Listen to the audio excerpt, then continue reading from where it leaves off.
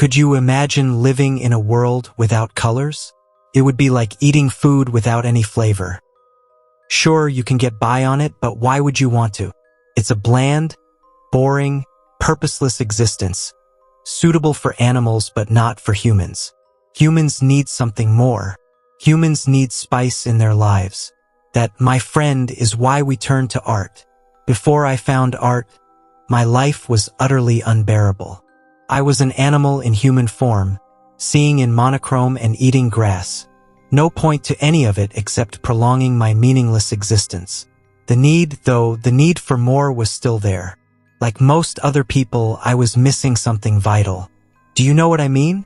Alright, don't try to answer that. Here's the real challenge, though. It's hard to find something when you don't really know what it is that you're looking for. We all go through life looking for the missing piece that will fill our emptiness, but many of us never find it. So it was for me. I tried filling the hole with money, sex, alcohol, drugs. All any of it did was increase my hunger. I could find no real joy in anything. It was a pitiful state, and I'd still be trapped in it if were not for art. I was lucky, you see. Unlike most people, I tripped over my missing piece while I was stumbling around in the dark. It had taken me completely by surprise, but when it happened, there could be no doubt about what it was that I'd found. I had found him, and with him I'd found my purpose. I'll bet you're starting to think I'm crazy. Just listen, I'll do my best to explain. Though it was over a decade ago, I can still remember that day clearly. It was back when I was in college and I'd been up late in the library, trying fruitlessly to cram for a test I cared nothing about. I was walking back to my spot with an armload of books when I noticed an ancient-looking newspaper laid out on one of the tables. My curiosity piqued. I stopped to examine it and was awestruck by the photo on the front page. I don't remember the headline. Perhaps I'd never read it. I hadn't needed to. What I was staring at was a glorious work of art, the magnum opus of a great mind. The genius of it, the arrangement of the piece, the expression captured on his subject's face, the perfect placement of every masterful stroke. It all harmonized together into a symphony of beautiful humanity that played through my mind. There just aren't words to truly do it justice. As incredible as it was seeing the piece through the black and white photograph, though, I knew that it was only a shadow of the real thing. An element was missing, something essential. Without it, the work was incomplete. I had to see the real thing, so I sought out the master who had created it. Not in a literal sense, you understand. Cruel fate had decreed long ago that we would never be able to meet in person. Nor would I be able to lay my eyes upon his original work. It had been destroyed long ago, along with its creator, by self-righteous men incapable of understanding it. What, though, I ask you, is a meeting of two people besides an exchange of information? We exchange our names, our hobbies, our likes, our dislikes, our experiences, and numerous other bits of trivial data that eventually add up, allowing us to know each other. Could not that same data be obtained without a meeting? Could I not learn who he had been, and what had made him tick by having a conversation of sorts with his memory? And once I knew who he was, would I not be the most qualified to carry on his neglected legacy? To that end, I greedily devoured every scrap of information I could find about him, even as starving men gobble up the smallest morsels of food with gusto. Anything that would contribute to an ever clearer picture of who he was. I found every little bit of it endlessly satisfying, and there was plenty to find. Newspapers, books, documentaries. He had left his indelible mark on the world. I squeezed each source like an orange for every drop of juice it would yield, and eventually I found that I knew him better than I even knew myself.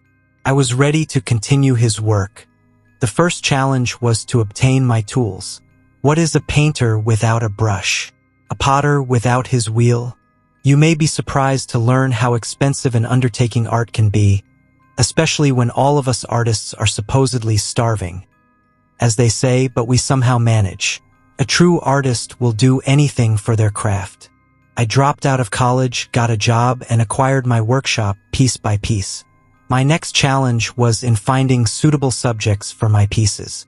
I was surprised to discover that it was difficult to find people who were willing. Most people were strangely resistant to the idea of being a subject for my art, and, given my complete lack of experience, I really couldn't blame them. After all, who wants to be immortalized in art that isn't good? As I said though, an artist will do anything for their craft, and soon I was having no trouble finding subjects. With practice, I slowly became a master in my own right, and, in the back of my mind, I had him there to guide me every step of the way. It was as though he were speaking to me, working through me. He influenced every decision, every movement I made. Pose the subject like this. Turn their head like this. Wait until they have the right expression. There it is. He told me where to draw my lines, how to let the colors burst out from where they were trapped within the unremarkable canvas. Such beautiful colors. Whites and pinks, yellows and browns, blues and purples, all of it coming together in a bouquet of indescribable beauty. Of these colors, my favorite has always been red, the color of passion, the color of sacrifice, the color of life. With each line I drew, it gushed out readily, eager to show off its brilliance in the light. It spread outward from the subject, sainting them within a ruby halo. You are growing restless, I see. Sit tight, I'm almost finished.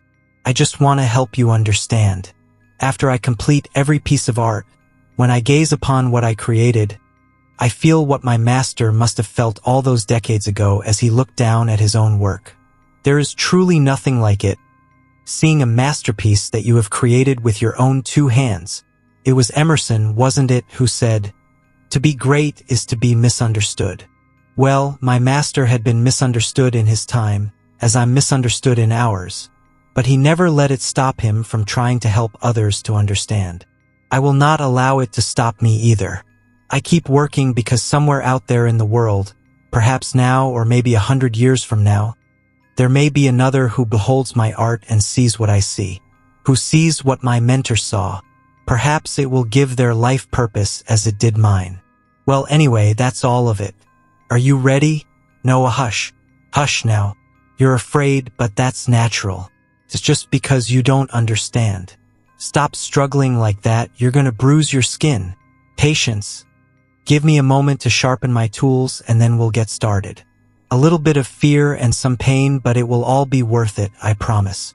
I'm going to make you immortal.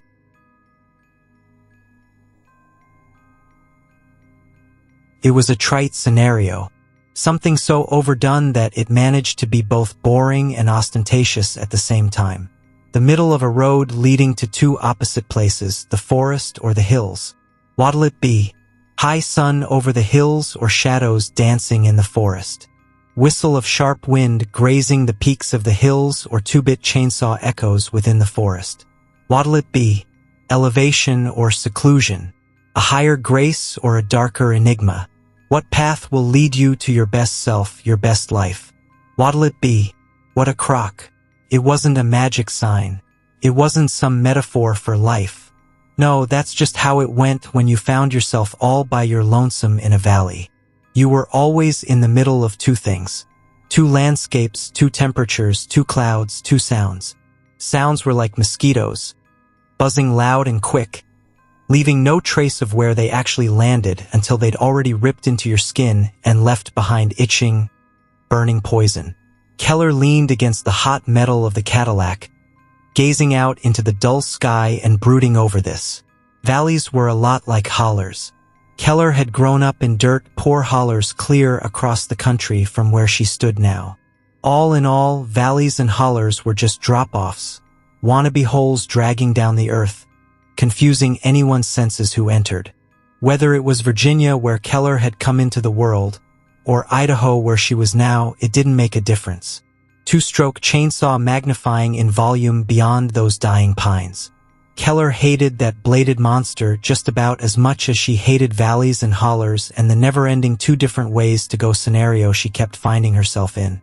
An alarm beeped twice, faint, from her hand.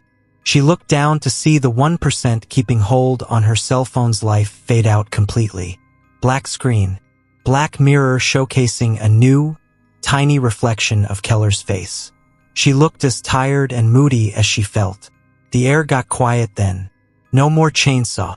Relief flooded through Keller and she slowly got back into the car, wiggling uncomfortably behind the giant steering wheel. A little natural noise she didn't mind, but human-made sounds were always unnerving, especially when you couldn't immediately see the source. Dead silence wasn't a welcome song, either, as it usually signaled only one of two things: the aftermath of something terrible or the waiting for it. Keller put the old, beautiful heap of automobile into gear and pulled onto the hot tarmac, relishing in the blowing dead air that posed as the 1977 El Dorado's AC. Maybe she was just being sensitive and dramatic about the whole dreaded sounds thing. After all, she had used both sound and silence to her advantage less than 48 hours earlier when she'd killed Andy. She'd stalked him quietly for weeks before, and truly thought the murder itself would be carried out just as quietly. But Keller hadn't banked on Andy killing her best friend in the moments before it was his time to die. Homicide is a fickle thing. Anyone who's ever watched a true crime documentary or a slasher movie knows this. Keller couldn't for the life of her understand why she'd thought it would be any different in her own situation. The whole point of killing Andy was to get him the hell out of his wife's life before she was the murdered one. Andy's wife, Malin. Keller's best friend, Malin. The well-renowned former astronaut/scientist Malin, who had a beautiful line of accolades following her everywhere she went. When people said her name, Malin Boudreau, they corresponded it with all those insurmountable, brilliant achievements and skills. No one ever said Malin Boudreau, beaten and battered wife of a real loser. Keller clutched at the cracked leather that wrapped the steering wheel, enjoying the way the frayed strands prickled her clammy hands. She clenched her teeth together, stared straight ahead as she drove towards her decided path in that moment. Up to the forest. Anything remote was welcome. Any old forgotten place would do for Andy's chopped-up corpse. She was ready to dump him off already, get him as far away from Malin as she could finally. Keller swallowed down bile back into her gas station coffee-coated stomach for the millionth time since she'd started this wild drive. She didn't give two shits about dead Andy. Nah, that didn't make her nervous one bit. It was what she had to do after. Doing right by Malin, respectfully giving her the send-off she deserved. Malin Boudreau, the one-of-a-kind, too-good-to-be-true human in this world that everyone marveled after. That's how she had to be remembered. That's why Keller had had to bring her along on Andy's disappearing act. That's why the world would never know what a monster Andy truly had been. No justice would exist because the truth wouldn't. Malin didn't deserve to be dragged down with her torturer. Keller scoffed at herself. She was no martyr. No greatest, all-sacrificing best friend here. She wasn't going to kid herself that she was as good of a person as Malin had been.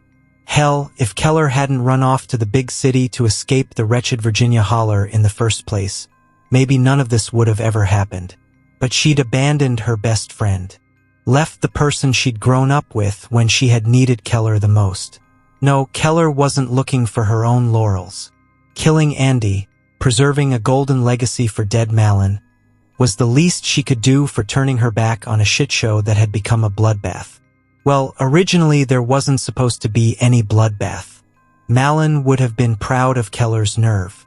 She'd chosen a symbolic way to take Andy out, something almost poetic. Loss of complete will, complete power. Keller hadn't totally thought the idea up herself, though. Fate had intervened casually on the television one Tuesday afternoon in the background, as Keller had waited on her Starbucks order at the counter.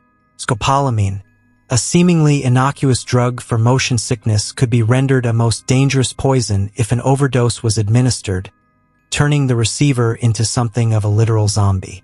A weird numbing of the brain that brought upon lack of will and a bot mental state in which the overdose party would do whatever he or she was told.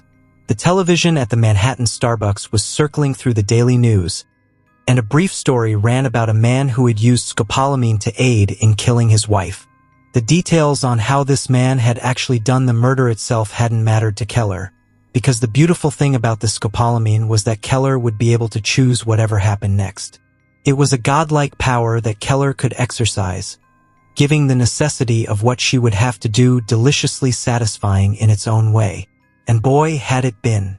Keller smiled in spite of herself as she reminisced killing Andy, temporarily fogging away from the slow drive she was making up the valley and towards the forest. The perfect accessory to murder would lend itself in the form of a lactose-unfriendly casserole. There was always this weird, cheese-laden corn casserole in the fridge at Andy and Malin's house. It was Andy's favorite food, and a broken nose or busted-up clavicle might ensue upon Malin if that Frigidaire was ever vacant of a giant glass baking dish of it. Keller had a key to the house, another perfect accessory. She'd had it for years. Malin asked her not to tell Andy, so he never knew. Everything was easy. Getting into the house, poisoning the casserole, which had been fresh, by the way. Watching it all unfold through the overgrown hedges by the back window, easy. Andy and Malin lived on a sprawling 10-acre lot, so neighbors, witnesses, were not an issue. It took less than half an hour for the drugs to hit Andy full force. He was at the bottom of the staircase when Keller walked inside. She remembered looking down at him for a good 60 seconds, studying the way his limp body rested at an odd position on the stairs. His ass plastered at the very bottom, and his head 3 steps up. Andy was a big guy, tall, stocky, making it all the more cartoonish of a scene. The chainsaw was revving up again, but it was louder this time, and it was right next to Keller. She slammed on the brakes and whipped her head around to look at the empty passenger side of the car. Only it wasn't empty. She muttered the most offensive, albeit creative, expletives to the fresh, unexpected specter now sitting beside her in the passenger seat. Buckled up and holding a vibrating chainsaw was Malin. She stared down at that chainsaw in her hand, smiling slightly at the rapidly gyrating belt. And then, just as quickly as the chainsaw had revved, it disappeared from Malin's hands, and she looked over at Keller, her long blonde hair swinging over her small shoulders. Malin didn't say anything. Neither did Keller. What was there for Keller to say? What the hell are you? Why are you here? Your dead body is in the trunk of this classic peach clunker. So I know you're just a figment of my murdering imagination? How's heaven? Or hell? Or why the fuck do you have a chainsaw, Malin? Keller looked ahead out the front window. She moved her foot from the brake to the gas and turned the steering wheel just enough to pull the Cadillac out of the road and onto the weed-covered shoulder. She put it in park, looked over at the passenger side seat again, expecting to find it empty. It wasn't. Malin was still there, glistening barrel eyes, like she was about to cry. Malin had always been a crier. Total opposite of Keller, who they'd used to joke didn't have tear ducts. This wasn't real. Keller wasn't so delusional. Yet, there was an almost annoying symbolism in everything. The along-for-the-ride apparition Malin opened her mouth to speak. No words came out, but Keller didn't need words. She knew the disappearing chainsaw had been a direct allude to what she'd had to use to dismember Andy, so that she could fit 2 bodies and corresponding evidence, i.e., a big-ass suitcase packed for a fake leave-it-all-behind scenario, in the trunk. The sound of the 2-bit coming from God knows what direction from earlier. Not real. Another mirage of sound. Keller looked away from Malin at her surroundings outside the car. She was thankful for a faux chainsaw. It meant the forest was as deserted and alone as it looked. No humans. Hopefully animals to devour Andy, but no actual creatures that could use a phone to call the cops. Keller caught a glimpse of an especially thick area of brush and trees and overgrown goodness. She stared at it for a moment, then turned the car off. This is where she'd dispose of Andy. The sky was undeciding and bleak as ever, but it had grown darker, so Keller assumed it must be nearing late evening. Between her dead cell phone and even more kaput car clock, she couldn't be sure. Keller got out of the Cadillac, walked around it, walked up the road a bit, walked back. No one was around. It was safe, and it was time. Keller had thought about going full Breaking Bad and just sloshing Andy's body in a vat of muriatic acid so she wouldn't have to dispose of anything. She also wondered if today's serial murderers used pop culture TV as much as she had with this killing. It was inevitable, right? But just securing the scopolamine alone was enough risk for Keller. That meant muriatic acid was out. So now here she was, about to dig a 9-foot hole. Not a 6, a 9. Maybe an 11 if the last cup of coffee kicked in at the right time, and she was only going to throw some bits of Andy in it. Then she would dirt it back up. Then she'd do it all over again, perhaps 5 more times. 9-foot holes were nothing in the scheme of things. The bigger picture was successfully hiding a monster forever, so that everyone back in Virginia would always believe the note Keller had left behind. The one that would be presumed to be in Malin and Andy's words. There was no dispute about the time of day. It was once Keller was finished hours and hours later. It was dark out, nearly pitch black, except for an eerie moon right out of a horror film. When she walked back to the car, breathless, but surprisingly barely dirty, another quip out of a horror film greeted her. 2 crows on the hood of the caddy. Crows. Keller found this curious, not unnerving. Maybe because she realized in that second that she'd never actually seen a crow in person before. She closed her eyes, shook her head, opened them again. The crows were gone, and Keller smirked knowingly. Just another figment of her imagination brought on by all this bullshit traumatic mess. Her brain really was taking her for a ride today. Keller got back into the car, breathing a bit easier, but now faced with 2 ways to go as usual. Ghost Malin was in the passenger seat again. No chainsaw this time, that was nice. Keller turned the key in the ignition, glancing down at the black screen of her cell phone that rested on the center console. She didn't know why. Of course it would still be dead.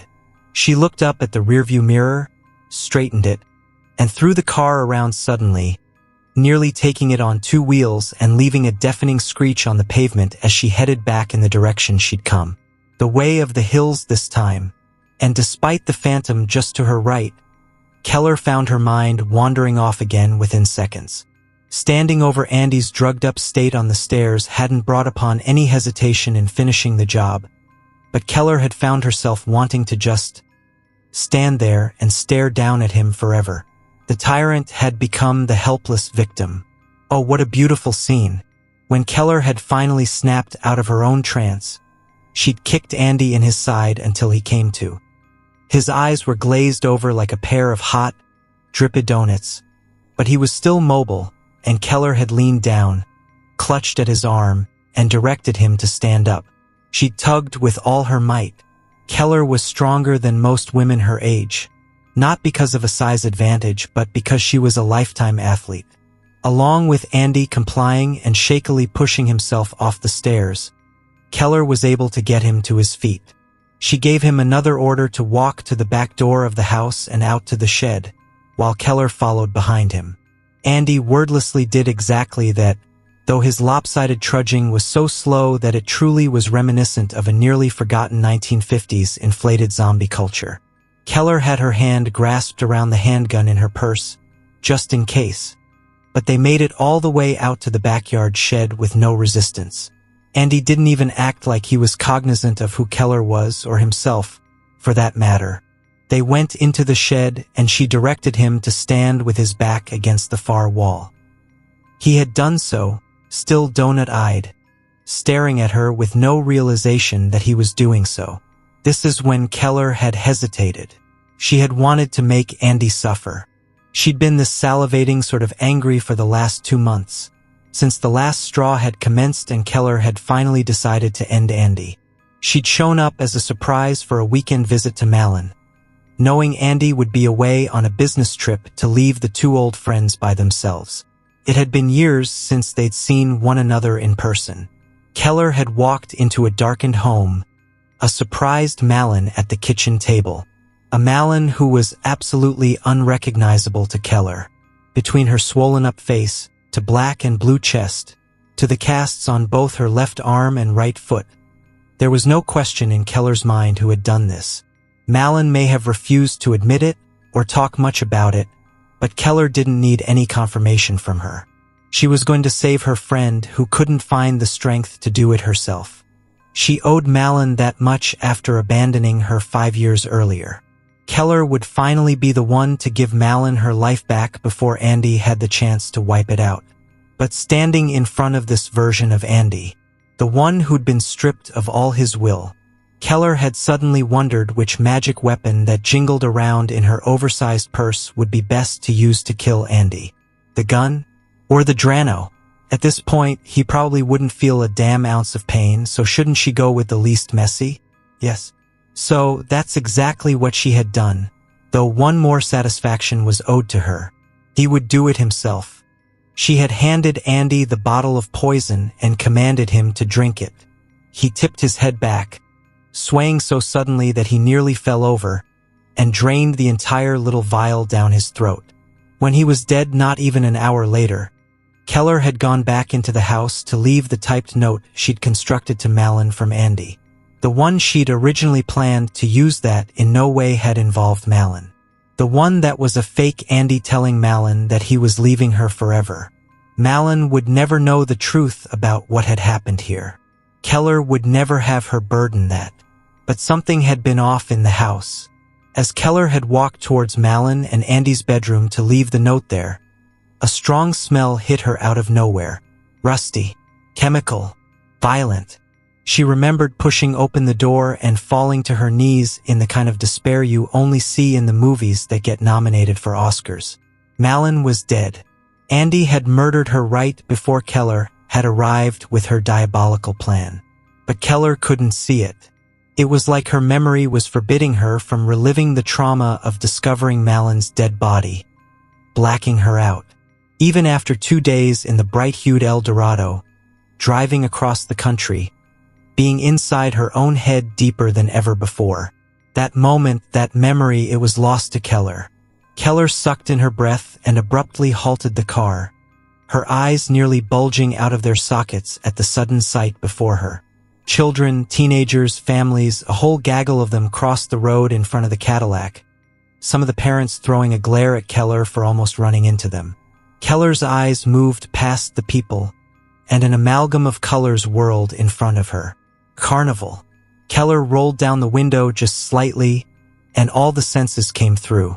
Music that was too loud, and funnel cakes that smelled so good you'd want to eat them until you threw up. The carnival. A magical fountain of youth place. The place where Keller had first met Malin decades ago when they were just 11 years old. There was an unexpected, loud squeaking noise that cut through the night, and Keller's gaze followed it. An old Ferris wheel, identical to the one from all those years ago, at the carnival where two best friends had first encountered one another. And then Keller realized something as her eyes darted around to take in the rest of the show. All of it seemed exactly the same as that carnival before. Keller realized something else then. Her breathing was shallow, suddenly coming in sharp, painful gasps. She squeezed the steering wheel so tight that she was sure her knuckles would burst through the skin. She rested her head on the wheel, tried to understand what was happening. She couldn't breathe. Why couldn't she fucking breathe? Keller's eyes involuntarily crossed. Her eyelids were heavy. She couldn't keep them open any longer. She gasped for breath that just wasn't coming, clenched at her throat, clawed at it. Her eyes were tightly closed now, anvils on the end of her lashes. A bird made a harsh sound nearby. Hawk. No, a crow. Keller didn't know how much time had passed, or why the horn of the caddy wasn't blaring, since she could only assume that she was passed out on it. But Keller's eyes lost the weight, and as her eyelashes fluttered back open, she realized she wasn't hunched over the steering wheel at all. She was lying flat on her back. No, what was happening? She internally screamed at herself to snap out of it. She was carrying out an atrocious crime. She had to get Malin's remains to northern Idaho, to the little town that was Malin's favorite place in all the world. That little town they'd come upon one summer on a random backpacking excursion. They'd been 18. It was just 6 months before Malin would meet Andy the monster. It had turned out to be Keller and Malin's last trip together. 18 years old, and wild and free and at the mercy to the magic that is to be young. No.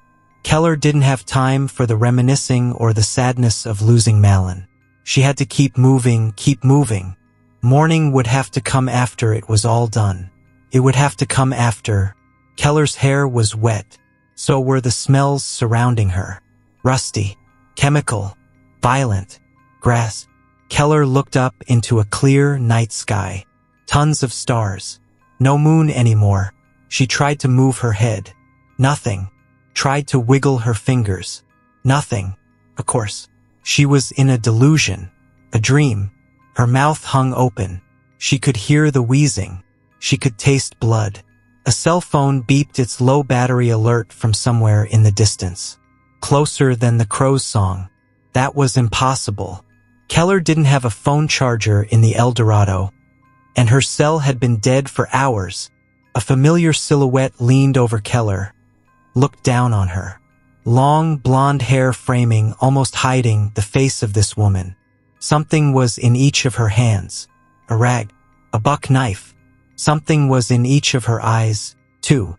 Betrayal. Keller made the motion to reach up, but she still couldn't move. She tried to call out to the shadow, to Malin, through her pulsating breaths.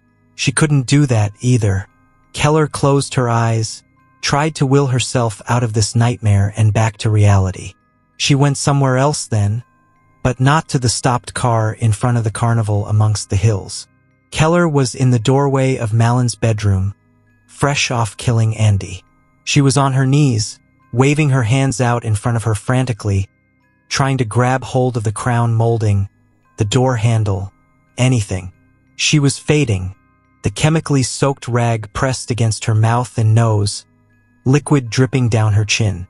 She swayed, crumpled to the shiny travertine floor.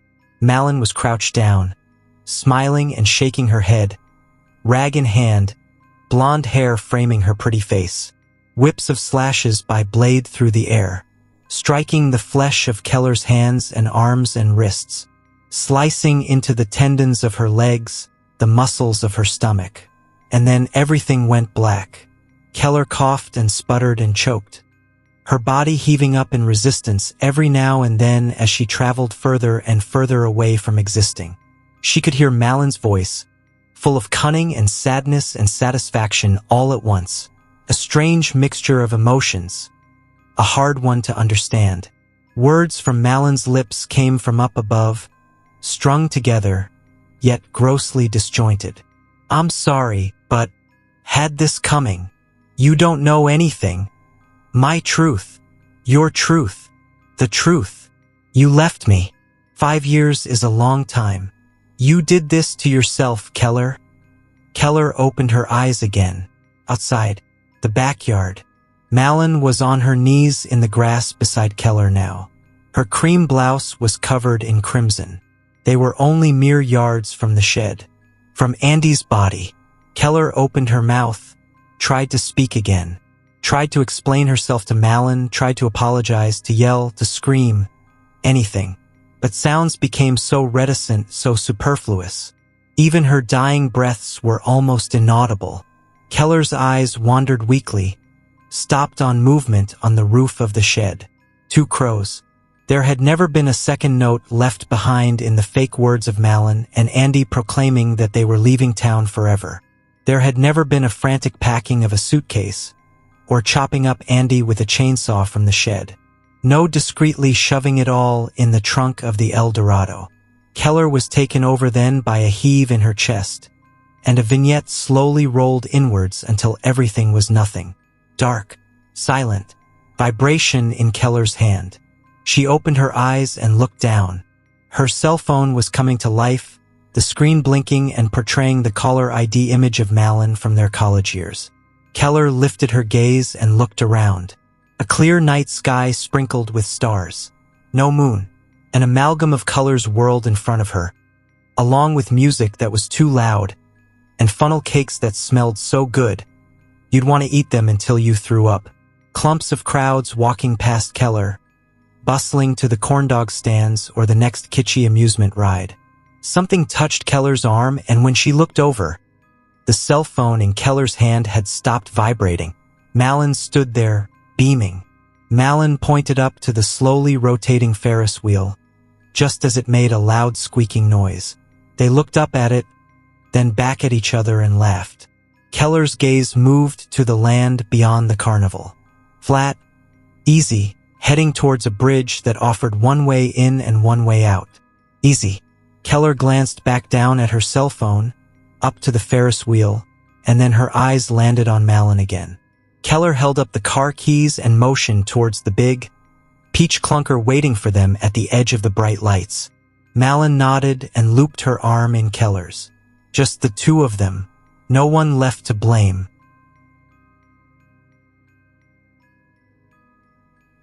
What am I to do? The door to the secret passageway I found earlier has vanished. I have already tried searching for the catch with one hand, hidden surreptitiously behind my back whilst pretending to drink from my water glass. The entire painted wall is now a seamless solid panel. Access that way has been cut off. Whilst brushing my hair, I used the opportunity to toss my head around, trying to appear nonchalant, but frantically scanning every corner of the room for other ideas. In the dark gloom of the night, outside the glass doors on the balcony, I sense more than visualize the somehow threatening outline of a huge giant of a man. His head is completely shaved apart from a straggly ponytail, and he is so brawny he does not seem to possess a neck. Huge arms firmly crossed across his toned chest, the sleeves of his pristine white t-shirt strained to cover bulging biceps. His features look foreign. Asian? Maybe Japanese? He reminds me of some kind of intimidating sumo wrestler. He has been crouching there, squatting on his haunches silently yet with infinite patience in the shadows against the wall since sunset. In all that time, his head has not moved an inch, but I feel him observing me constantly, just waiting for me to give him the smallest chance to uncross those powerful arms and pounce upon me. Under different circumstances, I might have found that muscular chest clearly suggesting a solid six-pack of pure strength rather attractive, but not here, not now. His ominous presence is too threatening, and I am becoming increasingly scared of him. The expression on the big man's face seems menacing, despite his mean features remaining totally immobile. His monolithic eyes are glued to a fixed spot straight ahead, but I know he is aware of my every move. Any attempt to escape that way via the balcony will prove impossible for sure. The solid oak door to the corridor outside this small, square room seems to be beckoning to me. Could it possibly have been left unlocked? Might that be the way out of here? I must not show any expression of hope on my face or the big man might see. There are framed pictures on the wall. Awful, amateurish forest scenes and prettily twee coastlines in weak, faded watercolors which I pretend to admire, cocking my head on one side and scrutinizing the details as I've seen people do in art exhibitions. As I examine each picture, I start gradually making my way towards the brown and black striped door, creeping ever so carefully in the direction of my longed for freedom. Wham! The big man is suddenly only about a meter away from me. He is now standing squarely in front of the door barring the way, still with those intimidating arms crossed across his chest. He is grinning at me, but in an eerily smug sort of way. At his full height, he looks well over 2 meters tall. He must have guessed my intention. I cannot retreat, though. I just know that would be a fatal mistake. This is it.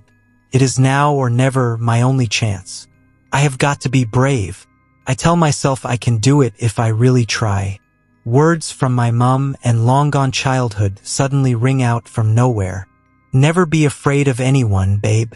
You can do anything if you really want to, you know? I must keep moving at all costs, but keep it slow and deliberate. The regular ticking of the clock, the gentle, insignificant hum of the heater, the distant drone of heavy traffic speeding by on the highway outside all simply fade away to nothing. I somehow manage to swallow, hold in my breath, stretch out my hand and steel myself for the impact. There is a thunderous, pounding noise in my ears. My stomach is in knots. There is no impact. Cannot believe my own eyes. My hand reaches straight through him, directly to the handle, and I yank downwards, dragging it inwards with all the force I can muster. But it is not heavy at all. The flimsy door flies open, knocking me off balance, the frail barrier swinging around like cardboard. Beyond lies my freedom. The sound of his demented laughter suddenly ricochets round the room, sending shivers fluttering down my spine. It is a cackling, nasty laugh. No time to waste here. I have to flee. I hurtle away from that place without knowing or caring which way to run. I'm heading left, chased by the awful sound of his sinister sniggering. It is not a raucous belly laugh, not a guffaw either, but it is far from a friendly chuckle. It is the kind of gleeful, smirky snigger a cat might make if it could, when toying with a terrified, cornered mouse. Ahead lies a long, empty corridor with scores of identical doors lining both sides. Floor, ceiling, and walls are all painted a dazzling clinical white. It resembles a hospital. The thudding of my bare feet on the glacial ceramic tiles seems muffled, and I have the bizarre thought that the sound is being absorbed by the walls themselves. I almost miss a sudden turning to my right and belatedly grab hold of the wall, hurling myself blindly round the corner, both arms flailing as I recover my step. There is a staircase in front of me and I hesitate. Do I go up or down? I am too slow.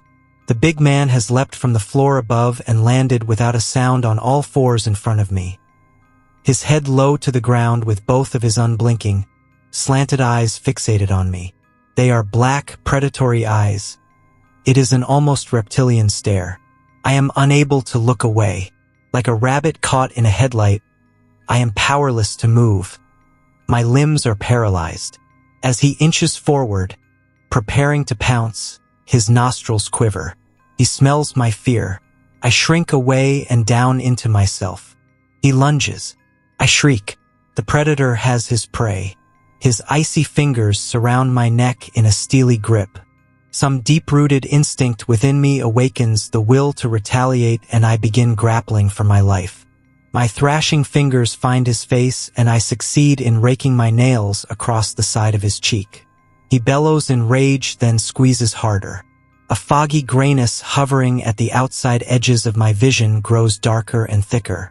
He jerks his hands, and then there is only blackness and silence. I swim and the world spins.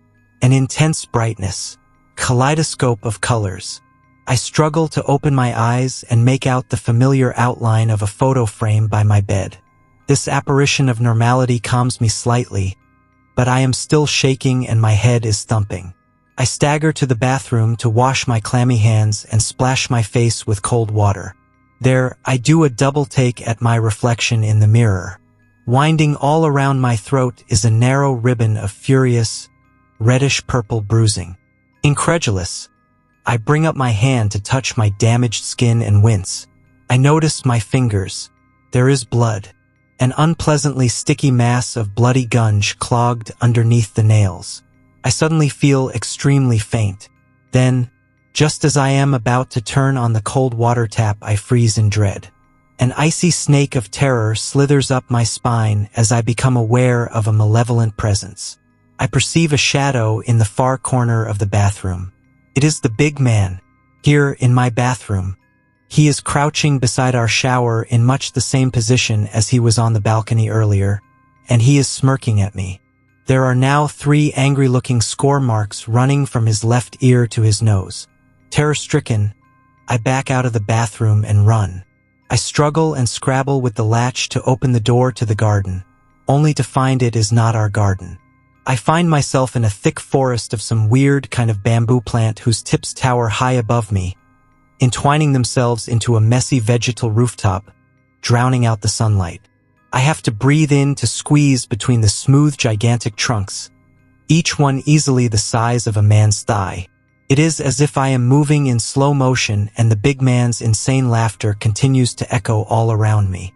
As I try to advance further, I become more and more entangled in this impenetrable green prison. My legs are now totally enmeshed in a cluster of smaller shoots, hundreds of fine tendrils entwined around my shins. I am trapped, unable to move another inch.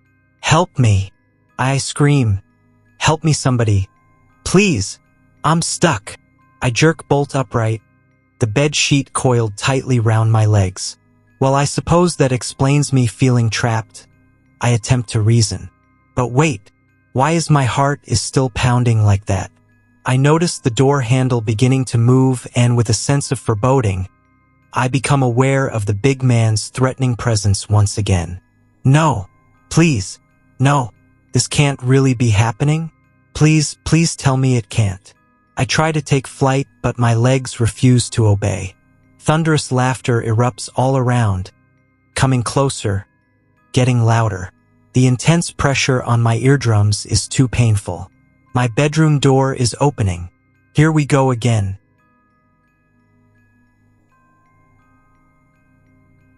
April 1st.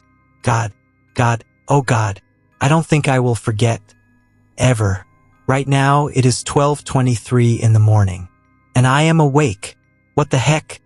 I'm so tired I can barely move. But I can't sleep. For the past 2 nights, I have been having terrible dreams. Oh God, never in my life have ever experienced such terrifying things. I didn't write about my dream yesterday because I thought it was nothing. But now, I am so tired, but I can't close my eyes. Every time my eyes feel as though they can stay open no longer, the ghastly images flood back into my vision. How terrible they are. My dream tonight was the same as last, and I will never forget how it went. It starts with me in my room, and I am trying to fall asleep. It's all very eerie because it feels like I am still awake, lying in bed and experiencing insomnia. Just before I close my eyes and doze off, a clattering sound of breaking glass echoes down the hallway. My eyes flutter open, and I walk out into the hallway to find where the noise is from. But before I can reach the entry to the kitchen, another crash sounds. It doesn't come from the kitchen, so I continue to sweep through the rooms as I clutch my favorite blanket around my shoulders. After thoroughly searching every room for the culprit, I give up and go back to my room. But alas, this is where every fright comes into the story. I notice that my door is shut tightly when I come back, which is not how I left it. Now sweat seeps into my clothing. The house is suddenly very hot. So hot that I can't stand to have my protective blanket near me any longer. I frantically throw it onto the floor and decide to go into my room. I had the window open and it would certainly be cooler in there. I thrust my hand out and realized that now the door is slightly cracked open. I was certain that the door was fully shut only moments ago, and now it is slightly ajar. Nonetheless, I continue into my bedroom. It is almost too terrible to recall these dreams for you, but I will keep going so that you may all know what I am dealing with. The door squeaks an unnatural squeak, and it seems to open without me giving any sort of effort to push it. The window is still open, but the wind outside is stopped. It is very silent in the room, so silent that you can hear every soft step that I take. A dark shadow-like thing is spread across the floor in the corner of the room, flat as a piece of fabric. While keeping my eyes focused on the black thing, I shuffle slowly towards my bed. The room is very, very cold, and I wish that I had brought my blanket with me. The soft sheets of my bed are stiff and almost as cold as the rest of the room. I still pull the sheet over me, shivering and shaking. My eyes are still fixed on the big black shadow when, ding ding ding, dong, the alarm screeches so loud that my ears start to ring. My alarm clock is electronic, but in the dream it sounds like church bells. I am trying to stay focused on the black thing, but big, bright flashes of color erupt from the screen on the clock, which I can see out of the corner of my eye. I cannot help but let my eyes wander to the screen of the clock, leaving myself defenseless against whatever thing sat in the corner of the room. In a bold font, the device read, 12 o'clock. That's when I heard a sharp hiss and ripped my head back towards the shadow. The lights in the background faded, as did the loud noises. When my eyes finally adjusted to the new darkness, I could see it. The shadow was no longer stretched out flat. It stood big and menacing in the shape of a very tall and giant man. I could not notice any features due to the pure black that it was colored, which was much darker than any night sky. And as it stood there, I could hear it say, "The dark we come from, the dark we are. Come to look for us. You shall never be far. Your master calls." You can hear it hiss. The time has come. When we stab, we do not miss. And with that, the shape splits apart, starting from the feet and ripping last at the head. It multiplies itself until the room is filled with clones of the first shadow. Next thing I know, the room is enveloped with darkness, and my bed is no longer beneath me. The chant that the first thing uttered was now being sung by multiple wispy voices, and it became louder and louder. The black floor below me drops away, and even though I can no longer see, I can still feel my stomach come racing upwards and the air pummeling my skin. That's where the dream ends, but there is still one more important detail.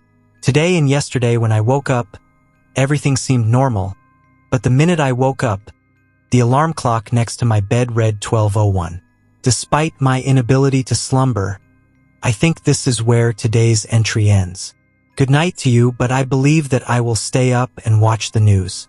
It has to be better than whatever awaits me in my subconscious mind.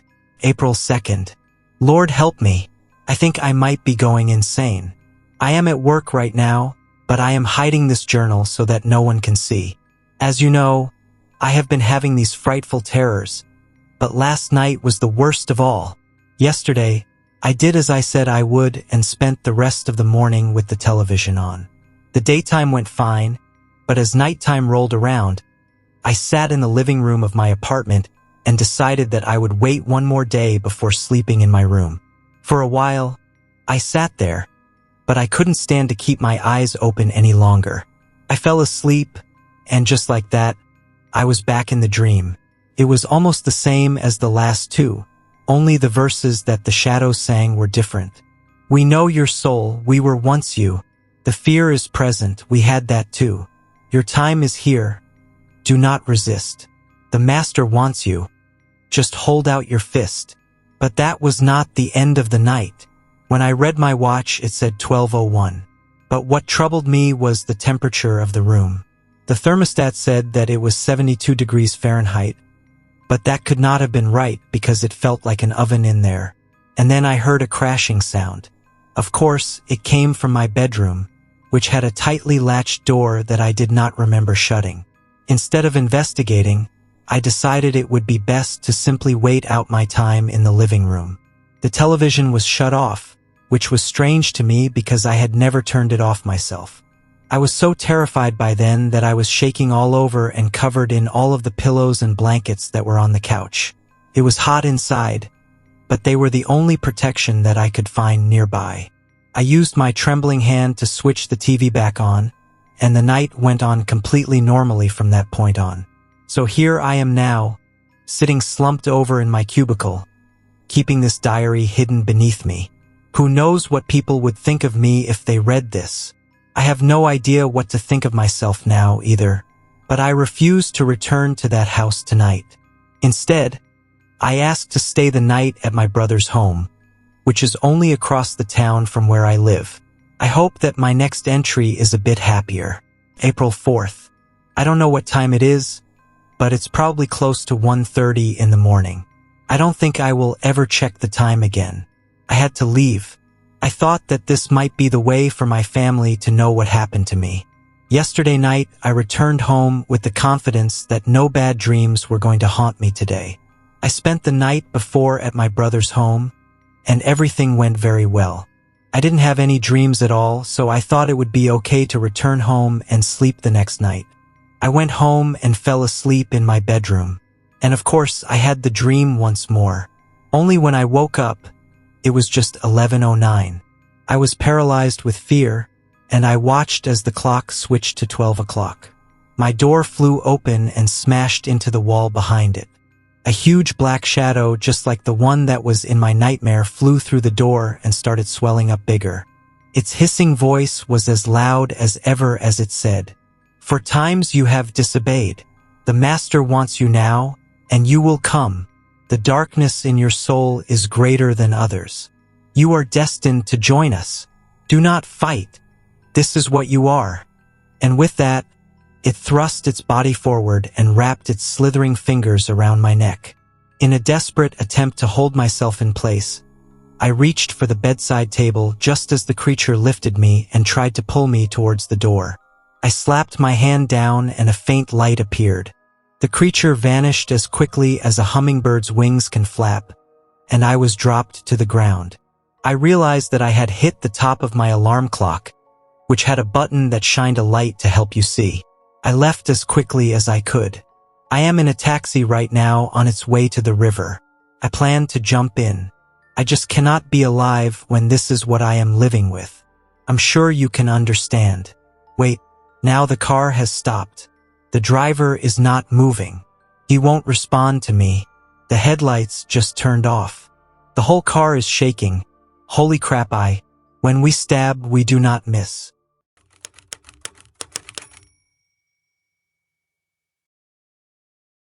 I believe I will die in this airbnb. I don't know where my friends are, and I don't even know where I am. None of us could have afforded this alone. Even with the 5 of us, it was expensive. But honestly, it was a pretty impressive house. It had 3 stories with dark shingle siding. Paul grew up in the area and found the place. As a child, he'd heard all sorts of stories about the house allegedly being haunted and its dark history, but back then, it wasn't open to the public. So when we chose this town as our destination for our friend's vacation, he immediately jumped at the opportunity to stay here. I was curious, but the prospect of staying in a haunted place excited me much less than my friends. From the moment we entered the house, Ida and I both seemed to feel a mood that unsettled us. While Katie, Diane, and Paul excitedly moved from room to room, we both stayed back, closer to the front door. The house was beautiful, yes, but in a gloomy, menacing way. The dark wood and stained glass windows let in very little light, even during the brightest hours of the day. The old floorboards protested under the steps of our friends as they explored the house. A door next to the kitchen caught my attention, and I suddenly felt drawn to it. Behind it was a staircase. It was narrow and incredibly steep.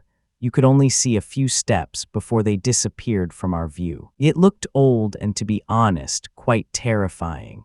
"Hey, want to join the tour?" Paul called to us. Paul showed us around like an expert, sharing trivia about the house, even though he claimed never to have been there before. He spoke about the place as if it were an old friend. Paul was the newest in our friend group, and I'd only known him for a few months, but I'd never seen him so excited. He was almost overconfident. The house was large enough that each of us could have our own room. I wasn't exactly thrilled about that. The last thing I needed with my overactive imagination was a huge room all to myself. Just as my eyes began to close that night, I thought I heard something moving on the floor above me. It sounded like something large and wet being dragged across the floor. No, not dragged, it was crawling. Through the ventilation grate in the wall, I could hear a faint, whining sigh. I turned on my phone and played music to drown out the sound. Now it sounded like it was groaning. I turned the music louder, pulled the blanket over my head, and pushed the headphones so deep into my ears that I was probably causing future hearing damage. If you can't hear it, it can't hurt you, right? Somehow, I managed to fall asleep. The next morning, I asked the others if they had experienced anything unusual, but it was just me. Paul was excited and asked many questions. He really hoped the house was haunted. I just told him I'd heard footsteps. That sounded less crazy than saying I'd heard something crawling and wailing in the night. He looked at me with a mischievous smile, almost as if he knew I was lying. We spent the day in town and had a great time. Katie asked the locals about the house we were staying in. An elderly man in a small ice cream parlor we visited told us he thought it was irresponsible and dangerous to rent out the house after what had happened there. It turned out a series of tragedies had taken place there. from the last owners before our Airbnb host to incidents dating back almost 200 years. The man mentioned he believed that enough suffering could open a door and let something in. "Do you think it's haunted here?" Diane asked, her big green eyes hanging on the man's lips. "Well, I always thought haunted meant a person died but never truly left," he said, scratching his chin. He leaned forward as if for dramatic effect and added, "But I don't think what walks these halls was ever human." His words hung over me like a dark cloud for the rest of the day. The noises from upstairs continued on the second night. The wet slapping followed by slow grinding noises and screams above me made me sick. I mentally named whatever was making these sounds the creeper and immediately regretted it because giving it a name didn't make my fear any easier. I turned on music again. At midnight, I woke up as the album had ended, but fortunately so had the disturbing noises from upstairs. I heard voices from the living room area and thought I'd check if my friends were also being kept awake, but no one was there. It wasn't as if I had just missed them in this house. The creaking floorboards would have betrayed their movement. I tried to silently glide back into my room. My socks slid over the smooth wooden floor. Not long after I closed the door, someone gently knocked on my door with their knuckles. It was as if they had been a few steps behind me the whole time, but why hadn't I heard them? "May I come in?" Katie whispered. I was so relieved. The house was really getting to me, and I was grateful for company. Before I could even answer, she repeated it in a sing-song, almost childish voice. "May I come in? I want to show you something." She called my name, but it sounded like she was struggling to pronounce it, almost as if she had never said it before. I froze. Sure, my name might not be too common here, but we had known each other for a decade, and she had always pronounced it effortlessly. When I didn't respond, it sounded like she was scratching at the door, making a sound reminiscent of a mispronunciation. I switched on all the lights in the room and spent the rest of the sleepless night contemplating how to tell my friends that I wouldn't spend another night here. I would, of course, pay my share, but I would stay in a hotel in town tomorrow night. I would have to use some of my savings, but it was worth it. The next morning, Paul stared at me as if hypnotized. "Hey," he leaned towards me. "What was wrong with you last night? You came to my door. You kept trying to lure me into the basement, remember?" I had never gone to Paul's room. I was too busy with my own problems. Ida and Diane had similar stories when they came down. Someone from us had come to their doors and said something like, "Have you seen the basement yet? Let me show you," and tried to lead them there.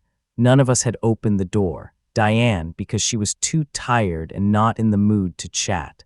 Paul, because he didn't know me that well and thought I was acting strange.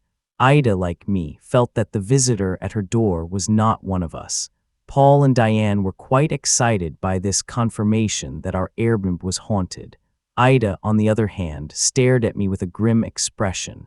As for Katie, she didn't come down for breakfast at all. We had plans, and when Katie still hadn't come down by noon, I volunteered to check on her.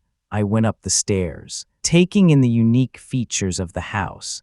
Instead of an open atrium on the third floor, there was a beautiful stained glass window placed horizontally on the roof.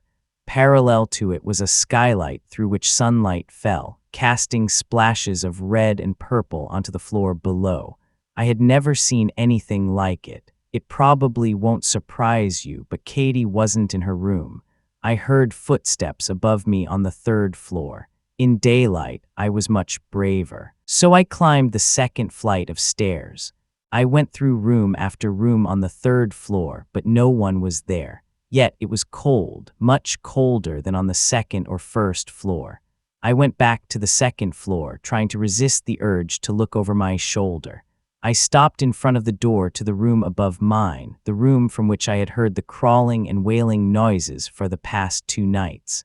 For a moment, I deliberated, then decided to open the door. It was locked. A part of me was relieved. While I was upstairs, our friends had checked the grounds.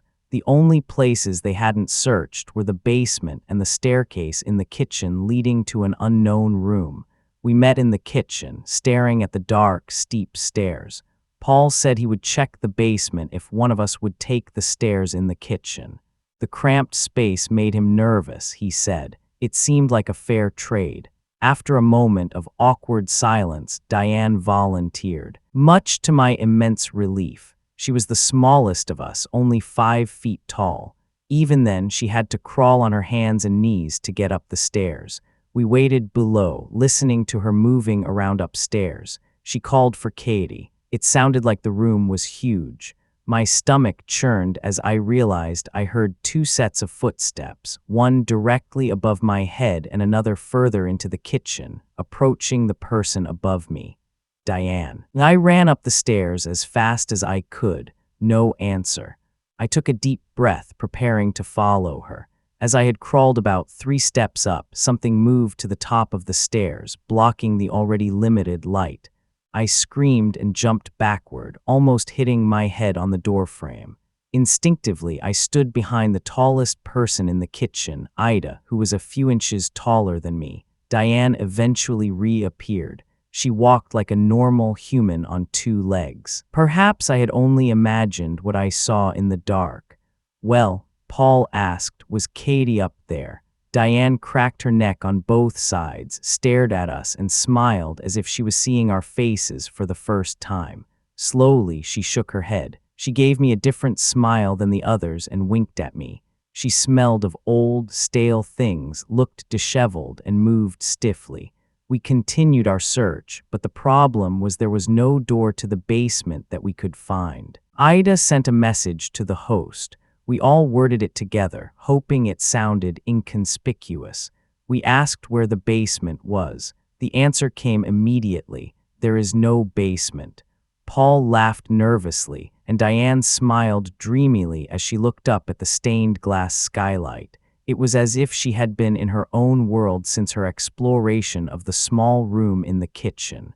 Ida and I exchanged nervous glances. We went into town to see if anyone had seen Katie and spent the rest of the day looking for her.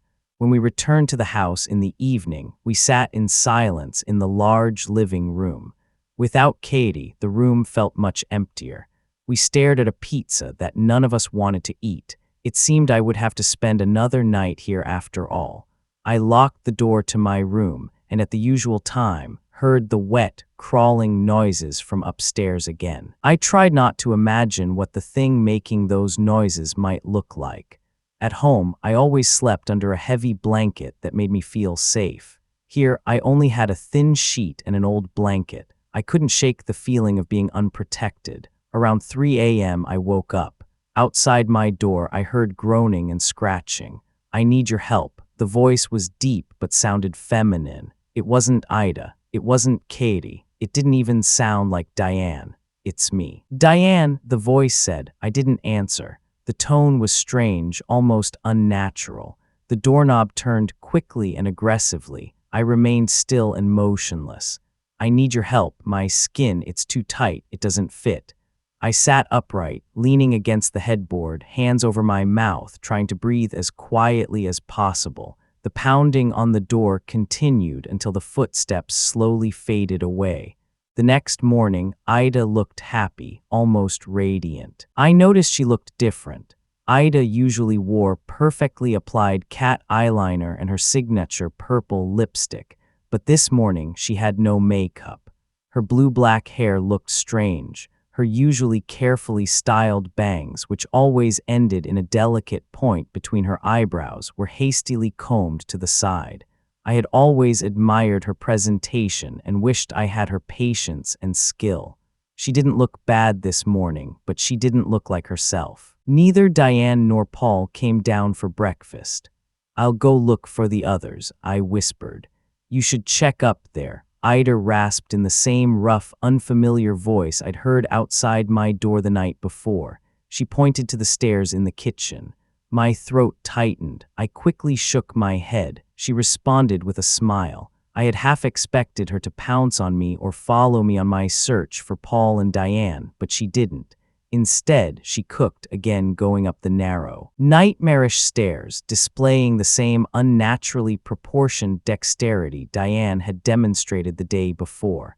I nervously knocked on Paul's door. It was also locked. I kept knocking until he opened the door, sleepy and slightly annoyed by the interruption. He blocked the view into his room with his body. When I told him I couldn't find Diane, he said he would meet me downstairs. Diane was nowhere to be found. Ida had not yet returned from the room above the kitchen. I could hear the ripping and wet chewing sounds from upstairs. Without a word, I closed the door, fighting the nausea that was rising in me. I tried to convince Paul that we had to leave in daylight. I didn't want to leave our friends behind, but we had to come back with more people because something terrible was happening here. We were outnumbered, probably even numerically. Paul tried to persuade me to stay. There must be an explanation. We can't just take the car and leave our friends here. He looked at me reproachfully. I loved our friends just as much, but I couldn't spend another night in this house.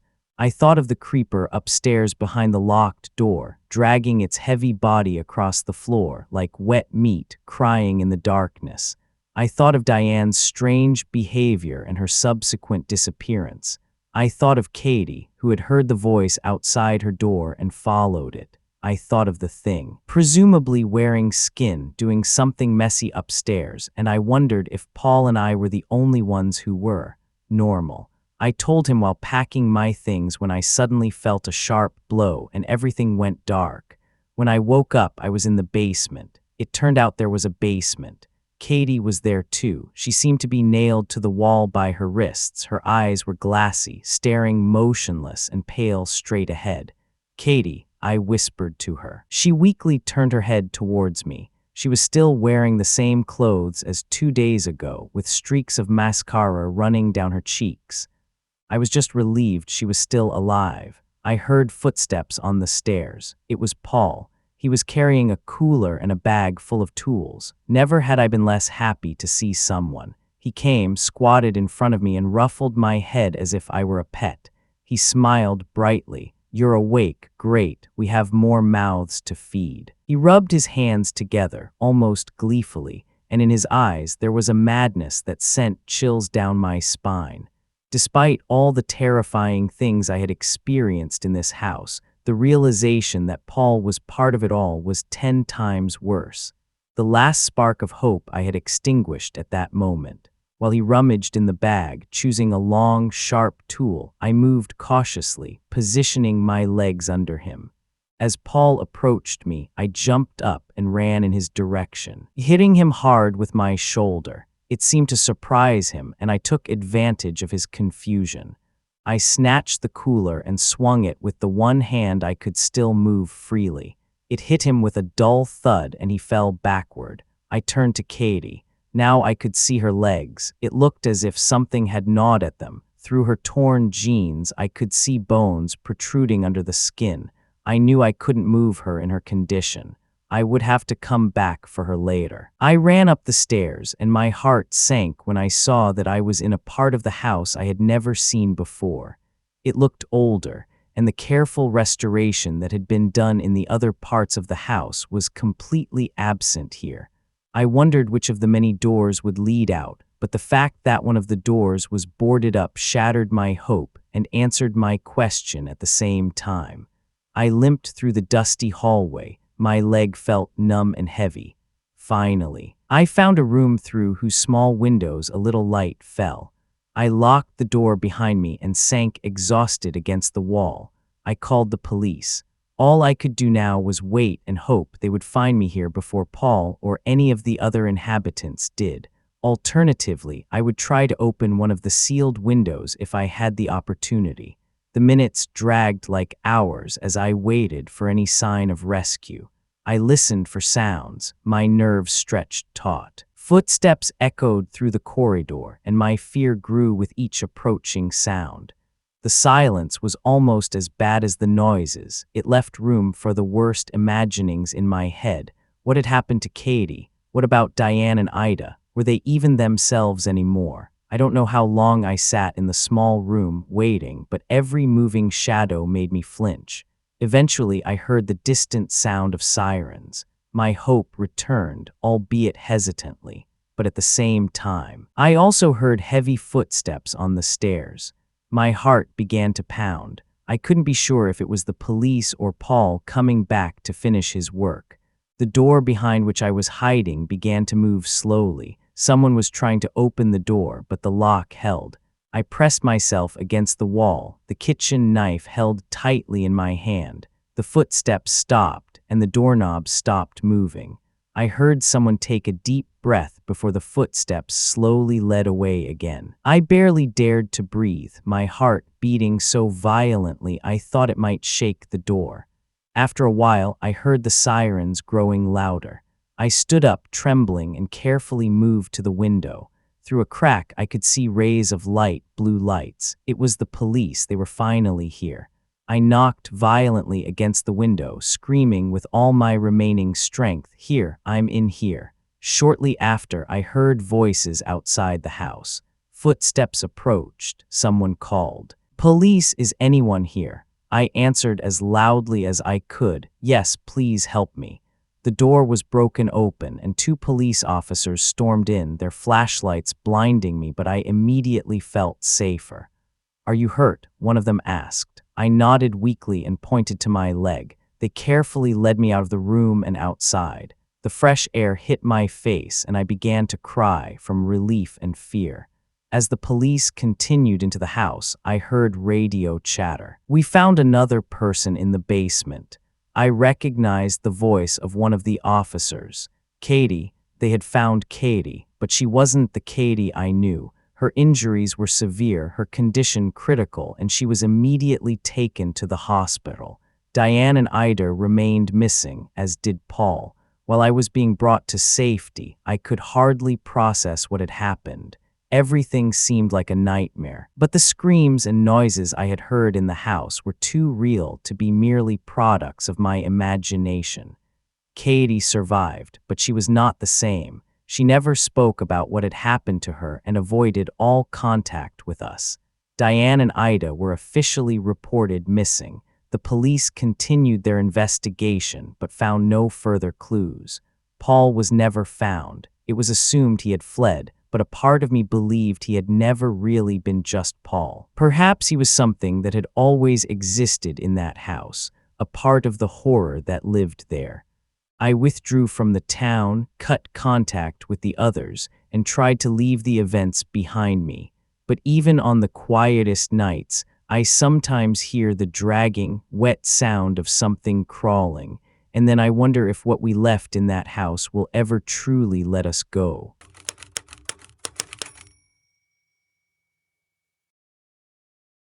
I'm keeping some of these details vague because I really don't want the host to find out I've published this story. I don't think they'd approve. I hope that's okay, and I'll try to make it as comprehensive as possible. I recently spent a year studying in Mexico, and as one does on an exchange, I tried to travel as much as possible. There was a big break between semesters, and my best friend, with whom I spent most of my time during the exchange, and I decided to go on a longer backpacking trip through Mexico. We had a rough plan of where we wanted to go and what we wanted to see, but we hadn't even booked our return flight, let alone decided from where we would take it. We wanted to keep it flexible. We had a great time, and a few days before the end of our trip, we finally decided we would take our flight from a nearby city that had really cheap flights. The city itself, however, didn't really have anything to offer. On Airbnb, we found a room very close to the airport in a house with a pool, and we thought we could just treat ourselves to a relaxing pool day at the end of the trip. It turned out that the hosts were a family. The husband was Mexican, the wife was from Europe and could even speak our native language. We arranged to take the bus to the airport, and they would pick us up from there. When we finally arrived in the city, it was already dark, and the bus driver refused to take us to the airport as it was not directly on his route, so he just dropped us off on the highway. That was a pretty messed up situation from the start, standing on the roadside in the middle of nowhere in a not-so-safe city in Mexico with our backpacks. I called the hostess and sent her our GPS location. She said, no problem, they would pick us up. The husband came to pick us up, and it was a very uncomfortable situation. Sitting in a strange car in the middle of nowhere in the middle of the night. It also didn't help that the guy looked like Danny Trejo without a mustache. I tried to make small talk with him, but he only gave monosyllabic answers or ignored me completely. Well, he's just not much of a talker, I thought, hoping we would arrive soon. In retrospect, I see a million red flags, but for some reason, we just didn't see them at the time. Maybe we were too tired. Or frankly, we had no other choice but to go along with it. But yes, we drove, and that should have immediately alarmed us. We were in the middle of nowhere, surrounded by fields with sheep and goats, when suddenly a dirt road branched off from the paved road.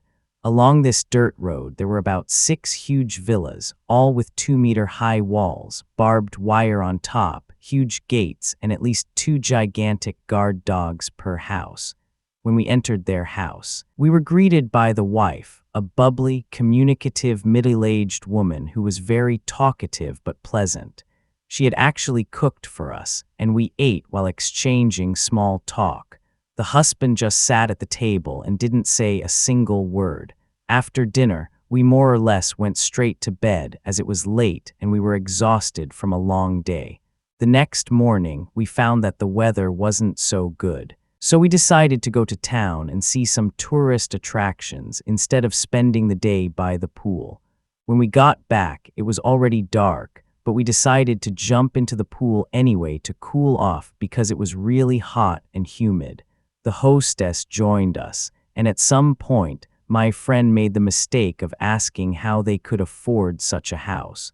It didn't really fit the price range of the professions they had told us. She hedged and added that her husband was very skilled as he had grown up on the streets and basically built the house himself. We realized it might not be a good topic and changed the conversation. This was the last day of our trip, and we had an early morning flight home.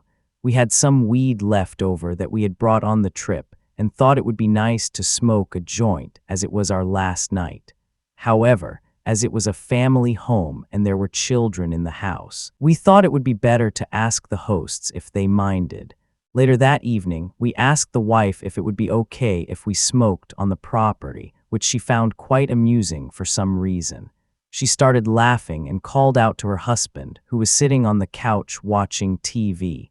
"Honey, the boys are asking if it would be okay if they smoked some weed. What do you think?" He just laughed but didn't answer. He looked at her with a bewildered expression while she told us, "Sure, just do it." So we went out to the terrace and started smoking our joint. Later, the hosts joined us and we just chatted, and this is where it got really crazy. For some reason, they started asking all sorts of questions about the weed, where we got it, how much it cost, who we bought it from, and how much we would pay for it in Europe. They seemed far too interested in the weed, and at some point, the wife casually revealed, "Yes, we've thought about making that a source of income, selling weed, but too many people die doing that because the cartels don't like it. In fact, my husband has killed people for doing that." I was immediately sober. Had she just said that?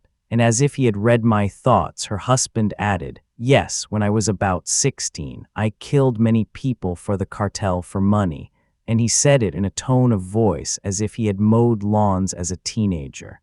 I still thought I had misheard. So I sent a message to my friend sitting opposite me while trying not to make eye contact because I knew we would freak each other out. He confirmed that I had indeed understood correctly. We discussed what to do and agreed that there was no immediate danger and that we should just stay. We had nowhere else to go anyway, and it was late. But things got even crazier. We tried to keep our composure and not freak out completely while continuing to chat with our hosts. A few minutes later, the man got up and went inside to get something. He came back with a literal kilo of weed pressed into a brick. He began to break off pieces of the brick and roll a joint that would probably have knocked Snoop Dogg off his socks. The joint was about the size of my thumb, and I estimate there were about 2 grams of weed in it. Of course. He offered us the joint, but we politely declined, saying we were already pretty high. He seemed a little offended, but fortunately he accepted our excuse, but it got even worse. A few minutes later, we heard a few loud bangs. The woman became a little uneasy and asked, "What was that?" The man calmly replied, 9mm. With that, he confirmed my suspicion that they had indeed been gunshots. There were about 7 shots fired in quick succession. The woman became nervous and asked if maybe we should go inside. "What do you think they are shooting at?" "In the air, at cows, at people." But he just shrugged and we stayed outside. A few minutes later, there were more shots, this time even closer. The woman became even more nervous and asked again, "Should we go inside?" "What do you think they're shooting at?" "We have to go inside." I don't know why. But the way he said that so calmly scared the hell out of me and still makes my heart beat faster when I think about it. After that, we quickly excused ourselves and went to our room. Finally, we could talk to each other and we completely lost it. We panicked. What the hell should we do? We were trapped in a hitman's house in the middle of nowhere. There was shooting outside. We decided it was probably best to stay because we thought, well, we're his guests, and he won't do anything to us. It's better to stay calm and enjoy ourselves. So we barricaded ourselves in our room and didn't sleep a wink all night. In the morning, we left as quickly as possible and drove to the airport. I have never been so happy to be searched at security as I was at that moment.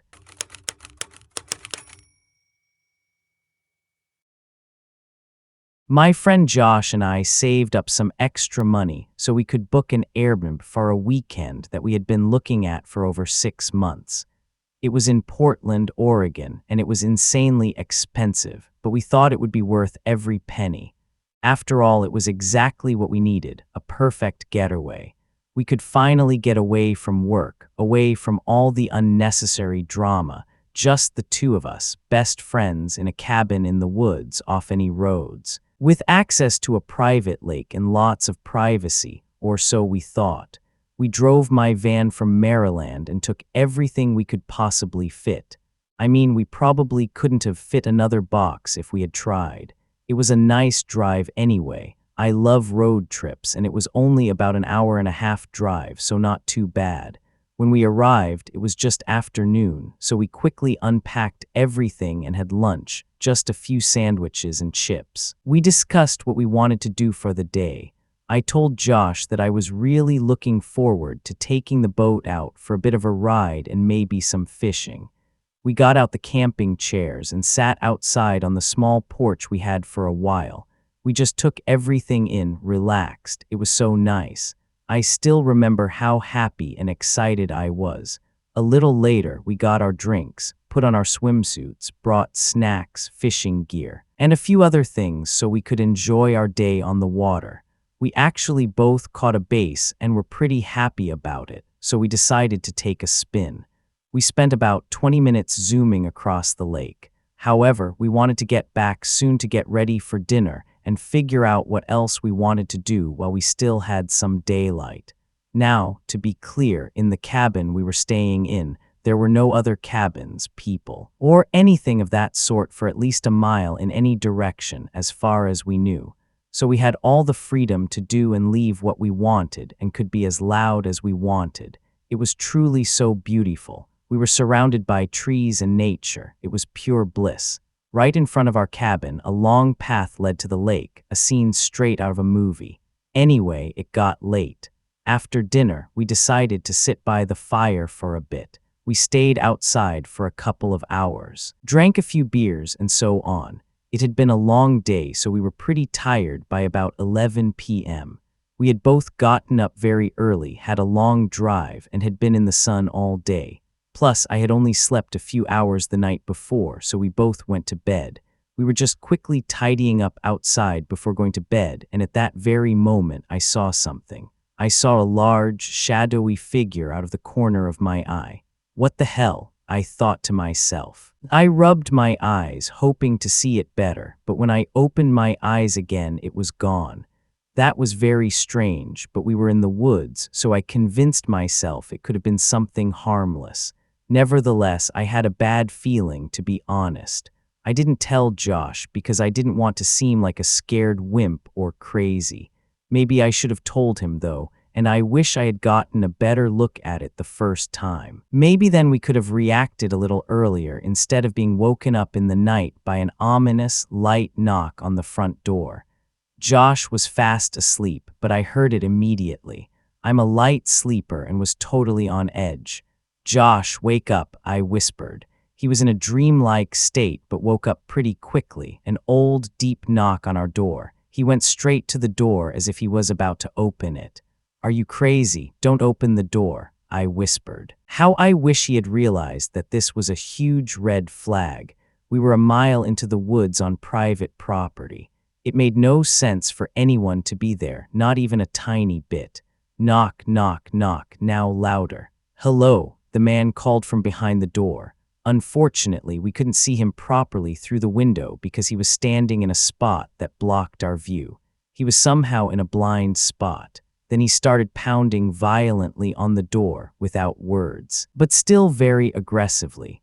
"Dude, get lost now, go away. I don't care what you want or who you are, get lost, stop provoking me." Josh, this was really strange because the guy just kept knocking and didn't say anything. "I don't know, but that sounds like a serial killer," I said. I didn't know then, but apparently Josh had a gun license, which meant he was legally allowed to carry a weapon. He drew the gun and slowly opened the door, but he didn't have it pointed at us yet. We both stepped back a few steps as he opened the door.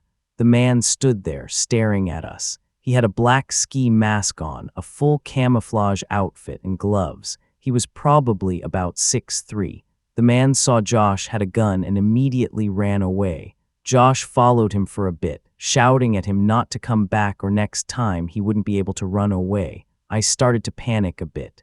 Dude, that guy was totally insane. What the hell was that? He could hardly believe what had just happened. I don't know if he was after someone he thought was alone, if he wanted to rob us, or if he just wanted to scare us. Who knew what he wanted? Anyway, we decided to stay for the rest of our time at the Airbnb because we had already paid for it and didn't want some idiot to ruin our vacation.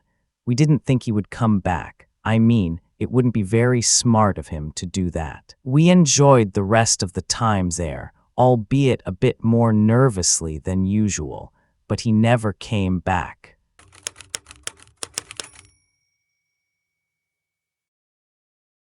My husband and I travel often and have preferred staying in Airbnbs rather than hotels.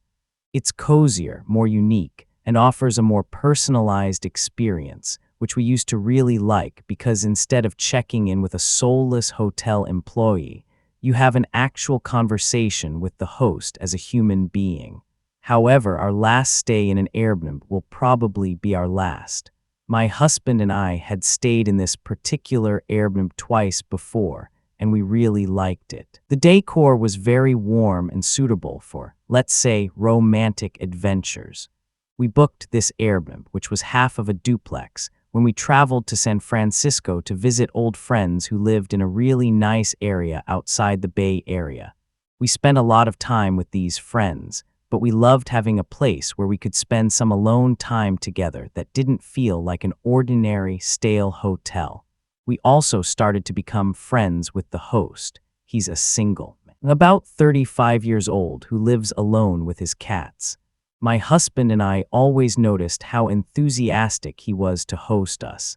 He invited us to breakfast every morning on his side of the house, which we usually accepted because he was surprisingly good at cooking.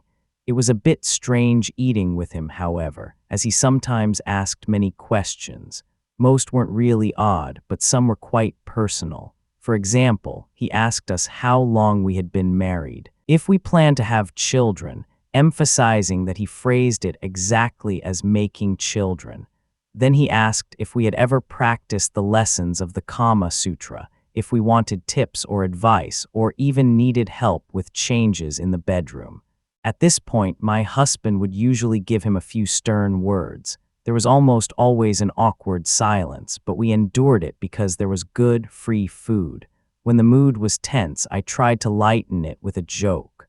Once, when the host asked us about our bedroom fertility, I tried to proudly explain that we had definitely covered all the bases to our liking.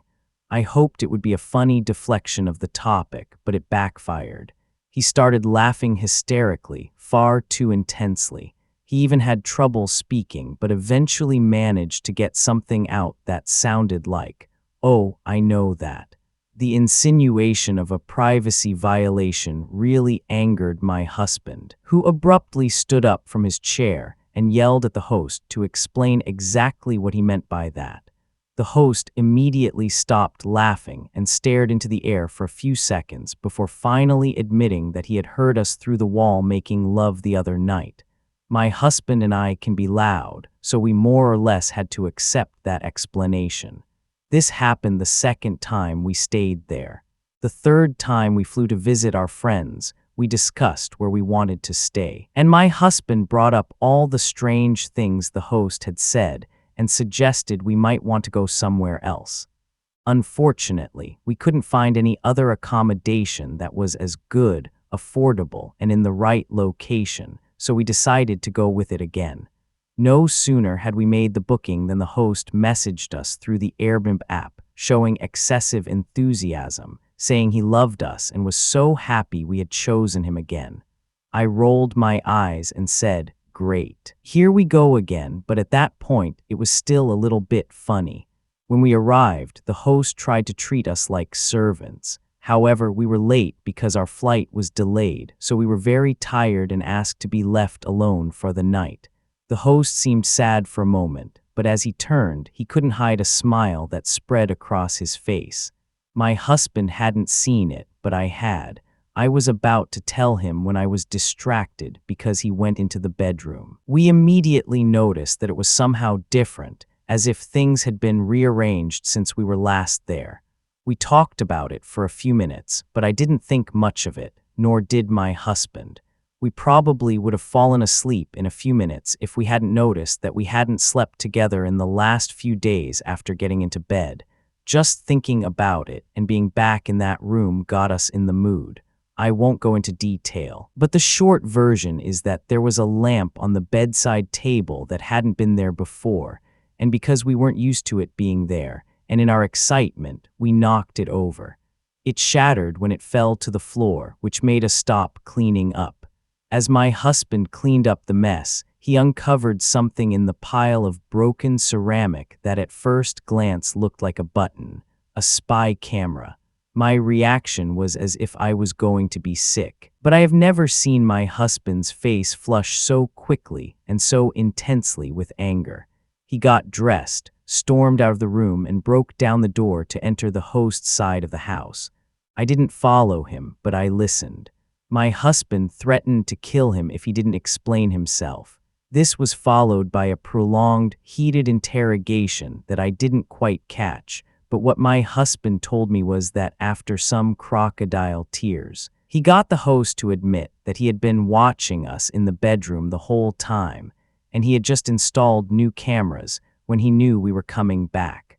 We tried to get him to delete all the footage, but the worst part was that it was far too late to do that because the host was such a perverted creep that he had published the footage he had of us on several porn websites, which means there's no way of knowing how many people have seen us in our private time. There's practically no way to completely delete the footage if other people have already downloaded it. Unfortunately, this experience has ruined more than just our vacation with friends, and we are just now in the process of taking legal action. Otherwise, I would be much more open to revealing every little detail to get revenge, but I'd rather see him rot in jail, so I'll do it the right way and remain anonymous.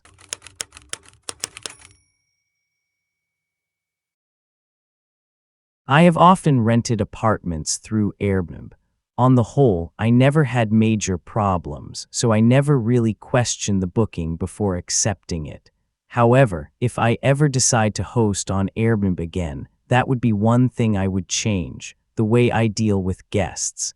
It was probably only a matter of time until I had an experience with a guest that was so disturbed and so absolutely disruptive that I had to give up hosting, just to never be confronted with anything like it again. The guest in this story was a man I will call Kale. He was a single man in his early 30s who wanted to stay for a week. He didn't say he was traveling or anything like that, but he said he urgently needed a place to stay, which was a little unusual, but I didn't think much of it. When I met him upon his arrival, he didn't have much luggage either, just a duffel bag, a backpack, and a broken bicycle. I could immediately tell that he was in a difficult situation, maybe even homeless, which made me wonder how he could afford the stay. He looked like he hadn't showered or taken care of himself in weeks, and overall, he seemed quite nervous.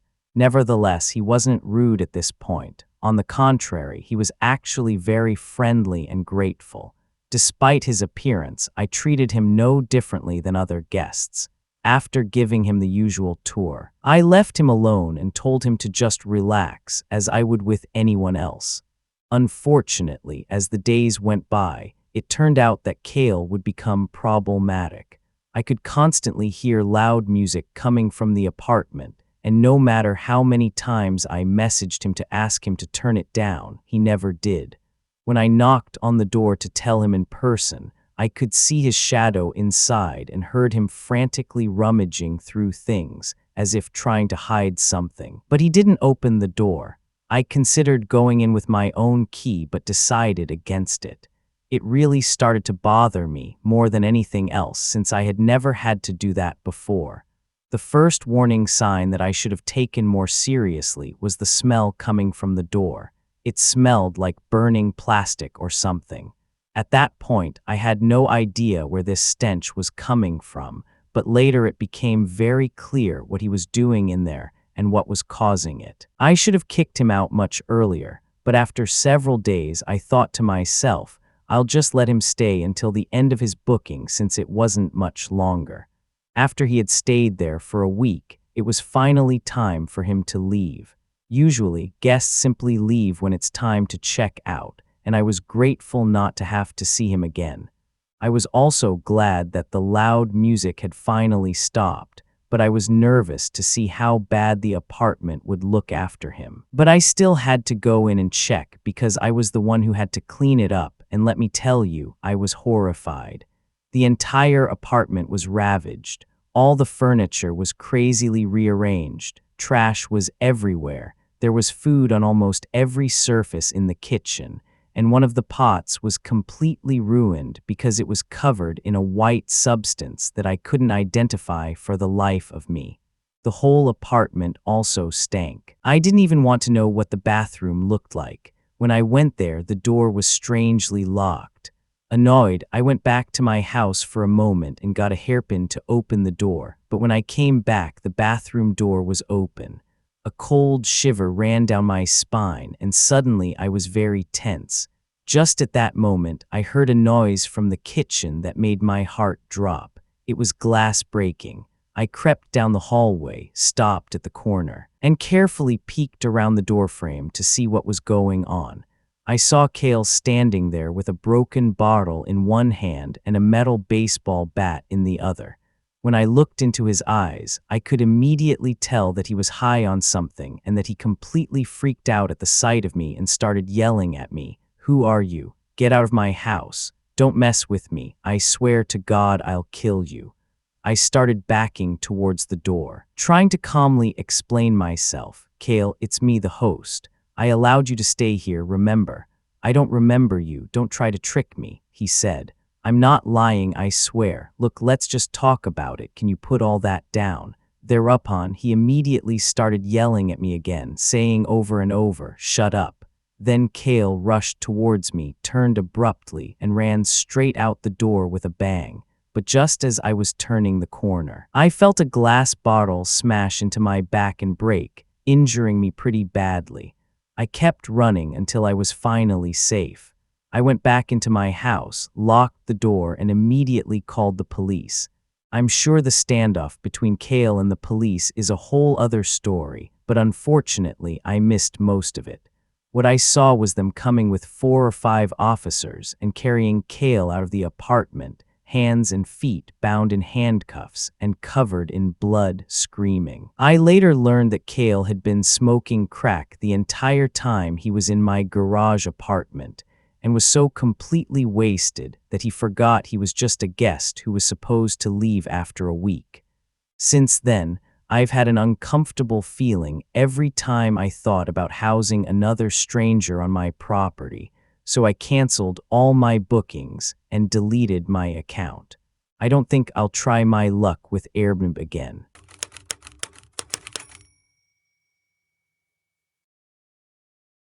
4 years ago, I rented an Airbnb for the holidays. I was visiting my family for Christmas week and was looking for accommodation just a few miles away. When I arrived on December 20th, everything was exactly as I expected. It was a perfectly normal house in a perfectly normal neighborhood. Overall, I was satisfied. I arrived around 6 p.m. on that first day and didn't feel like going out immediately to see. So I stayed home and relaxed for the rest of the evening. I watched some TV and even did a bit of work. I went to bed just before 10 p.m. and fell asleep, but in the middle of the night, I slowly woke up to a noise from downstairs. I was still half asleep and didn't even look at the clock, but it sounded like a few small noises bouncing off the wall from somewhere in the house. As I listened to the noises, I didn't really feel worried or anything, but just thought the house was making these noises. I stayed awake for only a minute before falling back asleep, and I don't remember waking up again that night. In the morning, I had already forgotten about it and didn't think about the noises I had heard. I was pretty sure it was just the air conditioning or something. Anyway, I let my family know I had arrived in town, and we made plans for dinner at their place. I relaxed all morning and afternoon at the Airbnb until I was ready to leave. I grabbed my bag and keys and went to the front door to leave the house. But as I opened the door, I suddenly found myself face to face with a man standing right in front of me on the porch. It completely caught me off guard, and I just stood there staring at him for a second before I even said anything. "Can I help you?" I asked. The man had neither rung the doorbell nor knocked on the door, which made me wonder how long he had been standing there and why he was there at all. He didn't answer my question, but just nodded and then walked away. I watched him walk down the street until he finally disappeared. I can't imagine a scenario where that wouldn't be strange and creepy. Why was he at the Airbnb, and how long had he been standing there without knocking? I made sure the house was locked and then drove to my parents for dinner. I told them about the situation, and everyone found it just as creepy as I did. Dinner was nice anyway, and we had many good conversations catching up on life, but all night long, I couldn't stop thinking about the man and whether my things I had left at the Airbnb would be stolen or something. I left dinner around 9 p.m. and was back at the Airbnb 15 minutes later. I parked in the driveway and went to the front door, looking for obvious signs that someone had been there in my absence. But I saw nothing. I unlocked the door and stepped inside. I walked down the hall to the end and into the kitchen, where I placed my keys and bag on the counter. But then there was suddenly a dull thud. It was exactly like the noises I had heard last night, but now that I was downstairs, it was much louder and clearly coming from one side of the house. I slowly stepped into the room where the sound was coming from, but then the thud came again, this time from a door right next to me. I jumped back, got a rush of adrenaline, and after staring at the door for a few seconds, I could hear the faint sound of heavy breathing on the other side. I grabbed my keys and ran to my car. I still didn't know exactly what was going on, but I didn't want to stay to find out alone.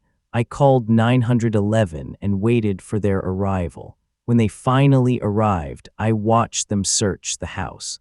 After a few minutes, they came out and told me something horrifying. The door behind which the person was showed signs of abuse, as the person had probably tried to pick the lock and get in. Unbeknownst to me, there was a side door connected to the garage that led outside, which had not been locked by whoever was there before me. I never intended to use the garage, so I never checked it. Whether the man I saw on the porch was the same person in the garage is unknown. But just the thought of me sleeping while someone was trying to break into the house directly below me is terrifying. What did they want to achieve after breaking in? We don't know, of course. Anyway, I stayed in a hotel for the rest of the week after that, but I find that I still often think about this situation, even after 4 years.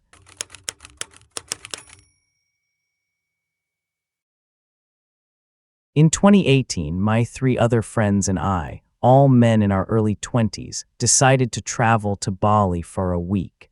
It was cheap, we had time, so we thought, why not? Our itinerary included sightseeing, trying local foods, mountain climbing, visiting beach bars, basically a typical vacation in Indonesia. It was honestly a pretty surreal experience. The country is absolutely beautiful, and the food was amazing. The only problem I had with the trip was the locals. Drugs were really prevalent there, especially mushrooms. The streets were full of dealers trying to sell us their drugs. I'm not exaggerating when I say that one guy even grabbed my arm because I ignored his 2 for the price of 1 offer for a one-way trip to meet Jesus. I shook him off while my friends laughed and suggested I might be missing the chance to meet our Lord and Savior. The guy looked frantic and desperate, as if he was about to attack me like a rabid dog at any moment. I wasn't too scared, as we were confident we could handle them since half of them weren't even sober. Yet that was just the tip of the iceberg. The horror began when we returned to our Airbnb for the night. We had an early day ahead of us the next morning and were exhausted. The place was extremely cheap and didn't even have a proper lock for the door. There were 2 wooden doors that opened inwards, and the only way to lock them was to put a wooden block through the holes in the door. It was a pretty primitive lock, but I thought it would serve the purpose. Everything went well until the last night of our trip when we noticed that the wooden block was missing. We searched everywhere for it, but to no avail. I just thought that one of us must have misplaced it somewhere. We decided to use a selfie stick instead. I know that sounds like a terrible idea, since we didn't have anything that fit the holes to lock the door. We went to sleep not expecting anything, as we had already spent 6 days there without problems. I woke up in the middle of the night to strange clicking noises. I got out of my bed, thinking it might be one of the boys, so I approached the sound without much concern. My friends were all asleep, so I decided to investigate the cause of the noises. The noise seemed to be coming from the door, so I went there, completely confused as to who could be at our door at that time. I noticed that the doors were slightly open and the selfie stick was terribly bent. I peeked out and saw 3 people staring through the gap between the doors. They were standing really close to the entrance and trying to open the doors. I yelled at them and asked about their intentions when I noticed that one of them was holding the wooden block. I was shocked and confused by the situation. As I recognized one of the men, he did the general cleaning of the airbnb and paths during the day, so there was no reason for him to be there at 3 a.m. The other guy asked if the wooden block belonged to us, as they had supposedly found it outside the airbnb. I immediately smelled lies, as there was absolutely no reason to do this at 3 a.m. I called my friends, and the 3 men immediately ran away. I explained the circumstances to the boys, and we stayed awake until morning in case they tried to do anything again. We decided to inform the reception about their employee, but the description I gave did not match theirs. They said that the cleaning staff they hired were exclusively women in their late 30s to 40s. That sent shivers down our spines as we realized we had let a complete imposter into our room while we were out. Fortunately, nothing important was lost, and we got out of the situation safely, but I can't imagine what would have happened if I hadn't woken up on that fateful night as the doors were about to be opened. I was just grateful it was our last night there.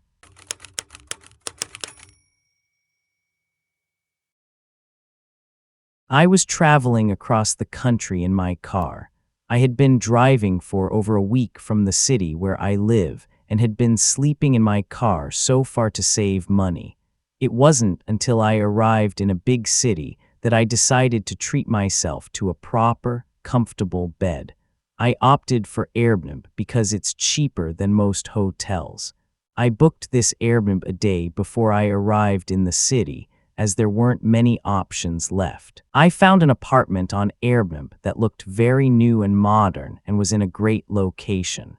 The price was reasonable for this location and seemed almost too good to be true. The only downside was that it was listed as a new listing and had no reviews.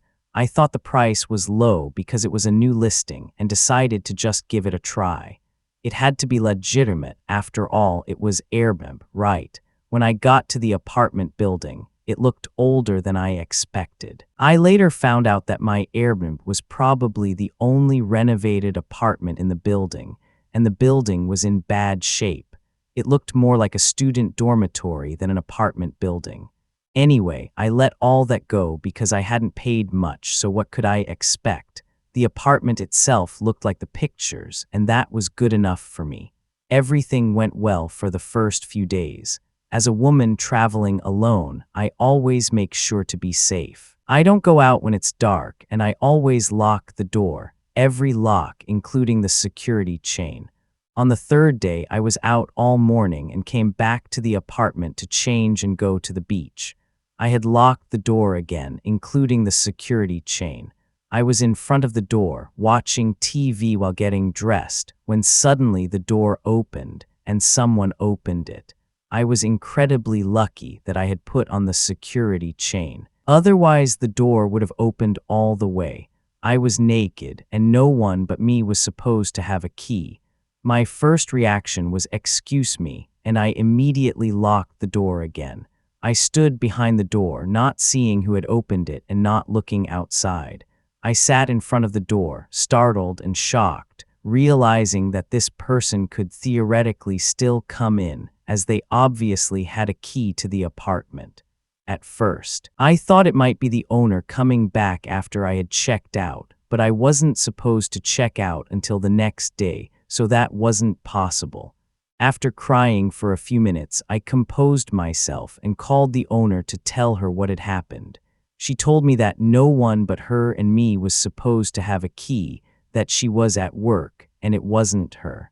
I was scared to stay in the apartment because someone could come in, but I also didn't want to leave because I had all my valuables there. It was a lose-lose situation. Then I called my father, who said it wasn't okay for someone to have a key and that she needed to take care of it immediately. So we talked to her, and she said she would come soon with a locksmith to change the lock and give me a new set of keys. She told me that she had only owned the apartment for 6 months and that there had only been one other Airbnb booking before my stay. She also mentioned that, apart from these 2 bookings, the apartment had been vacant because it had been renovated. That explained why the building was in a miserable state and didn't match the apartment. She said the only possibility was that it could have been the previous owners or someone connected to them. Isn't that illegal? This possibility or theory really messed with me. How was it possible that I was away all day, every day, and exactly in the 10 minutes I was home during the day, someone tried to come in? Did they know I was there, and what did they want to do here? If this apartment had been vacant for half a year, did they perhaps do this regularly, or did they see me go in and want to do something with me? These questions keep running through my head. So all I know is that I was lucky to put on the security chain. Otherwise, I don't even want to imagine what could have happened. I will certainly not leave a good review and definitely will not stay in an Airbnb that has no reviews or seems too good to be true again.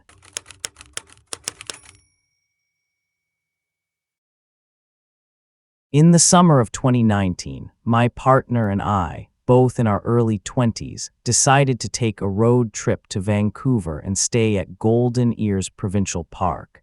We liked camping, had spring break, and wanted to do something different to make the most of our vacation. My partner had never been outside the US, and it seemed like a crazy new adventure. It was a 6-day trip with airbnbs in each state. The grand finale being a reserved campsite at Golden Ears near Alouette Lake. We packed poorly, taking a huge tent and lots of fruits and vegetables to eat healthy. We stored everything in a too-small cooler and brought a cutting board and knife to prepare snacks during the trip. We started in California and took turns driving in our bright red Ford Fiesta. We drove through Oregon and Washington and finally arrived in Vancouver. We spent a day or two in each state, drank a bit too much, and stayed up late. Canada was the best part of the trip, and Alouette Lake felt like walking into a painting. We walked barefoot on the rocks, our toes in the ice-cold lake water, hiked around and saw a beautiful waterfall where we watched a couple taking pictures of each other for a full hour. We even bought the same pants from afar. Everything was perfect, and the campsite was empty except for the other couple. We went to bed early. It was quiet, and I woke up to a crackle outside the tent. My partner was still snoring, and I didn't think much of it because it was pitch black and probably an animal. However, the crackling got closer to the tent. I sat up, took my phone, and turned on the light, only to almost blind myself in those 2 seconds. In that brief moment, I recognized a person directly in front of our tent. I froze and sat upright. The person didn't move and was close enough to open the tent. I tried to nudge my partner because I had no idea what to do. She woke up and I said, "There's someone outside the tent." Then I heard footsteps, soft footsteps leaving our campsite. My partner began to mumble loudly and confusedly. What? A car or truck was parked directly in front of our campsite, but no one was visible. The vehicle started and drove away without turning on its lights until it turned a corner and was out of sight. It looked like a truck. Now I was shaking, and my partner couldn't grasp what was happening. I wanted to leave, but at Golden Ears, the gate closes until 4 or 5 a.m., and it was only 1 a.m. We decided to sleep in the Ford Fiesta. My partner fell asleep immediately, thinking I was paranoid. Could it have been a park ranger? The behavior seemed far too strange for a ranger. I sat awake for 2 hours. The car was locked, and I wanted to sleep but couldn't. Around 3 a.m., I heard a car slowly driving down the road without lights. As it rounded the corner, I recognized it had to be the same truck. My adrenaline surged through my body and I panicked.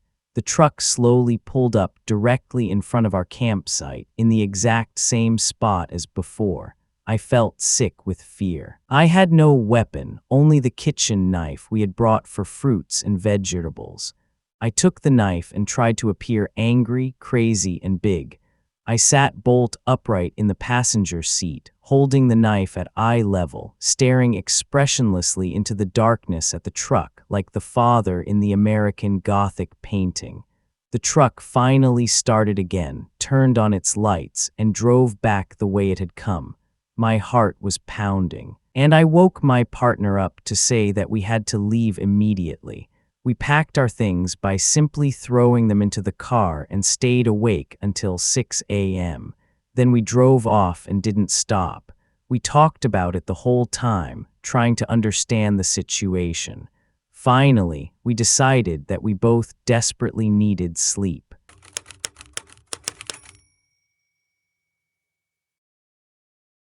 A few weeks ago, I went on a trip where I rented an Airbnb townhouse. I was in a small town near some hiking trails I wanted to explore. I had never been there and had no exact idea of the place I would be staying. I just knew it was a relatively small town in a convenient area. The drive took a total of 9 hours, so it was late when I arrived at the Airbnb. The house was on a street with several other townhouses. When I found it, I parked on the street and brought my things to the door. The house looked decent from the outside, definitely not new, but nothing I wasn't prepared for. I sent the owner a message to let him know I had arrived, as I couldn't find a code for the door in my emails. I waited a few minutes, just standing there looking at the street. Then I heard a nearby door open, and a man came around the corner with a smile. He greeted me as the Airbnb host and let me into the house, saying he was right next door if I needed anything. I hadn't expected that, but he left quickly and didn't do anything too strange. I arranged my things in the bedroom, looked around the house, and then soon went to bed. The next day, I ate a quick breakfast, drove to a hiking trail, and hiked for about 4 hours. I returned to the townhouse at 7 p.m., but as I entered, something felt different. Some things in my room were moved, as if they had been slightly shifted. Nothing I knew was missing, but somehow I had the feeling that something was wrong with them, as if they had been tampered with. Apart from my unfounded suspicions, however, there was no further evidence that anyone had been in the house during my absence. After checking for 30 minutes, I was sure that this was just my nervousness from staying in a strange area. I forgot about it and warmed up a pre-made meal, ate it on the sofa, and watched YouTube on my phone. At 3:20 a.m., I went to bed. It was a single-story townhouse, so the bedroom was at the end of the hallway, opposite the front door. I was used to sleeping upstairs, so it was a bit difficult to relax. As I lay in bed trying to fall asleep, I kept falling asleep for a few minutes, then waking up and repeating this process for maybe an hour. After midnight, I was lying awake in bed, waiting to fall back asleep, when I heard something from outside, a door quietly opening from the other side of the house. It sounded deliberate, as if someone was trying to open it as quietly as possible. I sat up in bed and looked at the door while listening, but heard nothing more. After a minute, I got up and went to the bedroom door, opening it just a crack to look down the hallway. I could see the faint light from the porch illuminating the area in front of the front door, indicating that the front door was partially open. I carefully and quietly closed the door and locked it, then went to the back of the room and quietly called the police. During the call, I heard scratching directly outside the bedroom door, and when I looked down, I could see the outline of a shadow standing there. I immediately stopped speaking and waited for them to leave before continuing to report to the operator. Fortunately, nothing else seemed to happen while I waited for the officer. They were gone by then, but everything indicated that someone had been in the house, including footprints everywhere. There was no doubt, even for the police, but although I somehow had it in my mind that it could have been the Airbnb host, they found nothing to support that, apart from the front door being open without any signs of a struggle. There's also not much to say about whether they had been in the house during the day while I was away, as nothing was missing, and they only came back when I was there. I think their intentions had something to do with me. It still haunts me what could have happened and whether they are still out there, continuing to try.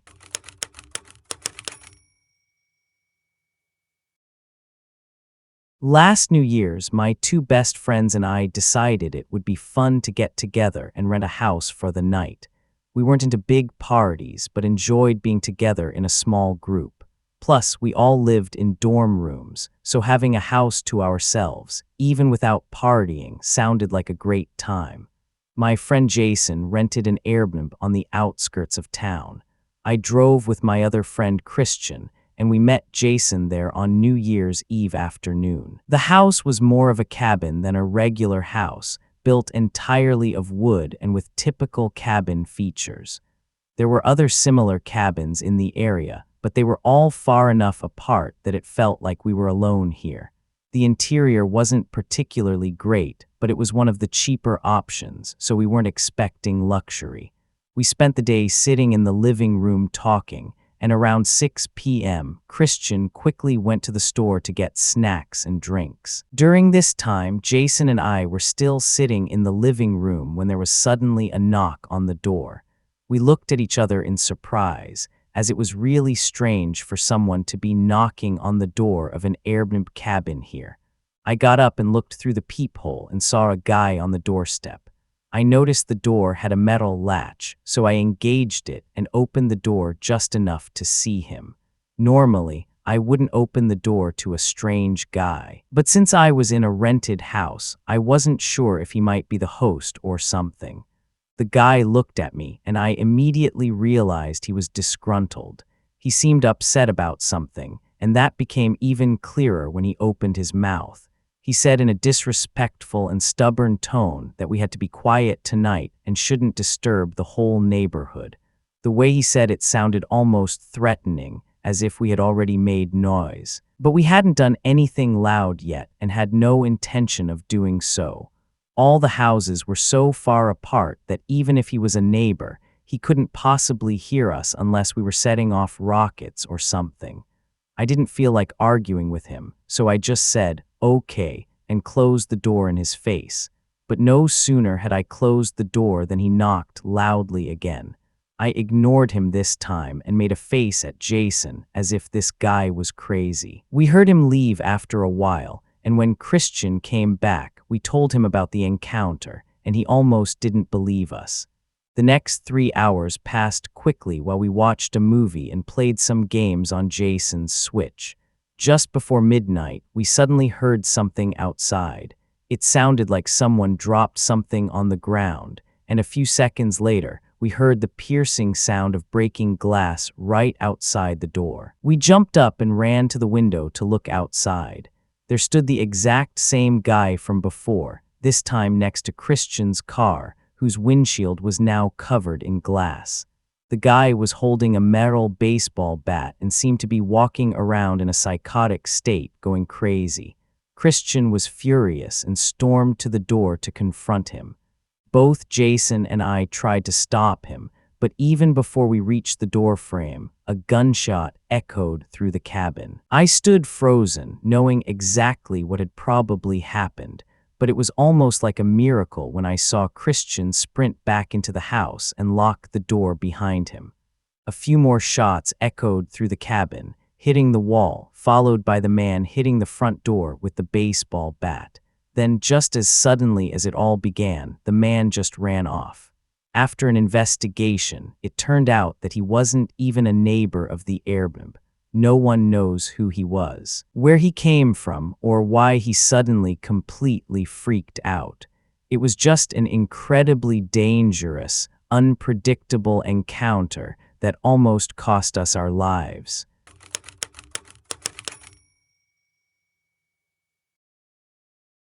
I travel often, sometimes with friends and family, but often alone. Some people find it strange, but it's one of my favorite activities, seeing new places, doing new things, trying new foods, and meeting new people, that sort of thing. This time I was visiting Miami Beach, Florida, and rented an Airbnb nearby. It wasn't anything particularly expensive or large. It was pretty small, but it was okay. It wasn't extraordinary, but okay. It definitely wasn't the cleanest or freshest like in the pictures, but it was okay. I'm not particularly picky and normally a very relaxed and understanding person. It bothered me a little, but I quickly forgot about it. In fact, I even did a little cleaning when I got there because I have a bit of OCD and like things neat and clean.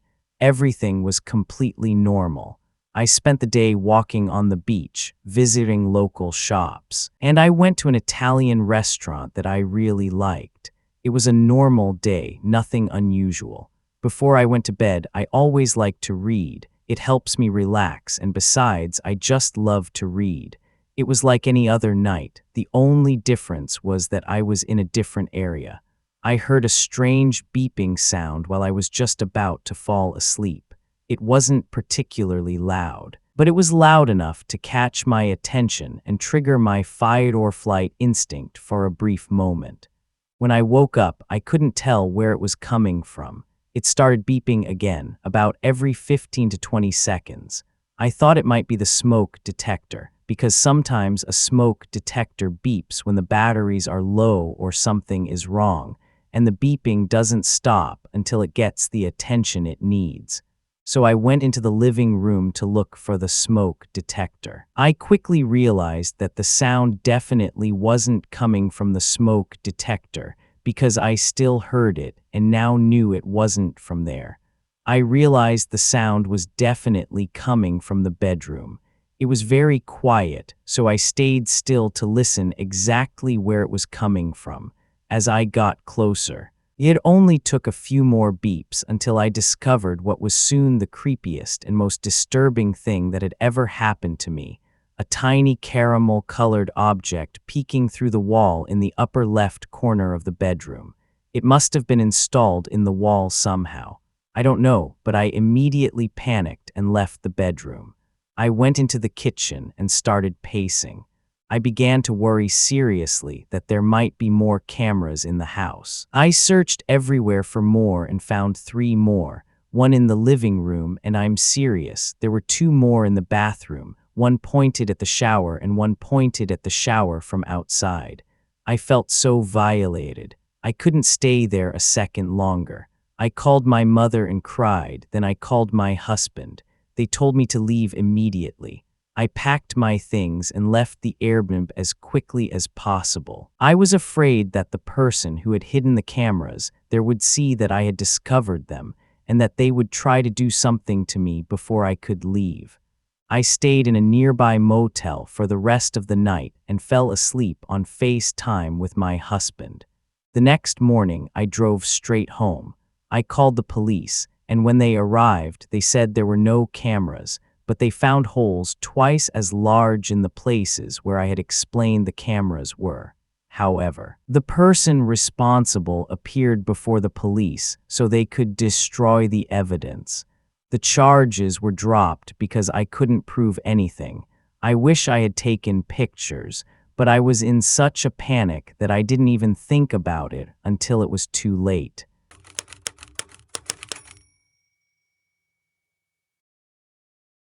When I was at university, I was on the wrestling team. Normally, we always traveled in small groups, but this time I had to travel alone, so I booked an Airbnb for myself. It wasn't my first choice, but it was either that or I wouldn't have made it to my tournament on time. I met the host in the small one-room loft where I was staying. He was a man, perhaps in his late 30s or early 40s, quite tall and had thinning hair. He showed me the apartment and honestly seemed quite nice. Shortly after, he left the apartment and I was just getting settled. I didn't do much except order some food and watch TV, as I had a long day ahead of me the next day and wanted to make sure I got enough sleep. It was about 10:30 p.m. when I was getting ready for bed when I heard strange noises from outside and then someone talking. I couldn't quite make out what was being said, as it sounded very muffled. I didn't think much of it and forgot about it a few minutes later.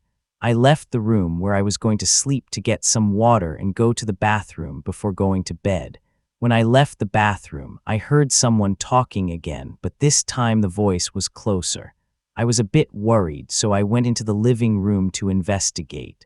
When I went there, I noticed that the doorknob was being turned back and forth. There were no other doors in the loft, so the only way out was a window if I needed to escape quickly.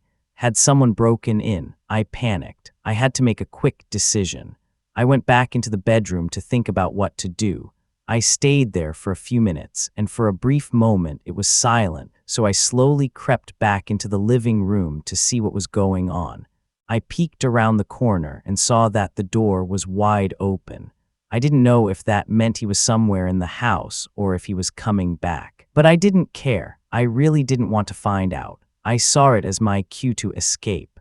I crawled through one of the back windows and jumped over a fence into a dingy, dimly lit alley. I found a safe place to call the police.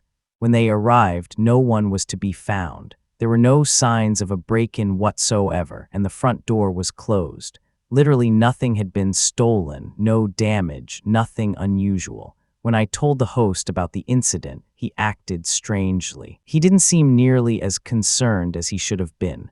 I found that extremely strange and a huge red flag, especially since no one had taken anything and the door was closed when the police arrived.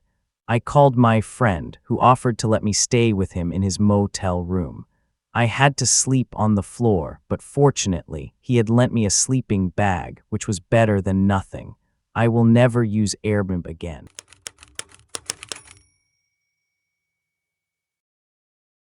My name is Karen. I'm 22 years old and I've been through things I never thought I'd experience at such a young age. People can sometimes be very cruel and don't care about hurting others, as long as it brings a malicious smile to their face when they see the suffering of others. About a year and a half ago, I met a girl named Stacy through social media.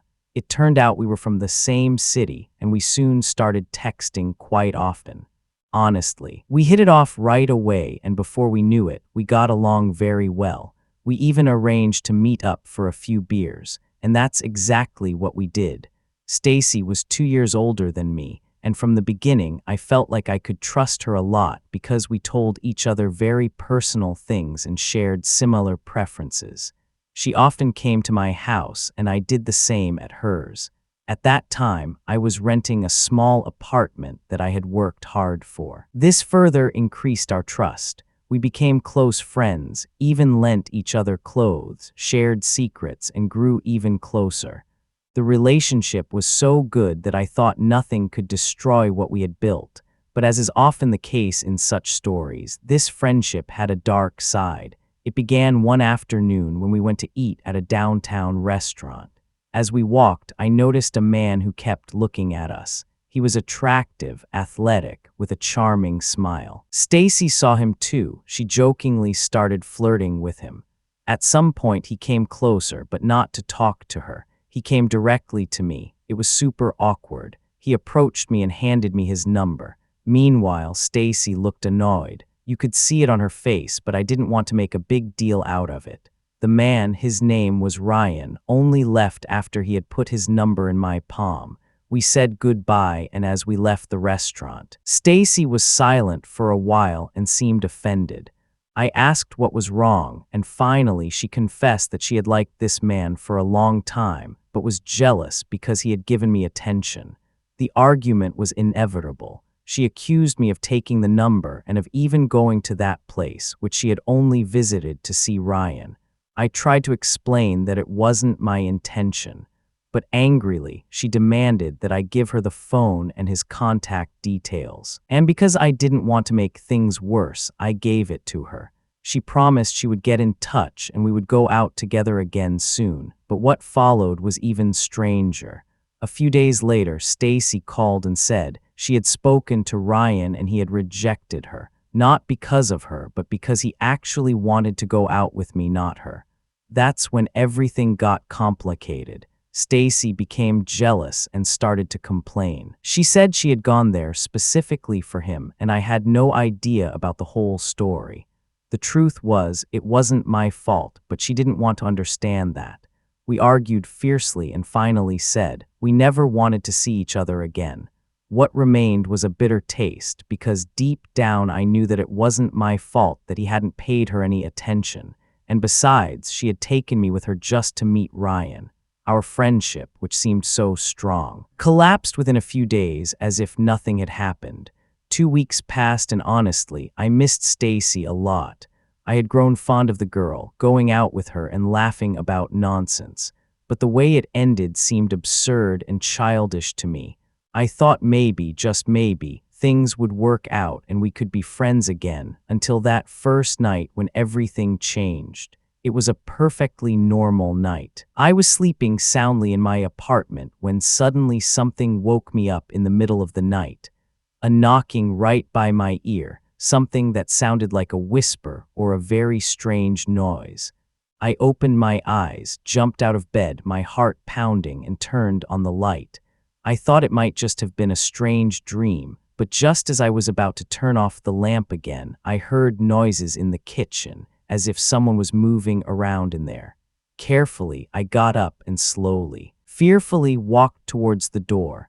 But when I turned on the light, no one was there. Very strange. I dismissed it as imagination or nervousness, turned off the light, and turned to go back to sleep. It wasn't that simple. The TV in my room turned on by itself. I nearly had a heart attack. Startled, I jumped up and looked for the remote control, which was on the sofa, which I found very strange, because the TV was clearly on my bedside table. After that, everything got stranger and stranger. I tried to sleep, but it was impossible. All night long I had nightmares, dreams in which my teeth fell out and I saw crystal clear water flowing in huge rivers and endless waterfalls. The next morning when I went to work, I felt worse than ever, as if someone had sucked all the energy out of me. I had no strength left, a severe headache, and felt constantly dizzy. A colleague noticed how pale I looked and said, "It's better if you go home and rest." So I asked for permission and drove home, but even pills couldn't alleviate the discomfort that swept over me. I felt watched and heard strange noises in every corner of the apartment. The night was particularly bad. Late at night, almost at dawn, sleep was out of the question. When I came out of the bathroom, I heard noises in the kitchen again, as if someone was standing there in the dark. As I got closer, I saw a shadow, a figure standing there, but I couldn't make out more than a silhouette. My TV turned on by itself again, and no matter how hard I tried to calm down, I couldn't. No one was in the room, but I knew I wasn't alone, and that scared me a lot. At 2 in the morning, just when I thought it was over, I heard footsteps in the kitchen and living room. My legs trembled. At that moment, I thought about calling someone, but I remained frozen, desperate, not knowing what to do. Then I saw someone standing in the doorway of the other room, behind the door. A strange, huge figure with very large, angry eyes staring at me, matted hair. For a moment, I thought it was just my imagination, a trick of fear. But then I felt that something was really wrong. The worst was when I suddenly felt cold hands on my feet pulling at them. I let out a scream of horror. At the same moment, my shoulder burned as if something had sunk into me. I jumped up, ran to the bathroom, turned on the light, and checked. To my horror, I had a bite mark, a scratch on my arm. I didn't stop trembling. I stayed awake all night, listening intently to every tiny sound in the apartment. I heard thumping footsteps and voices that seemed to come out of nowhere. Prayer was the only thing that kept me sane, and then suddenly there was complete silence. When the sun finally came up, I didn't hesitate for a minute. I quickly got dressed and went out to seek help. The first thing I did was go to a shaman in my neighborhood. I knew this was no figment of my imagination, certainly nothing of this world. There was no mundane explanation for what happened to me, and as a half-Mexican, I knew very well that the supernatural exists, even if we try to deny it and dismiss it as mere superstition. When I arrived at the shaman's house, he performed a cleansing ritual with eggs and branches, then cracked the eggs into a glass. When he finished, he looked at me and said things I never thought I would hear. He said he felt that I had seen someone and heard noises at night and that someone had actually hurt me. I asked who it could be, and he looked at me very seriously and said, "It is a demon that someone has bound to my home and to me, and the person who sent him is someone who wants revenge." I was stunned, because I had no idea about any of this. But the shaman explained to me with all his experience that the person who harmed me is someone who hates me, and that person's name is Stacy. Yes, I could barely believe it myself, but he said she had actually wanted to harm me, and that's why she had done something very dark against me. He gave me Bible verses to read at night and told me to buy a statue of Christ and place it on a small altar. He also advised me to sprinkle holy water throughout the apartment, in the corners, on my bed, everywhere, in the shape of a cross. Additionally, I would have people come over to pray over me and ask for protection. All of this, he said, would be enough to drive away this negative presence, and so it was. With everything I did, the noises and nightmares subsided. They began to disappear, and on other days I managed to sleep without fear. Stacy, who was responsible for all this madness, I never saw again. I blocked her everywhere and avoided the places where we used to hang out together. Just the thought of meeting her scared me. If she could have harmed me so much, I didn't want to see her again, not even in a picture. Now, every evening before going to sleep, I say the prayers I was taught and place the cross on my altar. Maybe there's still something in my apartment, but at least I know I'm not alone and that I can fight against it. This experience has changed me forever. I have learned that not everything we see with our eyes is the whole reality, and that there are forces that we cannot see, but which can do us great harm if we do not know how to protect ourselves. To this day, I confess that it hurts me to know what Stacy was capable of. I really valued her and believed our friendship was sincere. But as you can see, some friendships are more dangerous than they are honest.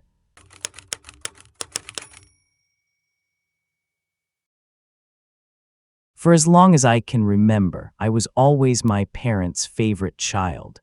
My mother showered me with affection and never tired of bragging about how great I was. She was afraid my younger brother would fall by the wayside because it seemed all her love was reserved for me. When I started organized sports, it wasn't just my parents anymore. External attention also came into play. First, it was soccer, which I quickly got used to, and in no time, I was the team's top scorer. But my true passion I found in American football. I remember my room being covered in posters of Tom Brady and Drew Brees. I admired them and was sure that one day I would be like them. My large, strong hands allowed me to throw the ball with a precision and force that few of my peers achieved, making me a promising player in this sport. During my 3 years in high school, I was the starting quarterback, and I played so well that I could compete at the level of many seniors. This athletic ability not only gave me satisfaction on the field, it also made me the most popular boy in school.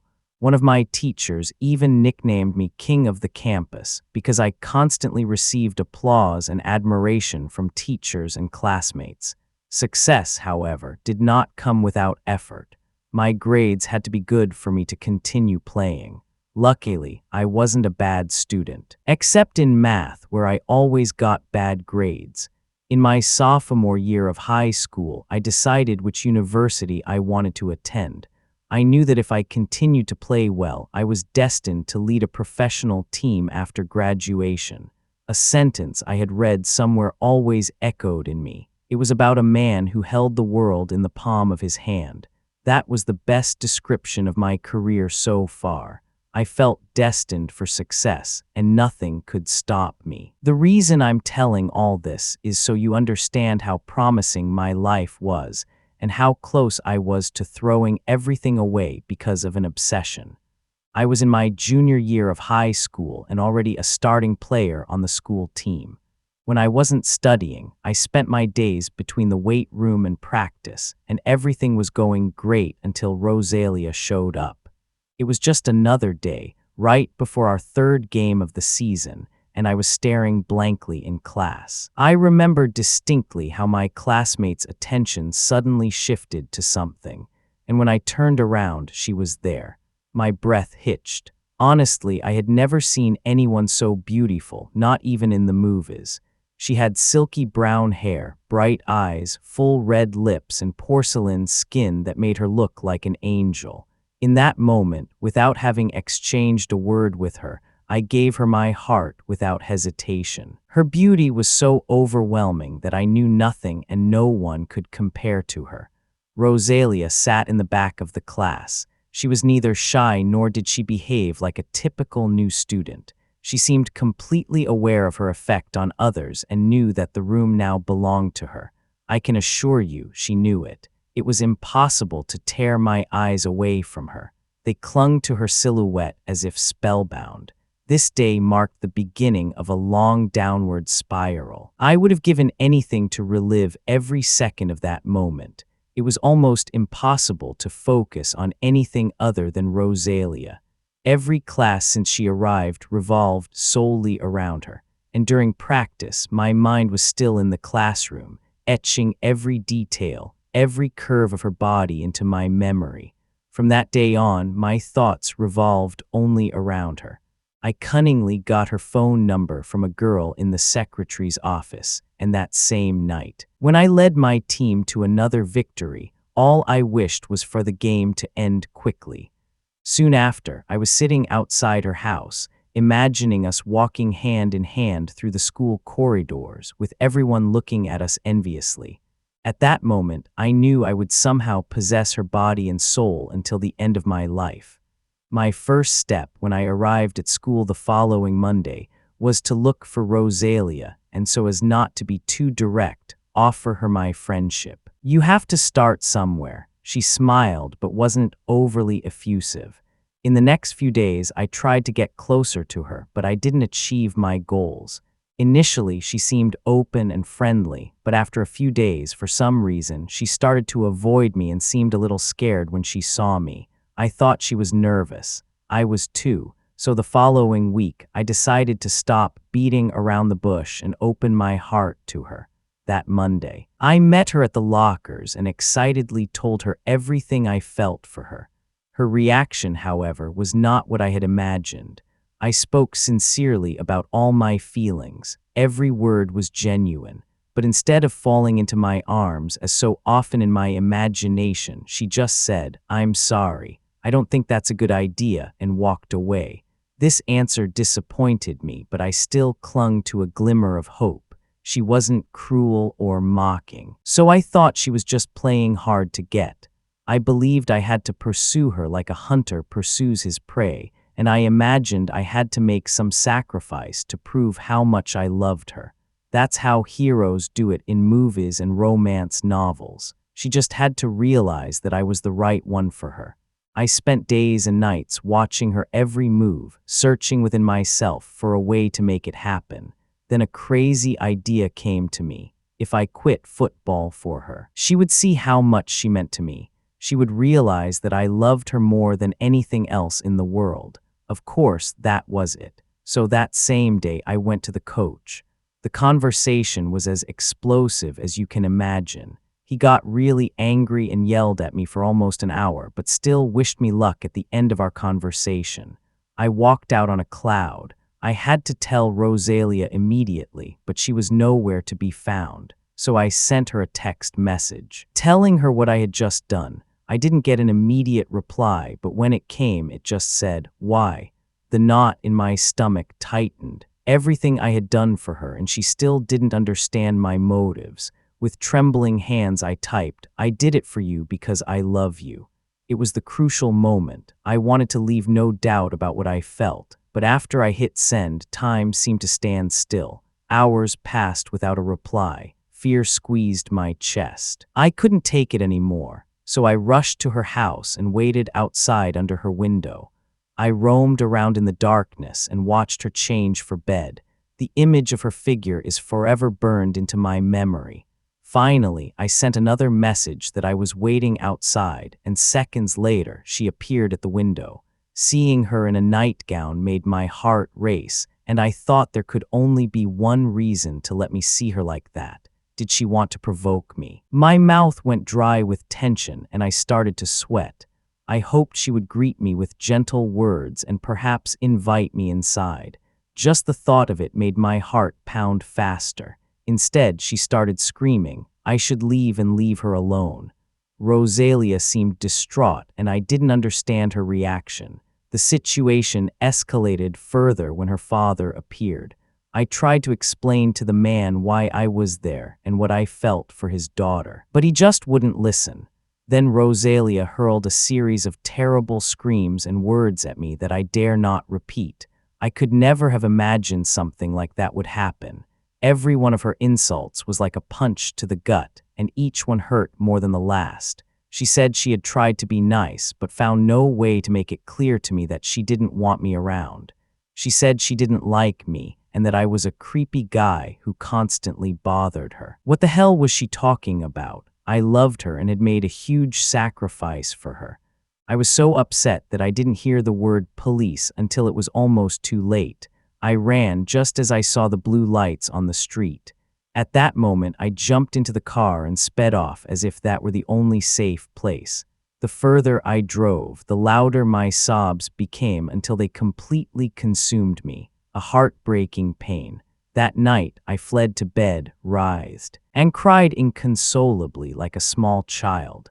But as the tears slowly dried, something changed within me, and the pain of Rosalia's unjust rejection slowly transformed into a fire of rage that began to burn ever brighter, consuming the sadness I had felt before and turning it into pure resentment.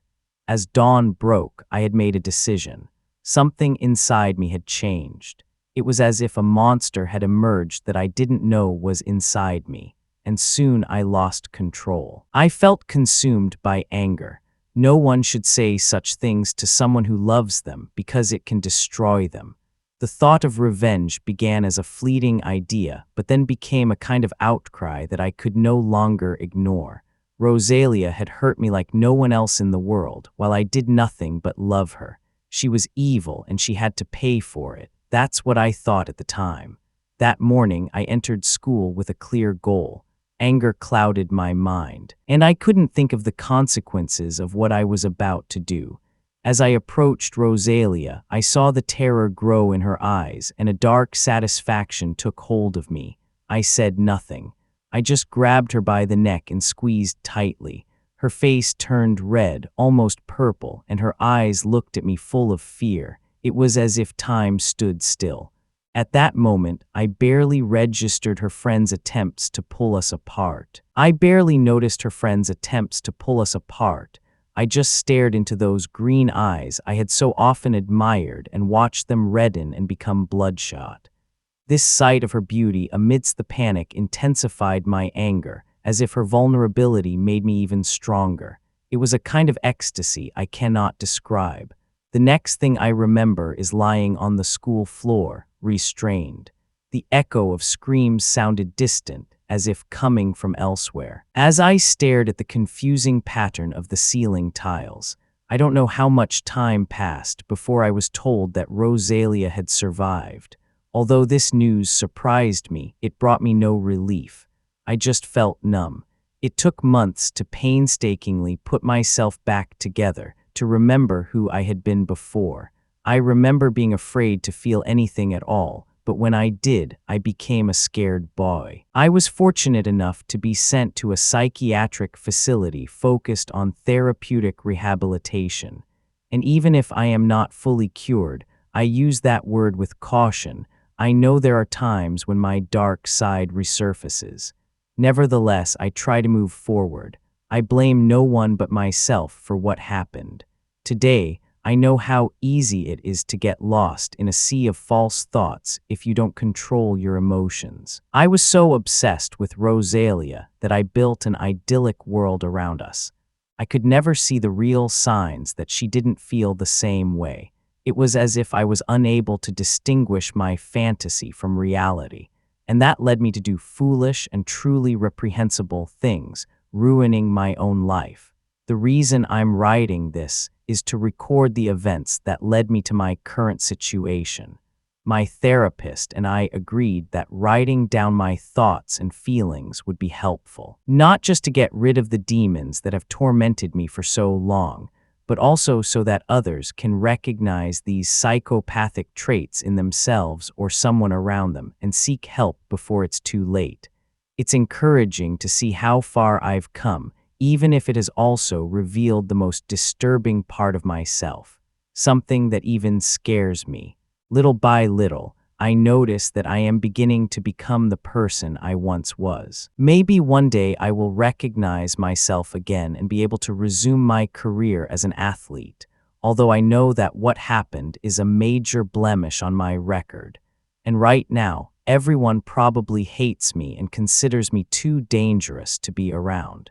I know this is only the beginning of my path to atonement. The truth is, what I did is inexcusable, and every day I grapple with guilt and remorse. But I firmly believe that by sharing my story, I can contribute to positive change, and perhaps one day I will find a way to rehabilitate myself, not only to myself, but also to the world.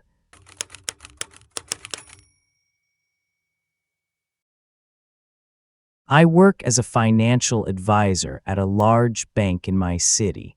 In 2018, we welcomed a new colleague to the department. His name was Ivan, and he had been transferred to our office from another branch. From day one, Ivan won everyone over. He was a very sociable guy, extremely friendly and quite talkative. In our office, everyone gets along well. We're really a great team. So much so that every Friday after work, we usually meet at a nearby bar to have a few drinks and a good time, also to get rid of the stress of the week. That Friday, we decided to invite Ivan to welcome him, and we really liked him. He seamlessly integrated into the group, told many jokes, and was truly the life of the party. He was a bit talkative and constantly spoke about his experiences, all the things he had done, the places he had visited, and much more. But all in all, he was a very nice person. So we soon became friends and went out together almost every weekend. I noticed the better I got to know him, the more the versions of his stories could change. He always spoke of all the beautiful women he had conquered and even celebrities he had dated. Over time, I learned to take everything he said with a grain of salt.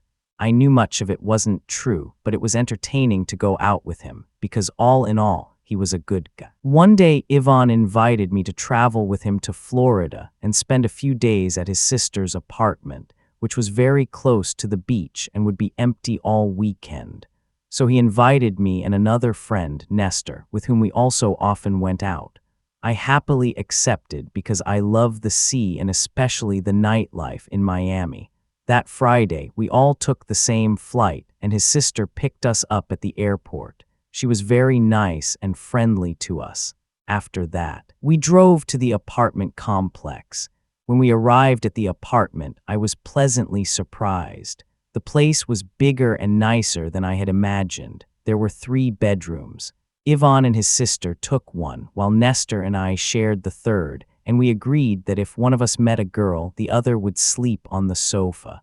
We arrived early, just after noon, so we decided to spend the afternoon at the beach and visit some bars later. Ivan started drinking early and got drunk very quickly, but the atmosphere was really relaxed, and no one else drank much. So I didn't understand why Ivan drank so much.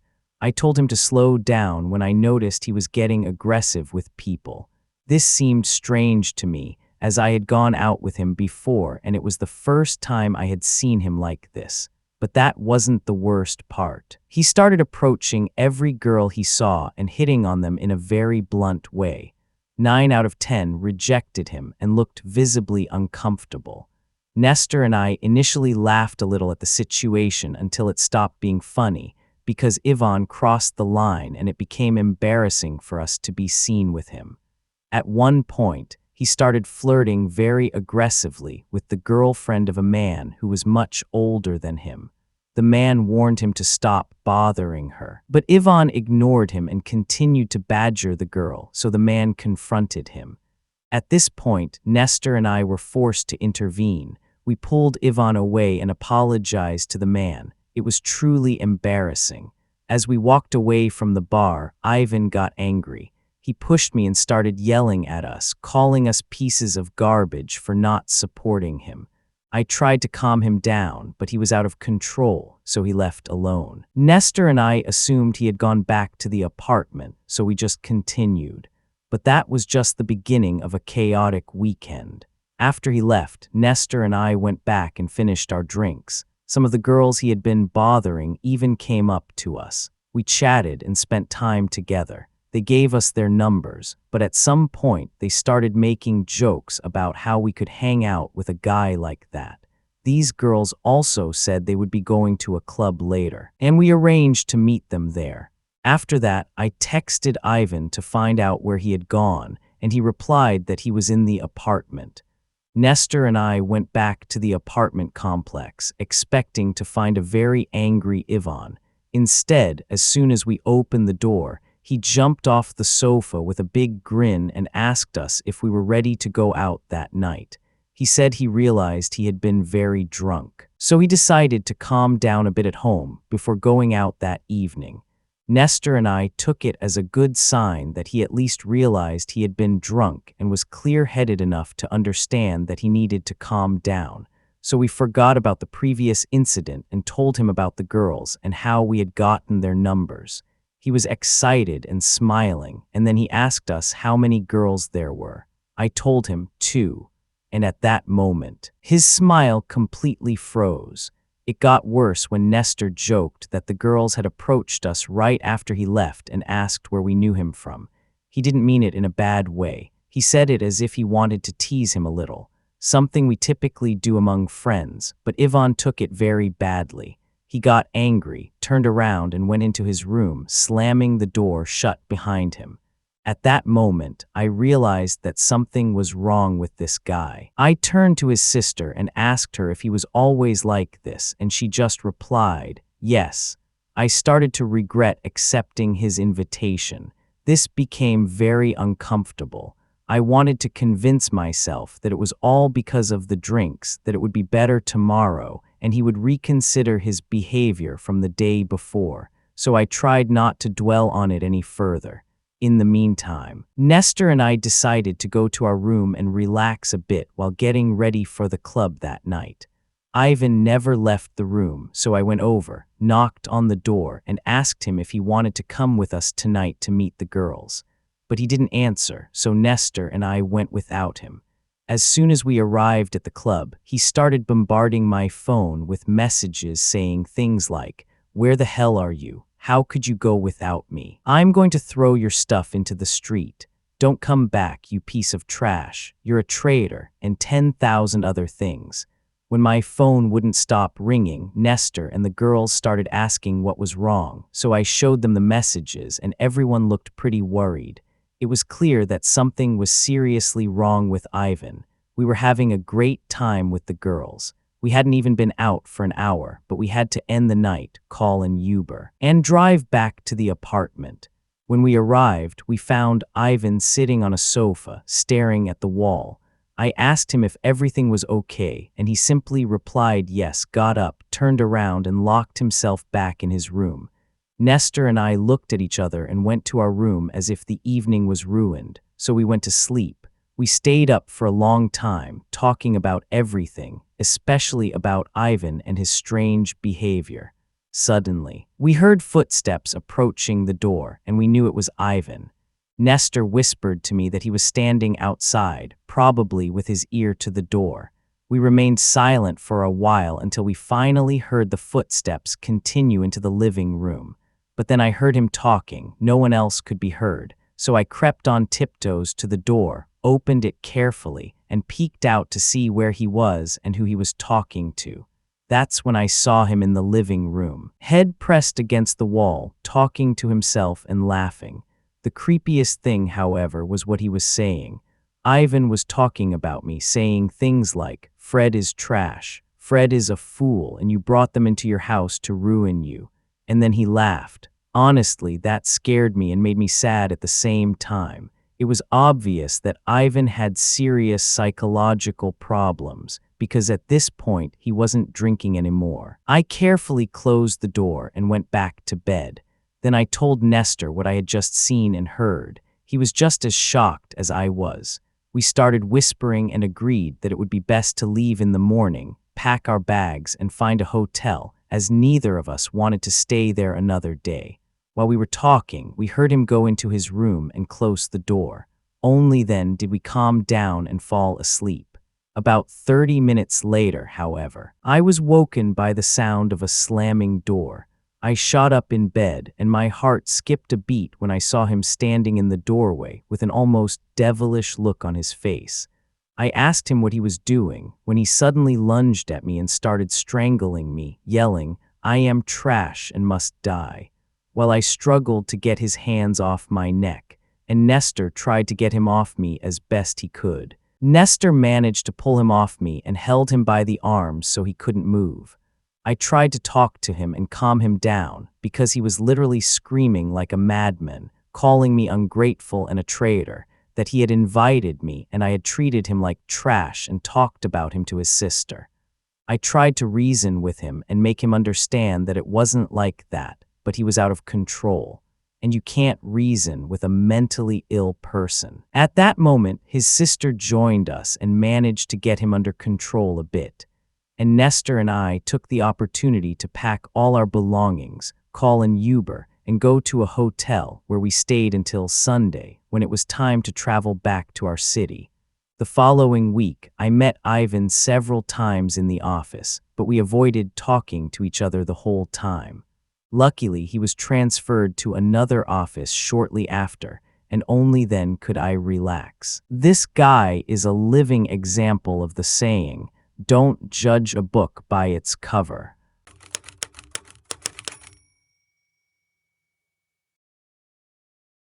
I never thought I'd experience something like this, but to this day, every time I think back to 2016, a shiver runs down my spine. I was in my third year of college and shared an off-campus apartment with two guys, Jason and Liam. To be honest, I barely knew them at the time, but we quickly became friends, and before I knew it, we were inseparable. Weekends were usually pretty relaxed. Beer, silly tours. Crazy stunts that almost always ended with someone losing their wallet or breaking their phone screen. That kind of stuff, you know. One Friday evening, Liam told a rumor about an abandoned factory on the outskirts of town. He had heard that people lived there, some kind of free community or something, and someone from his psychology class had mentioned it was a cool place to hang out. Everything was covered in graffiti, old machines, and it had a super weird atmosphere. It sounded like a typical story you make up to scare others. Until Jason, who was always more curious, said, "That sounds interesting." And since I had nothing better to do, I was ready for the adventure. So the next day, with some energy drinks and Jason's old car, we set off to see what was true.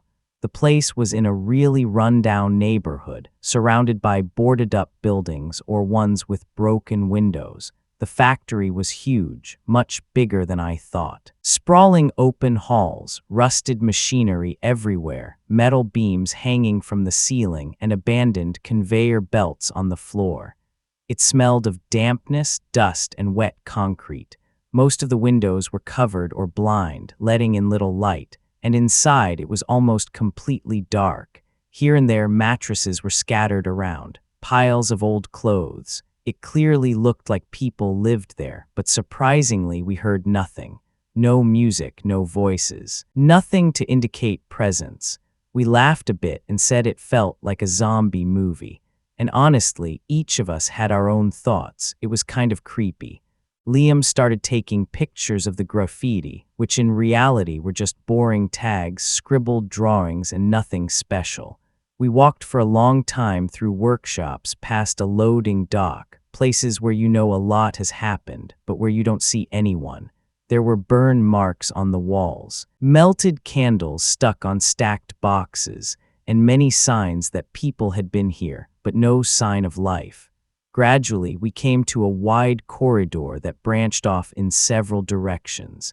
Jason wanted to go upstairs, while Liam went in the other direction to explore more walls full of junk art and graffiti. I thought about looking at everything again at the back, and then coming back without a clear plan to find them again. We agreed to meet again in about 15 minutes and to stay in touch. We should have stayed together. You never split up in places like that, but we were a bit stupid and didn't think about it further. The further I went, the denser the darkness became.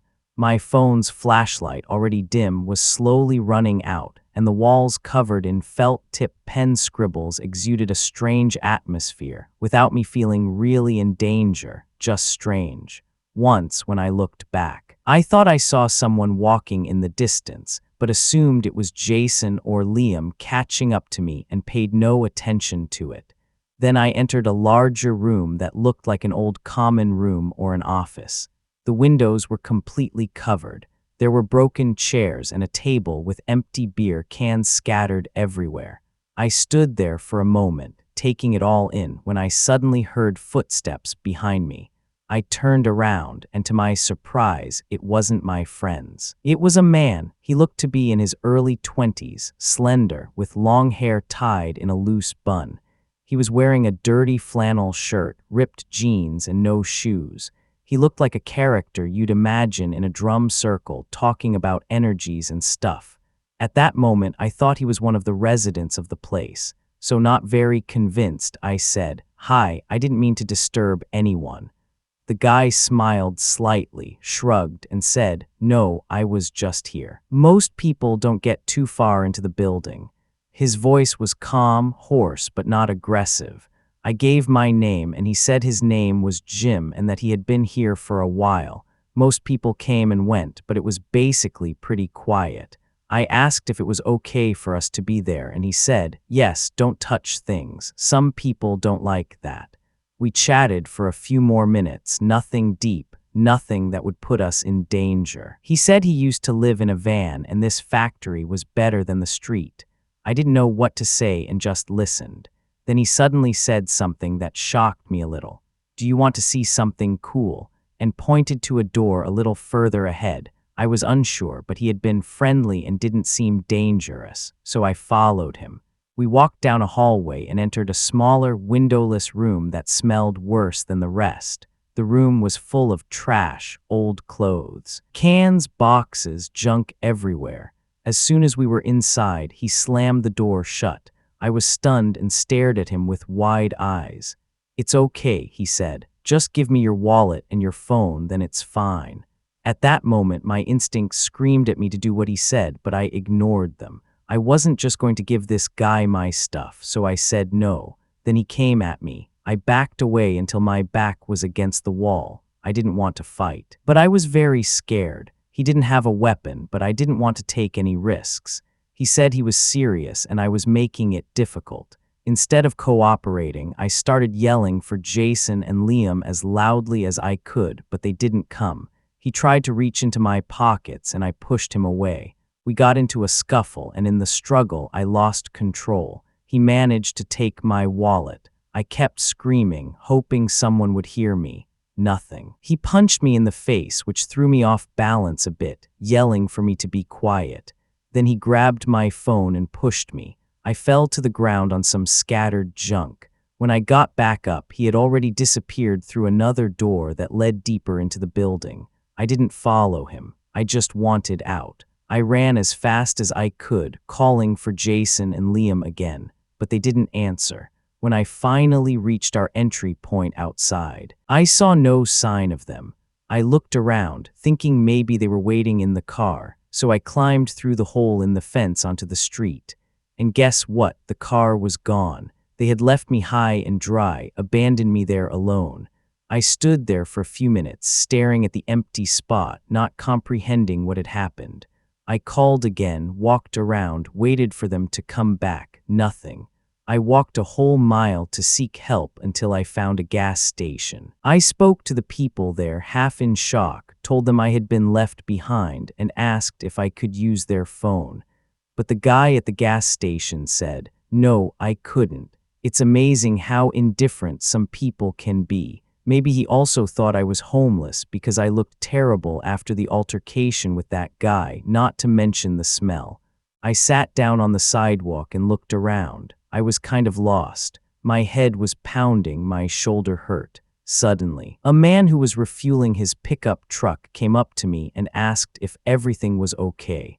I briefly explained what had happened, and after a moment of apparently not quite believing me, he said I should get in. He was going that way anyway and could give me a ride.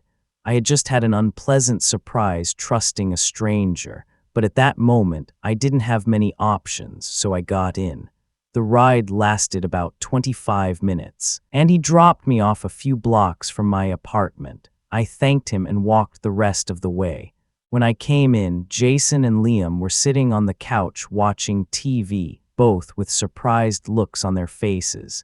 Jason looked at me and said, "Everything okay, buddy?" And I just stared at them. Liam looked uncomfortable. "We heard you screaming. We got scared. We thought something had happened to you or something." I asked them if they had really left me there, just to get it confirmed because it was obvious. They said nothing. They were silent for a few seconds until Jason blurted out, "We were going to call someone when we got out, but we thought you'd come out." I didn't answer. I just walked away to my room and closed the door so I didn't have to look at them. Later, they came in and tried to justify themselves. They had panicked. It had been a mistake. They hadn't wanted anything to happen to me. The truth is, we never talked like that again. I stopped going out with them, and we only ran into each other in the apartment. The relationship was never the same, and every time I think about that day, I get goosebumps. I always wonder what would have happened if the guy had a knife or if things had gone differently. But what still bothers me most is that my friends left me there, even though they heard me calling for help without even checking if I would get to safety. They just turned around and drove away as if I was worth nothing to them, and I will never forget that.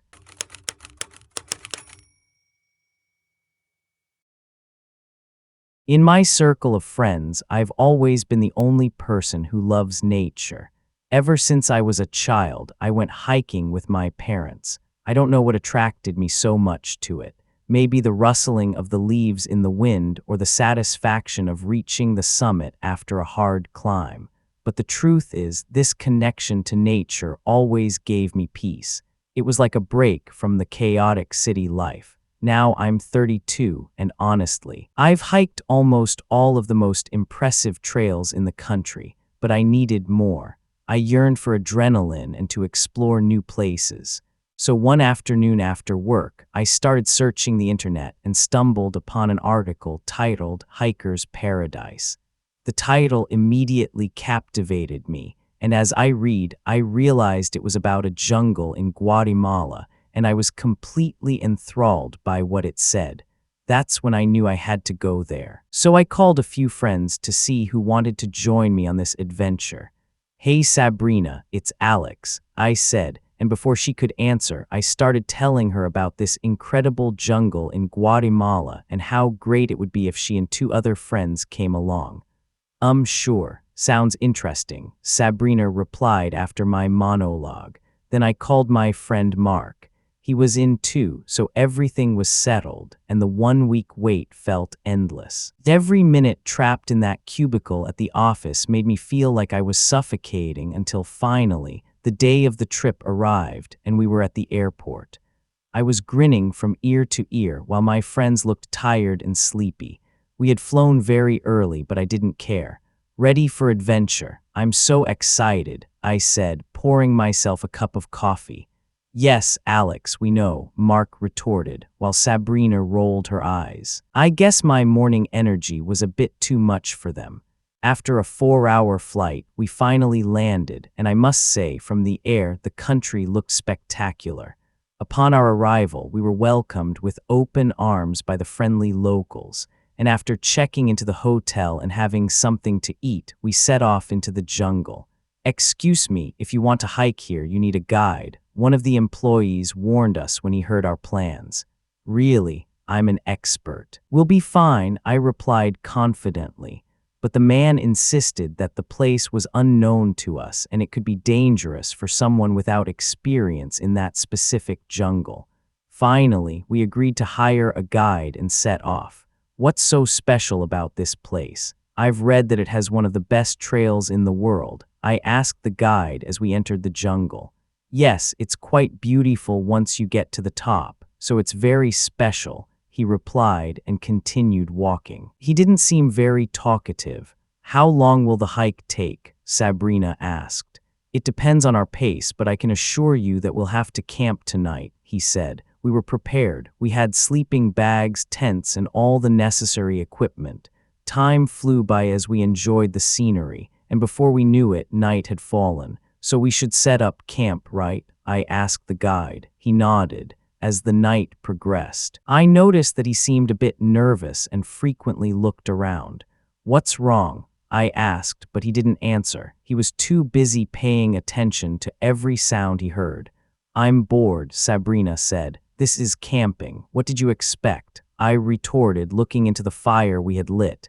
"Yeah, but how about we play something?" she suggested. "Sure, why not?" I said, looking at the guide, but he didn't seem interested in joining at all. "Do you want to play hide and seek?" I asked him. The guide looked at me as if I had said something inappropriate. "All right, but don't go too far from the camp," he said, and I nodded. "Let's go," I said to my friends, and the game began. It was my turn, so I counted to 10 and set off to search. First, I wanted to find Sabrina, calling her name everywhere. "Sabrina," I called as I walked. But after about 5 minutes of walking, something dawned on me. "Damn, I'm lost," I said. Luckily, I had my flashlight with me, but I didn't see much more than trees. The area was completely unfamiliar to me. So I went back, or so I thought, when I suddenly stepped on something. This must be a stream, I thought, shining my flashlight on the liquid I had stepped in. But I jumped back as the light showed what it really was: blood. My heart raced, and I instinctively took a few steps back. But then I decided to follow the trail with my flashlight. When I came to the source of the blood, my heart stopped. There was Sabrina, pressed against a tree. Her head was beside her, decapitated. I couldn't believe what I was seeing. A scream caught in my throat, and my legs began to tremble like jelly. Then I heard a sound in the bushes and ran, terrified, faster and faster, until I tripped over a stone and fell face first into the mud. I quickly jumped up and wiped my face, but when I looked at my hand, it was red. I had fallen into another puddle of blood, and right next to it lay another body, a man with severed limbs and open eyes. "What the hell is going on here?" I screamed and ran in the opposite direction, completely overwhelmed with fear. As I fled, I kept looking back until I suddenly bumped into something. I started screaming like crazy when I realized that what I had bumped into was alive. So I jumped up and shone my flashlight on it. It was Mark. "What's wrong, buddy?" he asked, but I had no answers. I just wanted to get out of the jungle as fast as possible, so I yelled at him to run, and he did immediately. After an hour or two of searching, we finally found the camp. The guide was there by the fire, packing his backpack. "What are you doing? Where are you going? What happened to Sabrina?" we asked him desperately. "I told you not to go far from camp," he said, hastily stuffing his belongings into his backpack. "I have to go now, and if you know what's good for you, you'll come with me." So we did. The entire way back was utterly terrifying. I constantly heard noises around us as if there were an animal, but it also sounded like heavy breathing. "Please, what's going on here? What are those noises?" I asked the guide. "Shut up and keep moving," he retorted. And as soon as we were out of the jungle, we went to the police to report what had happened. But they didn't seem surprised. One officer said something to another in a language we didn't understand. "We're sorry for your loss. You shouldn't have gone there," the officer told us before leaving. The next day, they retrieved the bodies from the jungle and brought them back home. I don't know what happened in that jungle. We were only told it was a wild animal, perhaps a puma. But I'm not sure. The reaction of the people seemed to indicate that they were used to what had happened. And that was the last time I went on an excursion. After that terrible night, the memories of what I had experienced haunted my nightmares. So I was forced to start therapy to deal with my trauma. I couldn't help but feel guilty about what happened to Sabrina. I still do. But now I know that what lurks in that jungle is something completely beyond my control or anyone else's.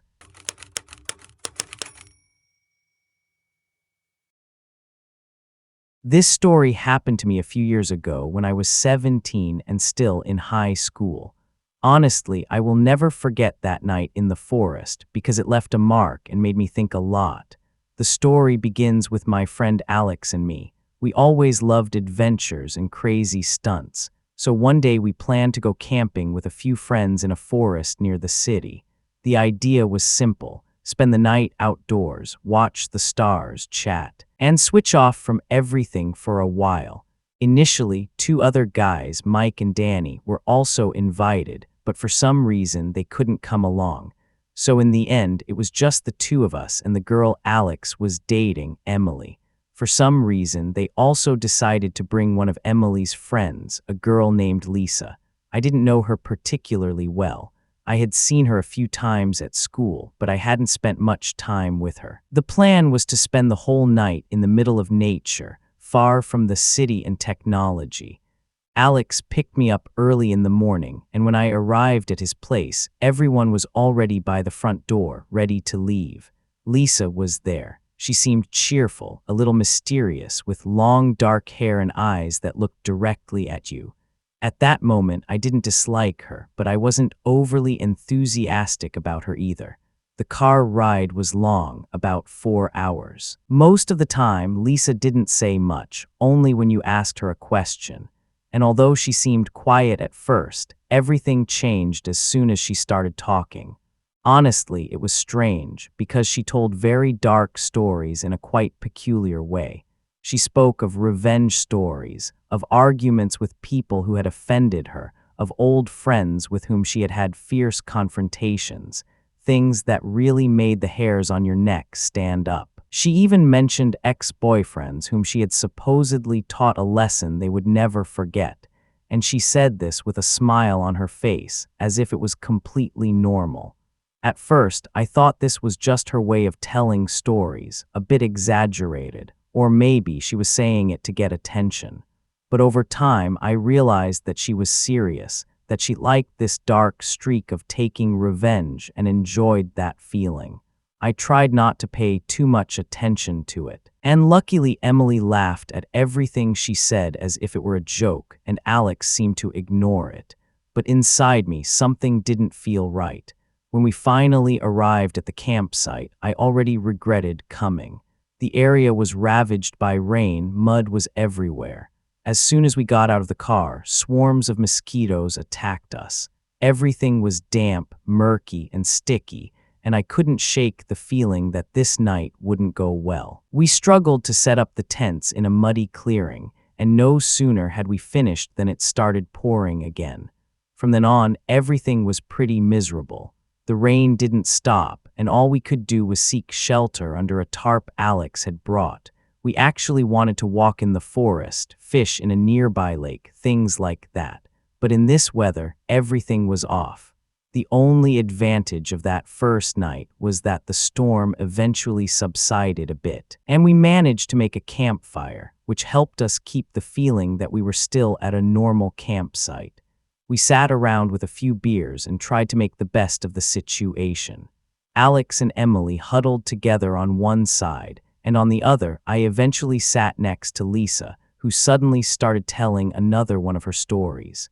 This time, the story was even more surreal, something about a colleague at work who had annoyed her, and in revenge after work. She had slashed his car tires in the parking lot so he would be stranded, and she told this with such a cold, eerie smile that it really sent a shiver down my spine.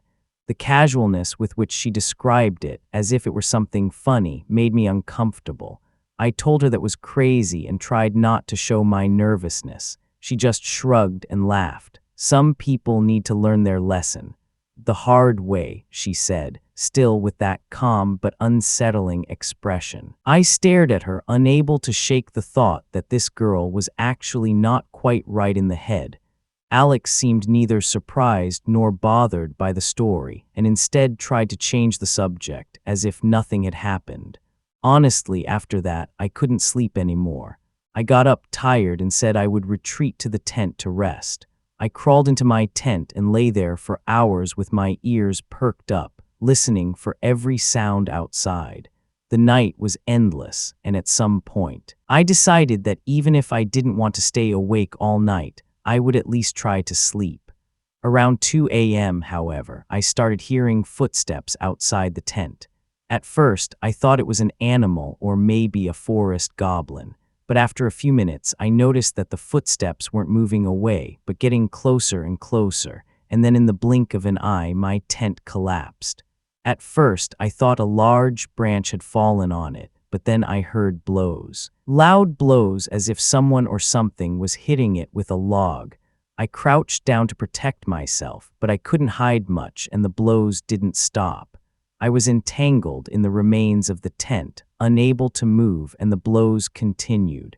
At that moment, a shout rang out, and in the chaos, I heard Alex's voice.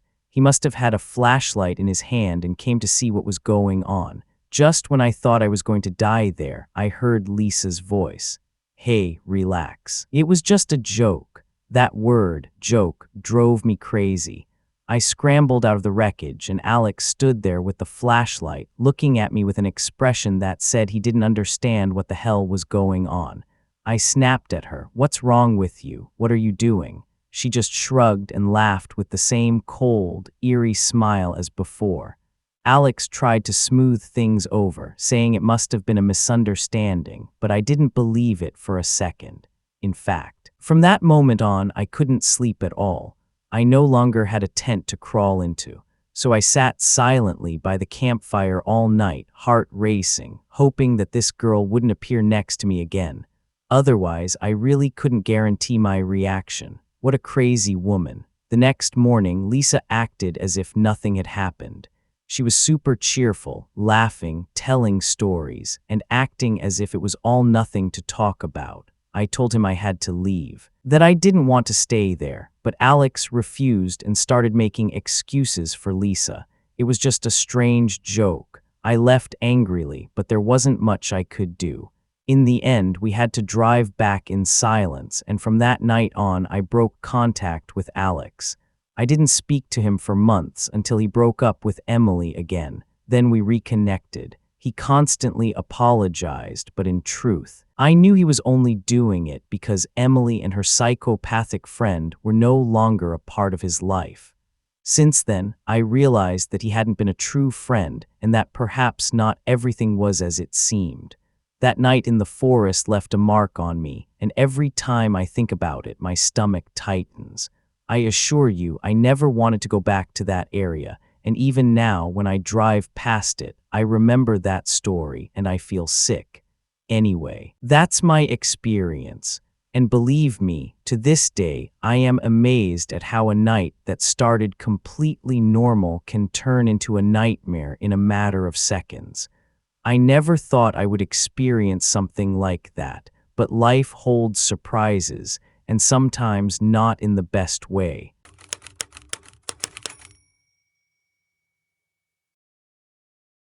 It all began with a message on Facebook. It was from Amara, a childhood friend I had lost contact with years ago. I remembered her as a cheerful, funny girl with an infectious smile, with whom I played every afternoon. But we hadn't heard from each other for a long time because she and her family had moved to Mexico for a while, and then we lost touch. When I now saw that she had written to me, I couldn't suppress a certain curiosity and some nostalgia. "Hi, it's been so long since we last spoke. How are you? I'd love to hear from you again," her message read. I didn't think twice, replied with a smile, and soon we exchanged numbers and started texting. Amara seemed as warm and funny as ever. She said she had been traveling a lot for work and was now temporarily back in town, but she planned to return to Mexico in a few weeks to fulfill professional obligations there. The next day we met in a cafe, and in the following days we went out, had fun, and told each other about our lives. It was wonderful to spend this time with her.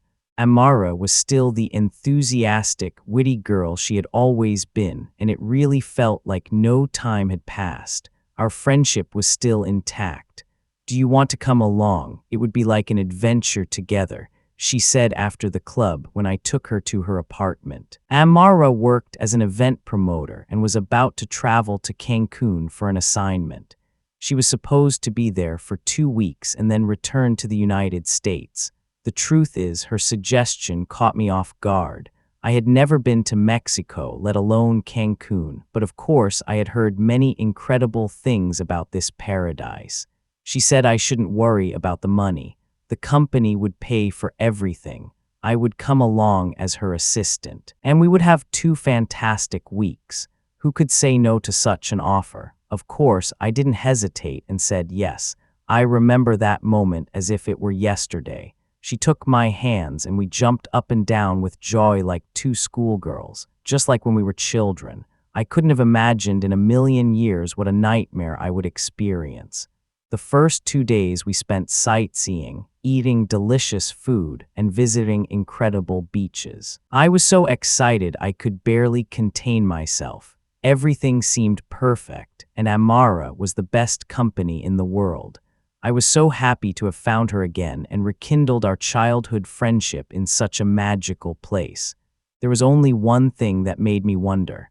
I hadn't seen her do any real work at any point, just phone calls and constant texting, for which she always retreated to a secluded place, as if she didn't want me to overhear her conversations.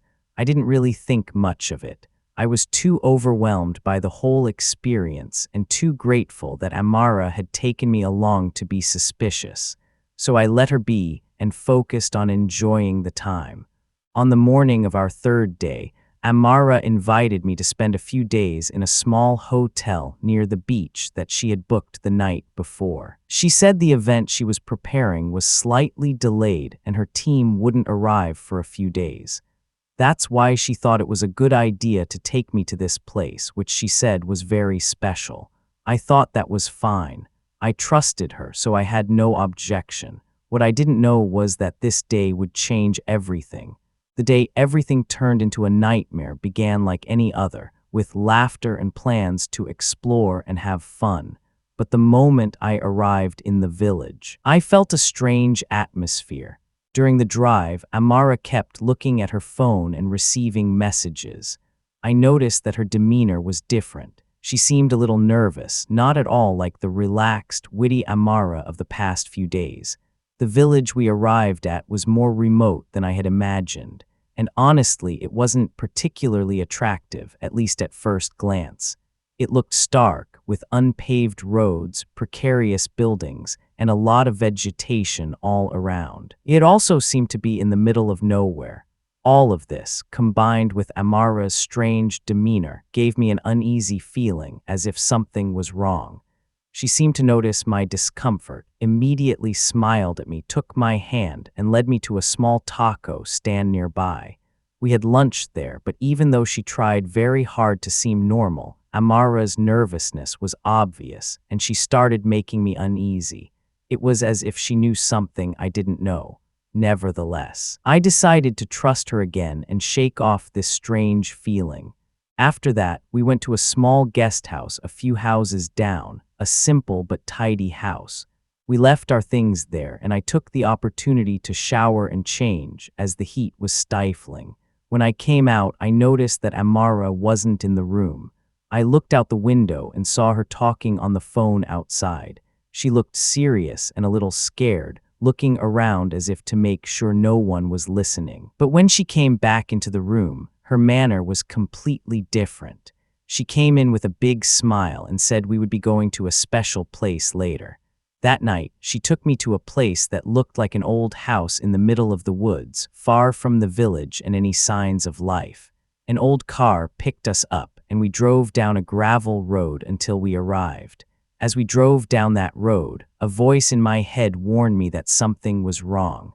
Worried. I asked Amara several times where we were going, but she only assured me it was a surprise and everything would be fine. I couldn't ignore the fact that Amara was more taciturn than usual, as was the driver, who didn't say a single word the whole way. When we arrived, there was a small wooden house that seemed abandoned. The walls were covered in cobwebs and the wood creaked in the wind. Outside, there were 2 water tanks, and a little further back, an old, mud-stained pickup truck. This didn't look good, and at that moment, my heart started beating faster.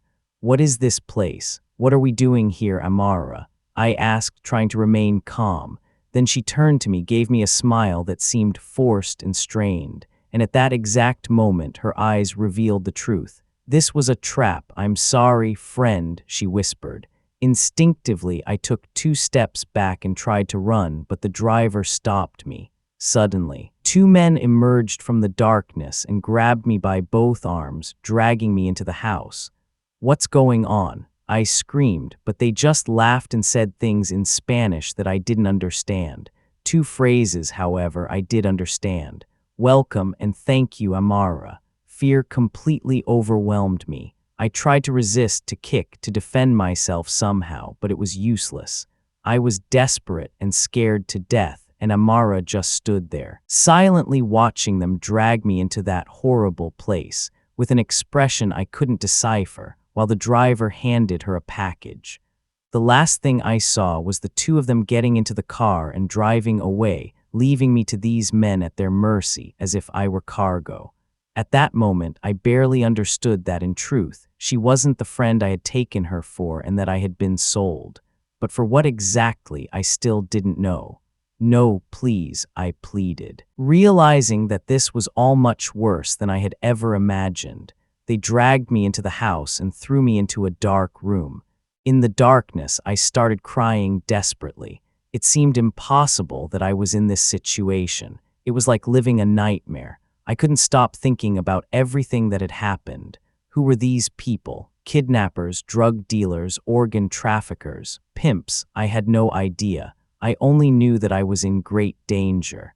At that moment, I started searching my pockets for my phone, but I couldn't find it. I really don't know when they had taken it from me, or if maybe Amara had taken it when I wasn't looking. Panic and despair overcame me, and I started banging on the door and screaming, "Please let me go." But that only made one of the men come in, hit me in the face, and threatened to tie me up. This man spoke perfect English. Through my tears, I asked him what they intended to do with me. His answer sent shivers down my spine. "Don't worry, we won't kill you. Young, pretty girls like you are much more useful to us alive. Don't make me hit you again. Our clients don't like damaged goods." After these words, my heart sank deep. At that moment, I knew exactly who these men were and what they intended to do with me. I couldn't believe that Amara had been cruel enough to sell me to a human trafficking ring. What a monster she had become. My memories of that moment are truly dark. Never in my life had I felt so scared and vulnerable. All I remember is sitting on the floor with my back against the wooden wall, crying like a baby. I don't know for how long, minutes or hours. At some point, I tried to get up, and as I placed my hand on one of the planks on the wall, it gave slightly and creaked. I paused, tried again, and gently pushed the plank with my hand. It moved. I could hardly believe it. The plank was loose, and through the gap, I saw in the moonlight that the opening was about 20 to 25 cm wide. I had always been quite slender, and I knew that if I moved carefully, I could fit through. At that moment, adrenaline rushed through my body. I was almost euphoric as I realized I had a chance to escape this hell. However, I knew this was a huge risk. I had no idea how many people were actually there. I heard the two men talking in the front of the house, but there was no guarantee that there weren't more people around the house. And if they caught me, that could be the end of me. On the other hand, this was my only chance, so I had to take it no matter what. Carefully, without making any noise, I managed to slowly loosen the board and let it fall down, creating a small opening in the wood. Secretly, I reached in and was able to loosen it even further.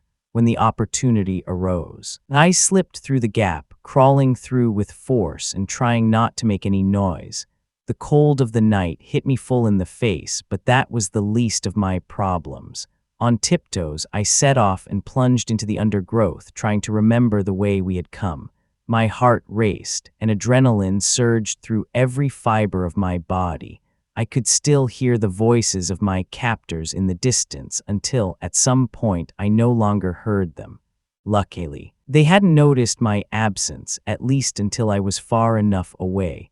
I crept through the forest in the darkness, practically aimlessly. I just tried to find my way as best I could. I don't know how long I walked through the vegetation, probably hours. I was thirsty and my muscles burned. But at some point, I started to see lights passing by and heard the unmistakable sound of cars on a road. When I emerged from the forest, I recognized a wide main road with many cars on it. Without thinking, I ran into the roadway, waving my arms and asking for help. Almost immediately, a truck with an elderly couple stopped. They widened their eyes when they saw me and quickly let me in. On the way, I tried to explain to them in my broken Spanish what had happened, and they took me to the nearest police station. Luckily, one of the officers on duty spoke English, so I could finally file a report. I had nowhere to stay for the night, as all my belongings had been left behind in the guest house in the village. so I stayed at the station. Fortunately, the police managed to retrieve my belongings. They were still there, as was Amara. However, she managed to escape a few minutes before the patrol cars arrived. Unfortunately, neither she nor my captors were caught. The police told me, however, that I had been very lucky to escape. Most likely, it was a dangerous human trafficking mafia active in the area that they had been monitoring for months. Thank God I returned safely to my country, but I never heard from Amara again. Furthermore, I filed a formal complaint in my home country in case she ever sets foot on U.S. soil again, so that she ends up behind bars. I cannot put into words how grateful I am to have survived this experience. I am sure it was more than just luck. It was divine providence that allows me to tell my story here. I am convinced that God heard my prayers and pulled the strings so that I could escape this hell unharmed. Now I just want my story to serve as a warning. Be very careful with the people you trust, because as the saying goes, don't judge a book by its cover. Never ignore your intuition. If you are in a place and something inside tells you that you shouldn't be there, then run away. It could save your life.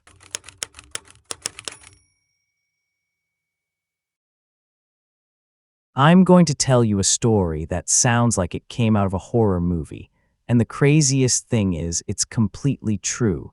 Imagine the man you thought would never hurt you, the man you shared almost 10 years of your life with, becomes your worst nightmare. Sounds terrible, right? But the worst part is it happens more often than people think, and it happened to me too.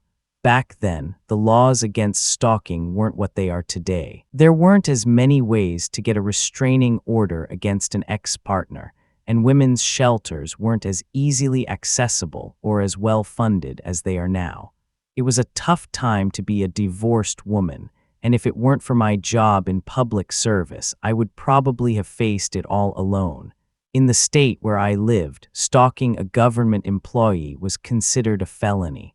So, in a way, I had state police officers as my bodyguards. They were great. They escorted me to my car and patrolled my office. But there was a problem. They couldn't follow me home, to where I was alone with my 2 small children who didn't understand why their father was so angry and where I was more vulnerable than anywhere else. It all started when my ex decided he wanted a divorce. We had already been living separately for a while, and when the papers arrived, I had already mentally detached myself from the relationship. It had been a dysfunctional, abusive marriage, and apart from my children, I had lost more than 9 years of my life to a narcissist who seemed to take pleasure in my suffering. He thought I would fight the divorce. I wouldn't be able to fight back and would somehow want him back. But no, I signed those papers without hesitation and sent them to court. Had he paid more attention to our lives before the separation, he would have seen that I had received 2 promotions in 6 months and was earning a few thousand more than he was. So I wanted neither alimony nor anything else. I just wanted him out of my life once and for all. But when he learned that I would not contest the divorce and would accept it without objection, chaos erupted.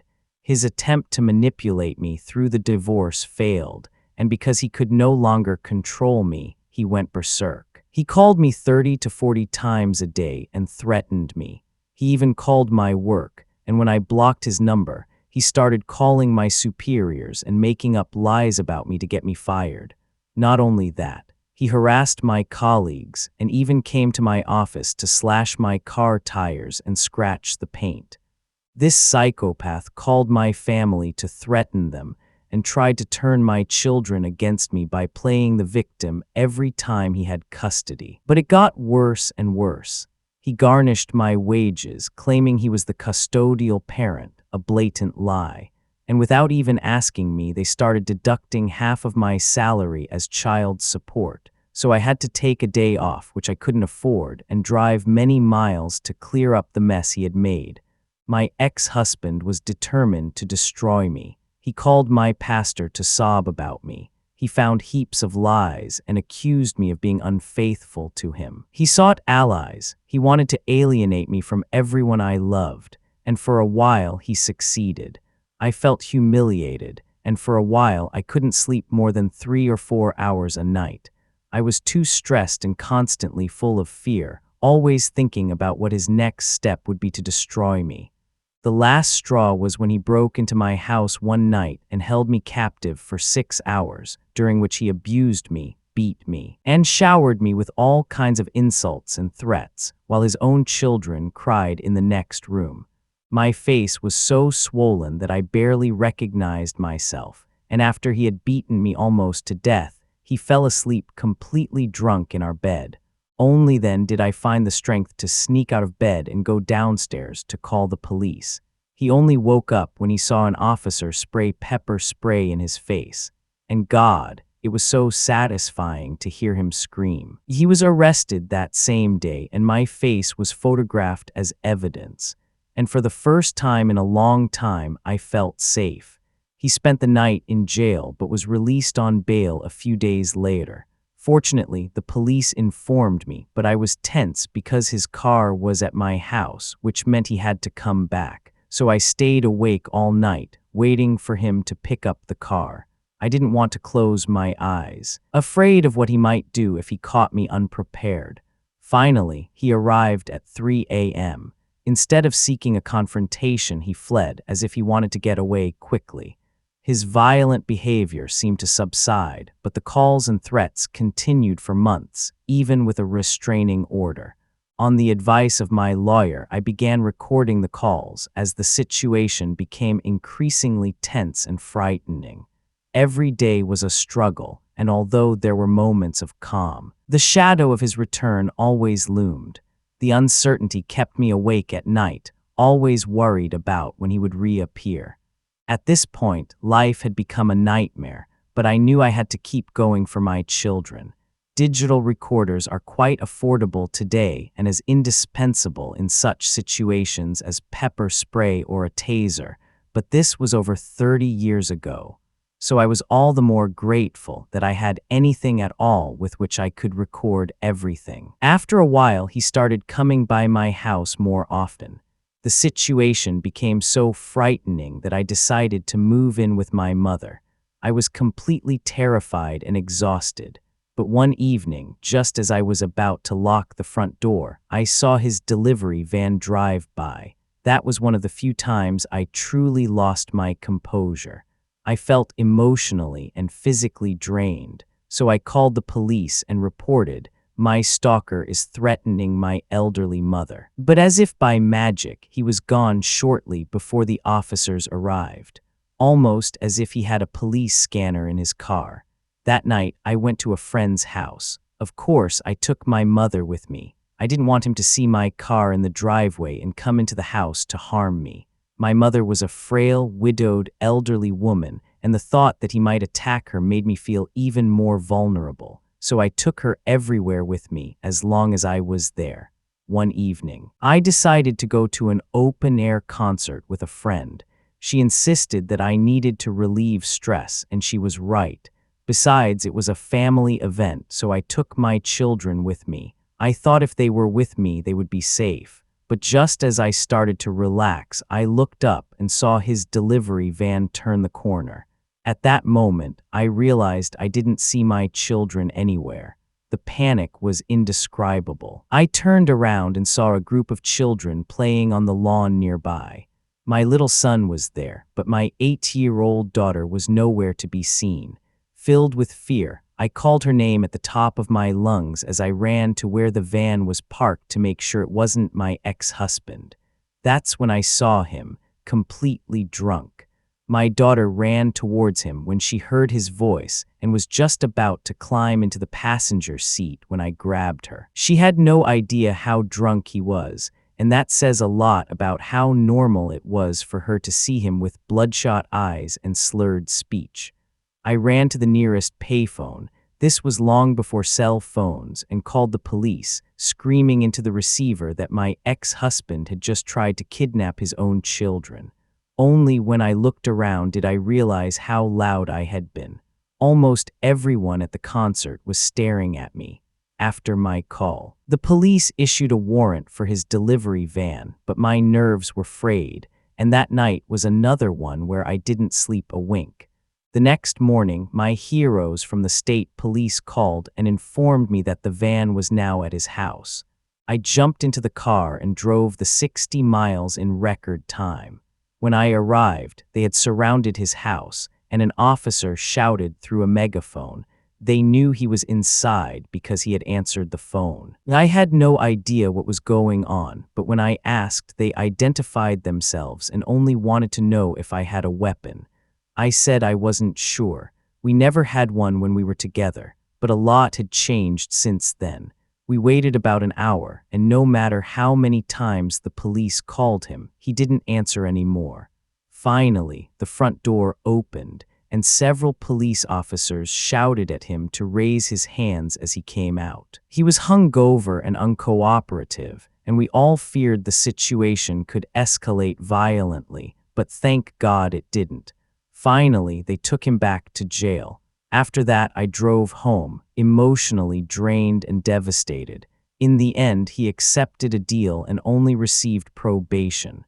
However, I believe that this second encounter with the police shook him up. On the path he was on, it could only end in death or prison, and apparently, that finally made him realize that he needed help.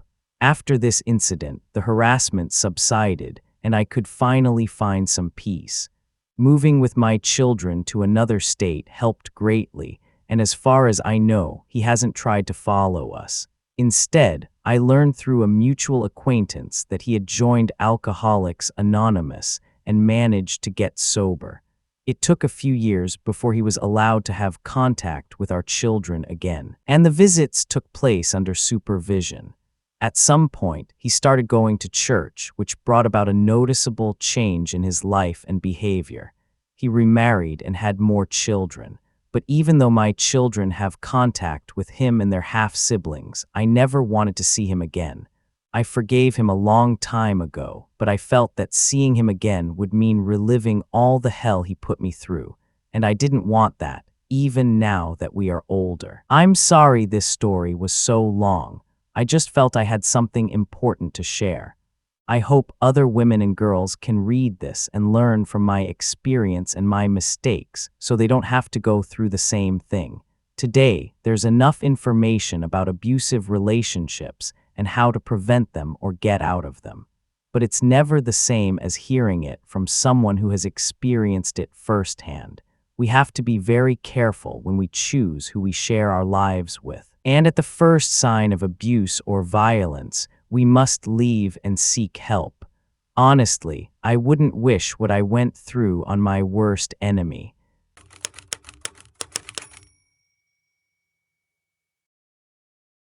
It began during a difficult time in my life when I was 11, right when my parents decided to separate. It wasn't an easy divorce, and emotions and changes swirled around us. My mother quickly had to move into a small house outside our school district, while my father kept the family home in the neighborhood. This is relevant because, while both my brothers decided to stay with my father, my cousin, who had lived with us almost his entire life, and I decided to move in with my mother. The problem was that my mother's new house, as I said, wasn't in the school district, which meant there were no buses that could take us to school. So the plan was for her to drive us to school in the mornings before work, and after school, we would then take the bus to my father's house and spend a few hours there until she finished work and picked us up. With that out of the way, let's get to what really matters. In our neighborhood, there was a nice group of kids we got along well with. We always hung out together and took the bus to school. And after school, we also met up and even tried to build huts in a place we called the Ivy Corner, a small patch of woods that could be entered through an opening at the end of a cul-de-sac. Later in the story, this place will become important. This was our daily routine, until one day a new family moved into the neighborhood, and with them, their son Ethan. Ethan had brown, somewhat longer hair. He was also a rather scrawny boy. We first met him on the school bus, and since we were curious, we immediately wanted to talk to him. At first, he gave us a strange feeling, but honestly, he then seemed like a perfectly normal kid, and he blended in pretty well with the other neighborhood kids. Gradually, it became common to see Joshua, Kelly, Drew, Evan, and Ethan together, either as a group or in different constellations. As we got to know him better, we learned that he had gone to our school before, but had been expelled for throwing a school desk at a teacher, and that they had only allowed him back this year. At the time, we took it as a prank by a difficult child, but in hindsight, I know that should have been a big red flag. The truth is Ethan, Drew, and I became quite close. I would say closer than with the other boys. I considered him a friend and not just another neighborhood kid to play with, which is why we didn't immediately turn our backs on him after something happened later. I must say that I wasn't there when it happened, but I later learned about the incident from my friends. One day, Drew and I got on the bus, and I immediately noticed that Ethan wasn't there. We always sat together, so I assumed he was absent, and Drew sat in his usual spot next to me. That's when Kelly and Evan, who always sat near us, started talking about something that had happened at school, and Drew and I quickly chimed in to find out what it was about. It turned out that apparently not long after Drew and I left for my mother's, Ethan had invited Kelly, Evan, and Joshua to his house. I don't remember now what exactly preceded it or what exactly happened, but the fact is that this meeting ended with Ethan chasing Joshua all the way to his house, machete in hand, threatening to cut off his head. Joshua lived on the other side of the neighborhood, and when he finally arrived home, his mother, who heard the sound of his screams, which could be heard all down the street, decided to go out and see what was going on. However, when she went out to help her son, Ethan chased both of them into the house, machete in hand. But the most frightening thing about it was that, according to Joshua, he was laughing like a madman and had a completely insane look on his face as he threatened them with the machete, threatening to kill them, as if he enjoyed the terror he instilled in them. Finally, amidst the chaos, the neighbors called the police, but honestly, I don't know what happened after that, except that Ethan was absent from school for a few days, and when he returned, he acted as if nothing had happened. After this incident, the other children in the neighborhood began to distance themselves from him, especially Joshua, for obvious reasons, whom I never saw talking to or near Ethan again and who could blame him. Nevertheless, despite what he had done, I felt a little sorry for Ethan, and my naivety made me believe it was just a prank that had gotten out of hand. But boy, how wrong I was. In hindsight, I truly believe that after this incident with Joshua and his mother, something in Ethan changed, as if something had been triggered in his mind. The fact is, I started talking to him again and remained his friend, despite the rejection of everyone else. However, it wasn't long before things spiraled out of control. Soon after, we were sitting on the bus as usual, and I was talking to Ethan as we always sat next to each other. Suddenly, he pulled a pencil out of his pocket and without warning tried to stab me with it. He didn't just try. He actually wounded me in the neck. Luckily, it was only a superficial wound, but it left me completely stunned. The craziest thing about it is that Ethan laughed about it as if it was the funniest thing in the world. I was very upset, but more than anything else, I was scared. I couldn't believe what he had just done. At that moment, I knew that he wasn't a real friend, but that in truth, he was dangerous. So I decided to change seats. When I got off the bus a few minutes later, I felt like I had to tell the driver what had happened. So I did, but I never should have. To this day, I believe that decision was the trigger for all the chaos that followed. After that, Ethan was suspended from the bus for a few days, and when he came back, they made him sit at the very front, far away from me. He knew it was me who had snitched on him, because every time I walked past him to get off the bus, he would look at me with an expression that I can only describe as pure evil. He cursed at me, called me a tattletale, and threatened to get me back. I was scared. I had never felt such fear. A few days later, all the kids in the neighborhood decided they wanted nothing more to do with Ethan and stopped talking to him. I wish I could say the same about myself, but despite everything that had happened, I was a very naive and foolish child. Finally, Ethan sent me a message apologizing and asking if Drew and I wanted to hang out, and I don't know why, but we ended up agreeing. Ethan mentioned that he and some of the other kids were going to the Ivy Corner to build huts, and that's what finally convinced us because we thought the others would be there too, so we went to his house, which was just around the corner. When we arrived, we rang the doorbell, and he opened the door with a smile. Next to him were some tools. He picked them up and told us to follow him to La Enradera. The moment he opened the door, his demeanor gave me a bad feeling. But for some dumb reason, I still hoped that everything would be normal once we got there and saw the other kids, so we followed him. A little later, we reached the small opening of La Andrita and went inside. To get to the small pond, you had to go down a somewhat steep slope and through some bushes. And you can imagine my surprise when I realized that no one else was there. At that moment, I turned to Ethan, who just laughed. "They're probably running late," he said. "Let's get started." Both Drew and I were nervous, and I suppose Ethan sensed that. "Hey, let's look for some branches and logs to build huts," he said, pointing towards the pond. I nodded, and we walked in that direction. But about 10 or 15 seconds after I started walking, an overwhelming urge to turn around came over me, and for that I will never stop thanking God. Ethan stood there, walking towards the distracted Drew, and picked up a large stone.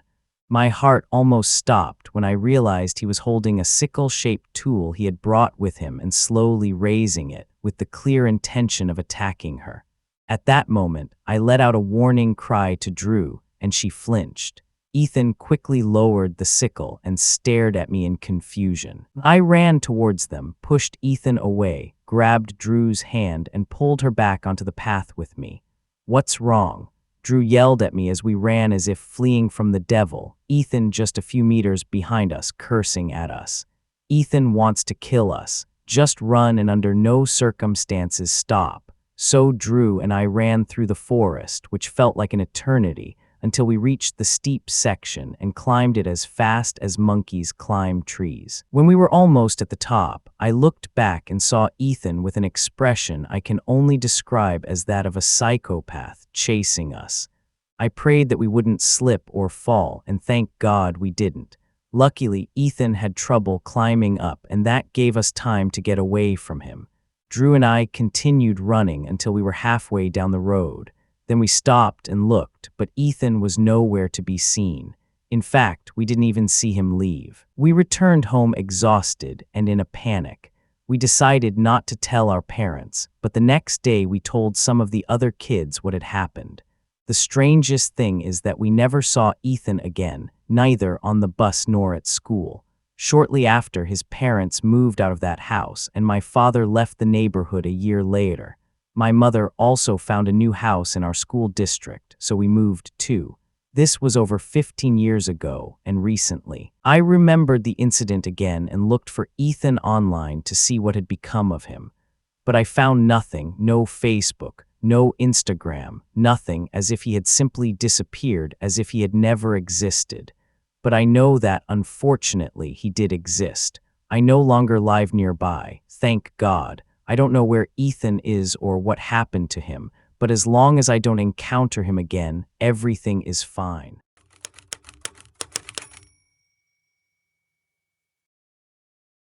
I remember vividly the moment I took over this case. A young man had disappeared in a remote forest area. Local police had searched for him without success, and I was called in to take over the case.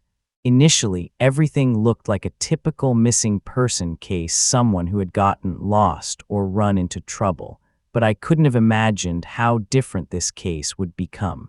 As I reviewed the files, I noticed that the young man had been well prepared. He had left a precise plan of his route, was an experienced hiker, and didn't seem to have taken any risks. Yet, something about this forest disturbed me. The locals had told stories that didn't fit the reports, rumors of people vanishing without a trace, and inexplicable noises heard in the darkness. I decided to investigate the area myself. The hikers' last known whereabouts were deep in the forest, far from the usual hiking trails. The forest was dense and silent, almost oppressive. I'm not a man who believes in the supernatural, but it was hard to ignore the eerie feeling that came over me when I entered the forest. It was as if the forest was watching me. I began to methodically search the area. At first, everything seemed normal, no signs of a struggle, no obvious indications of an accident.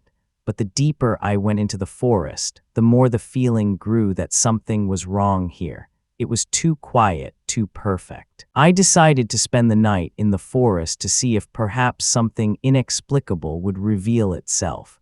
But nothing could have prepared me for what happened that night.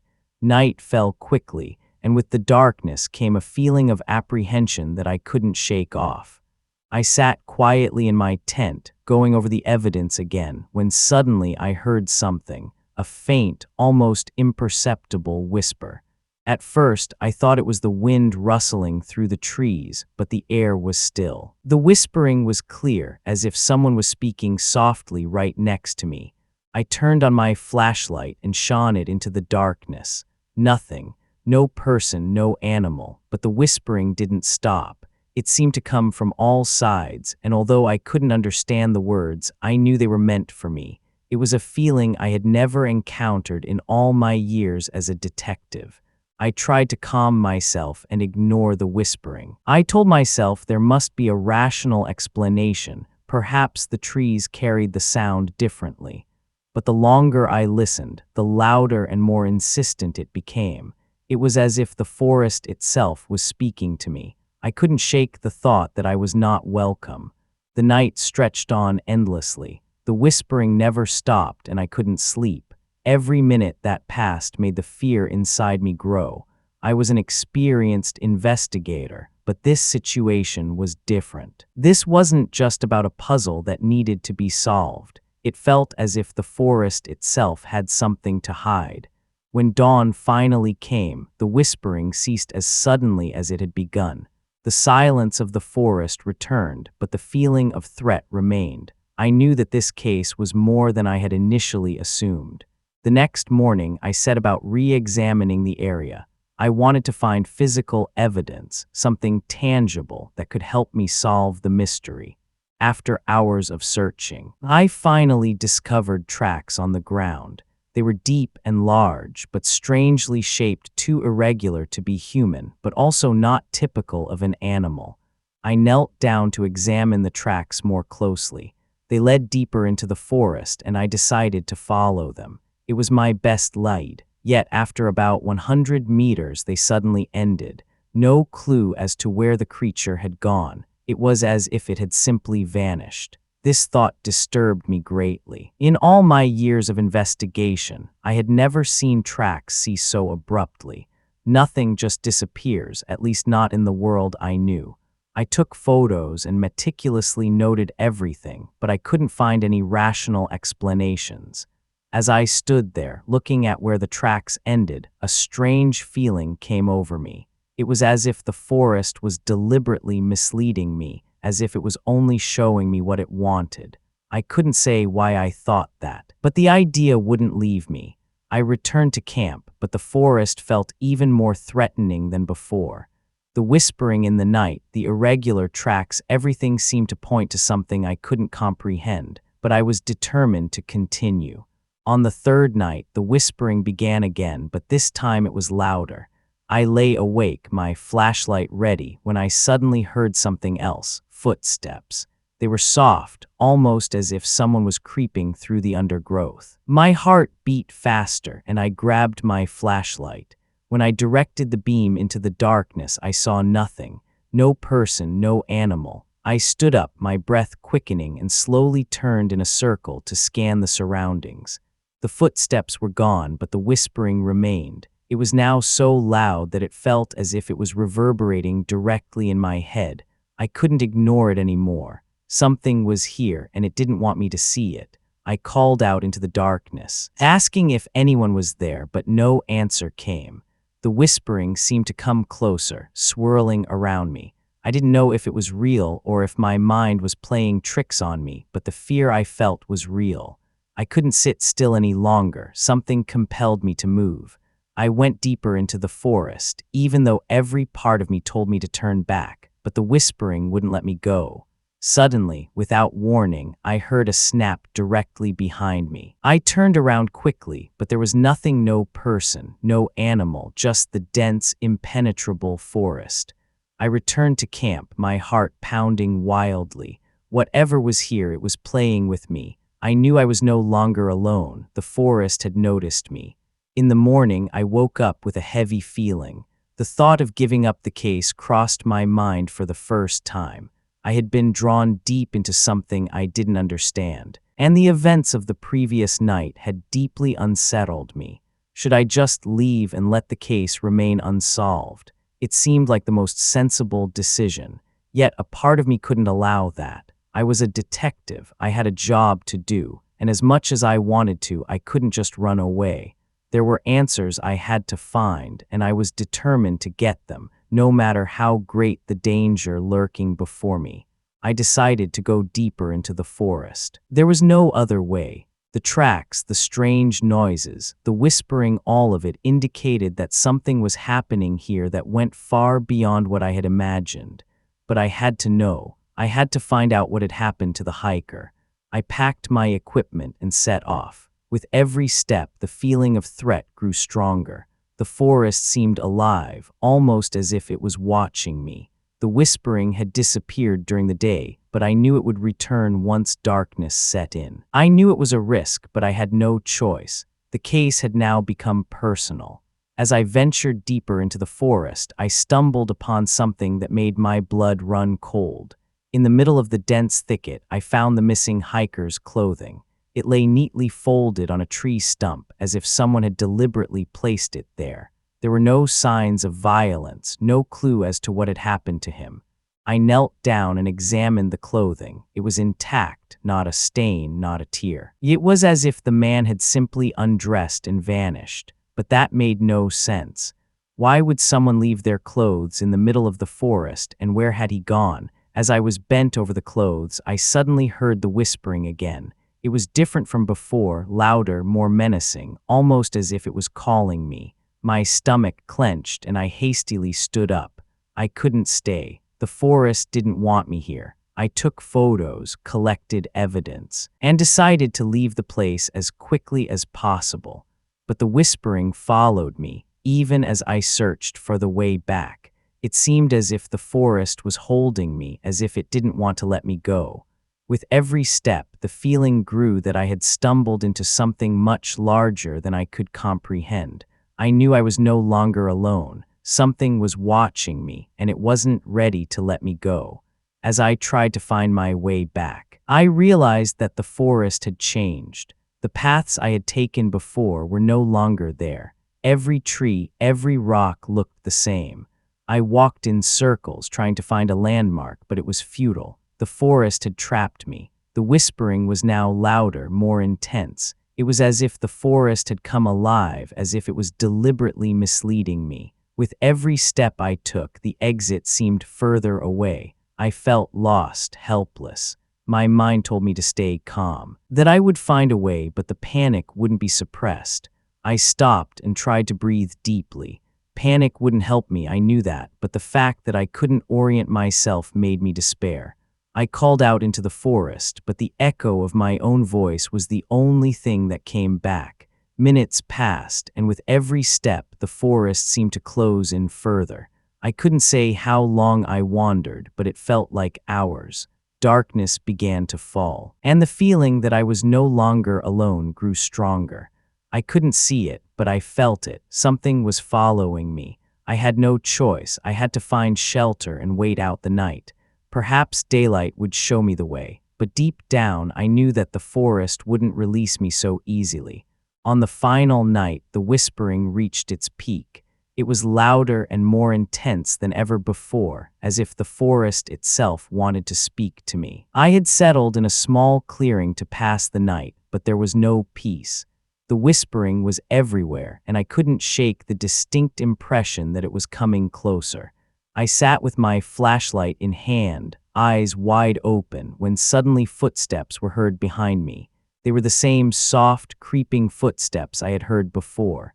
This time, however, they were closer, as if something was moving directly towards me. My heart pounded, and I turned around, but there was nothing. I called out into the darkness again, but no answer came. The footsteps ceased, but the whispering remained. It was now so loud that I could barely think straight. It was as if the forest was taking over my thoughts, as if it wanted me to do something. But what? Then suddenly I saw it, a figure just a few meters away from me, hidden in the shadows. It stood still, motionless, yet I knew it was watching me. The whispering grew louder, almost deafening, and I couldn't breathe. The figure came closer, slowly, inexorably. I knew this was the moment I had to go. Without hesitation, I grabbed my things and ran. I ran through the forest, stumbling over roots, but I couldn't stop. The whispering pursued me, seeming to echo in my mind. I ran until I finally reached the edge of the forest. I had escaped, but the whispering remained in my head, and to this day I wonder what it truly was that pursued me that night. Back in the city, I didn't feel safe. Even though I had escaped the forest, I had the eerie feeling that a part of me was still there.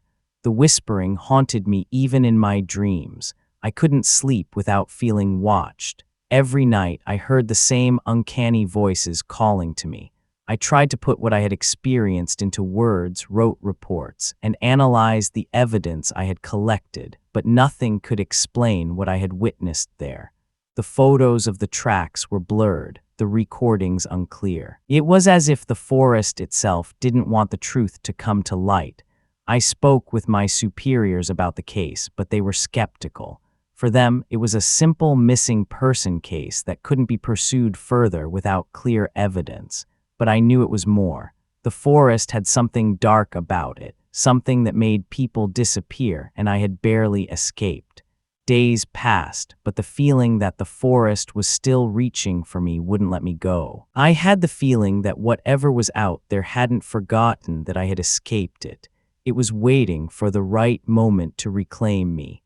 Eventually, I started to neglect my work. I couldn't concentrate, couldn't stop thinking about the whispering. It was everywhere in my thoughts, in the sounds around me. I knew I would have to go back soon to solve the mystery once and for all. One evening, as I sat in a bar on the outskirts of town, I met an old man who spoke directly to me. "You saw it, didn't you?" His words surprised me. I hadn't told him anything about my case, yet he seemed to know exactly what was on my mind. "The forest, it takes what belongs to it," he said softly, never taking his eyes off me. I was shocked. "What do you mean?" I asked, though I already suspected the answer. The old man leaned back and sighed. "Many have disappeared there, and none have ever returned. The forest doesn't let them go. Whatever lives there, it's older than us. It hates intruders." A shiver ran down my spine. The old man spoke of vanished hikers, of people who had left traces in the forest but were never found. "Your colleague," he began, "he's part of it now, and if you go back, the forest will take you too." His words hit me hard. I had suspected it, but now someone had articulated what I hadn't dared to voice. The forest had taken my colleague, and there was no way to bring him back.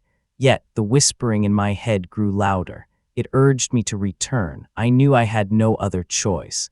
I left the bar with a feeling of helplessness. The old man had given me no answers, only grim premonitions, but deep inside I knew I would return soon, no matter what awaited me there.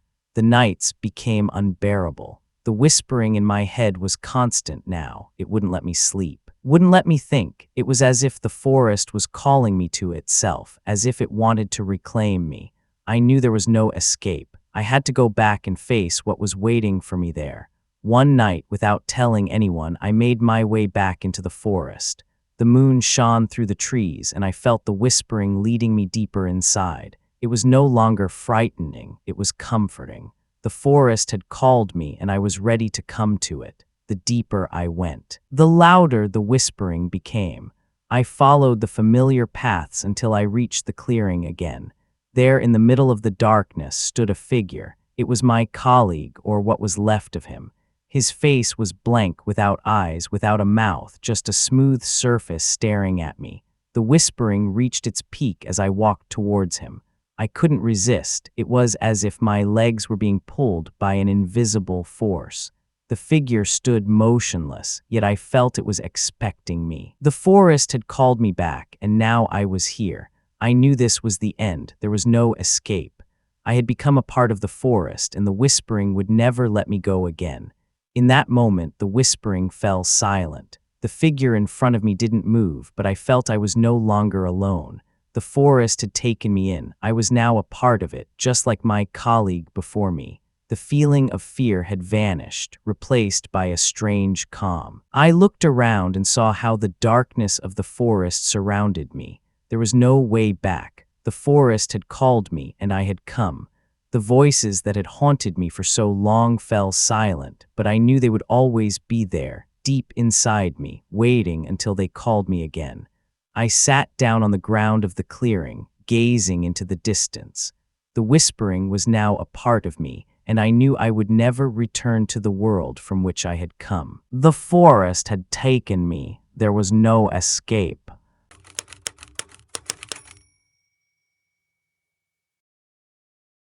I had just hung up my jacket and sat down in the armchair when the telephone rang.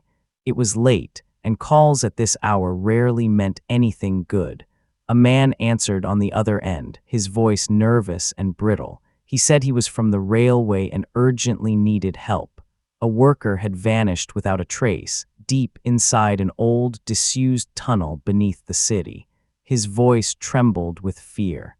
I had dealt with strange missing person cases before, but the man's description sent a shiver down my spine. The tunnel had been closed for decades, yet someone had dared to venture in. Now, the worker, who was only routinely securing the area, was gone, no trace, no sound, nothing. I could hear the tremor in his voice as he mentioned they had heard strange noises from inside just before the man disappeared. My curiosity was piqued.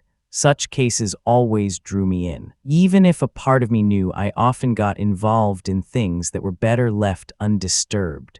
But this call felt different, more urgent, more dangerous. Without further thought, I packed my flashlight, a recording device, and set off for the meeting point.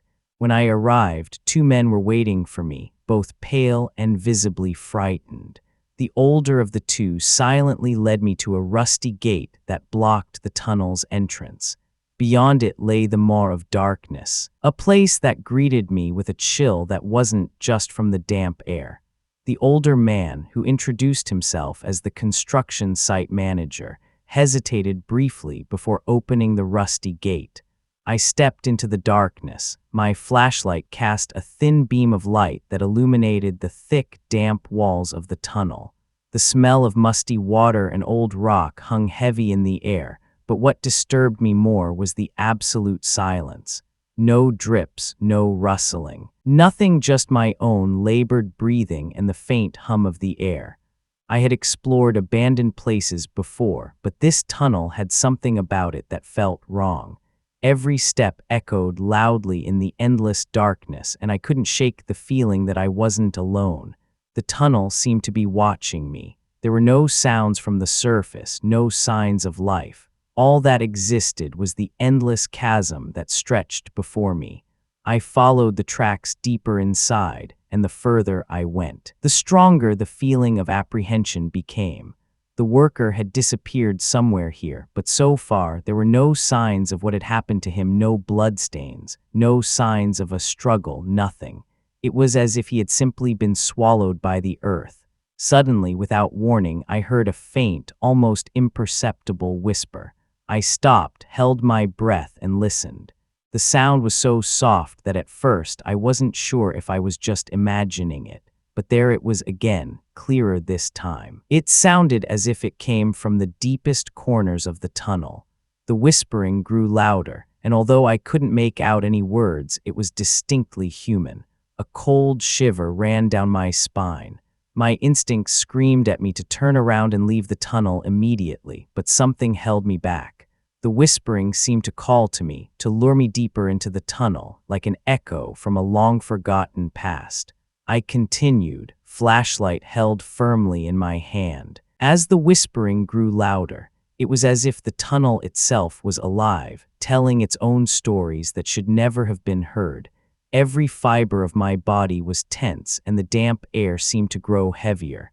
Somewhere out there, deep in the darkness, something was waiting for me. Suddenly, I felt a movement in the corner of my eye. I spun around lightning fast, but my light only caught emptiness. Yet, I was sure something had been there, something moving in the dark, just outside my field of vision. I called out the missing worker's name, but my voice only echoed eerily with no reply. Nothing. I knew it was dangerous to continue, but I was too deep now to turn back. Something inside me wanted to find the truth, no matter how horrifying it might be. Every step deeper into the tunnel felt like I was traveling back in time, to an era when this place was alive. But now, it seemed only to be a tomb waiting for its victims. Suddenly, without warning, a terrible sound broke the silence. It was a dull crash, followed by a scraping, unnatural noise, as if something heavy was being dragged across the floor.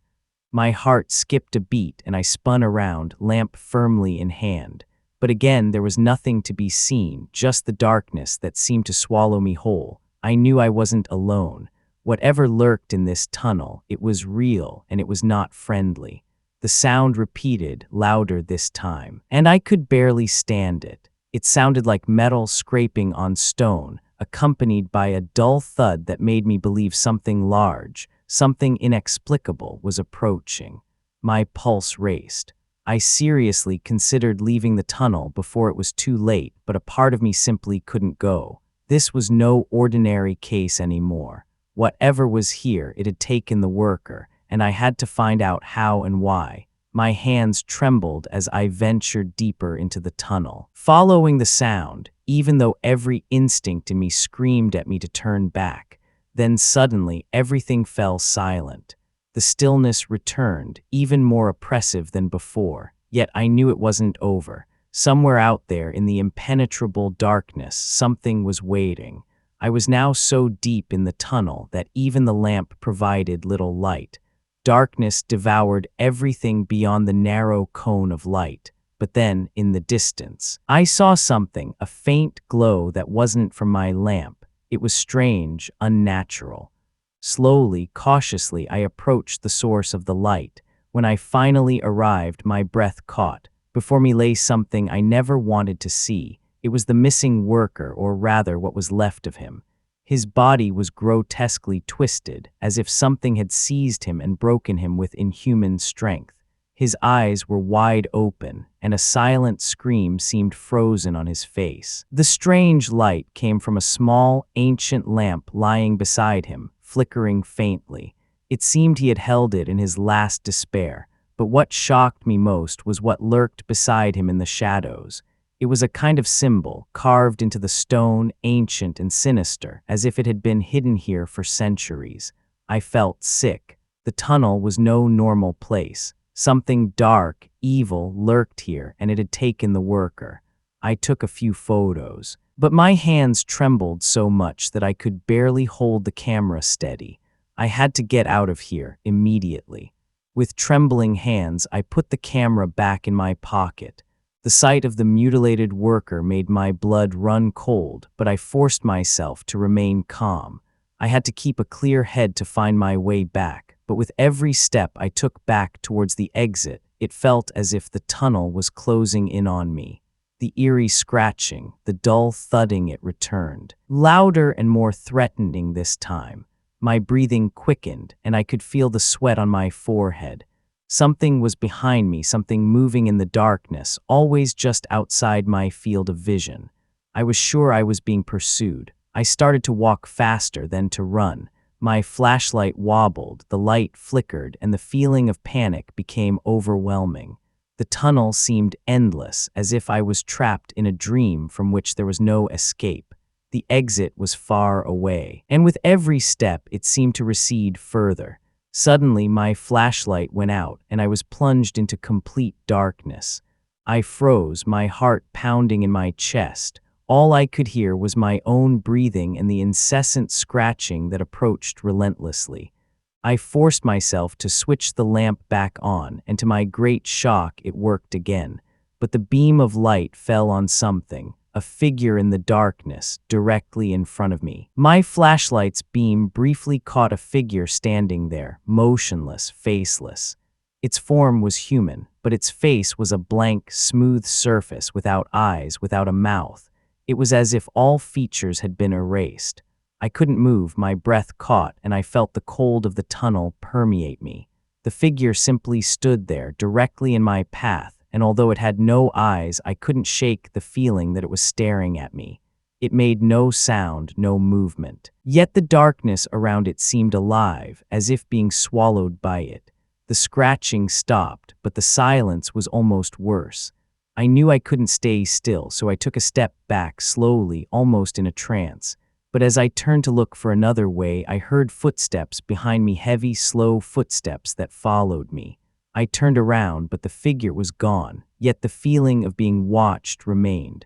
I ran on, my flashlight held firmly in my hand. There was no clear thought left in my head, only the urge to escape this cursed tunnel.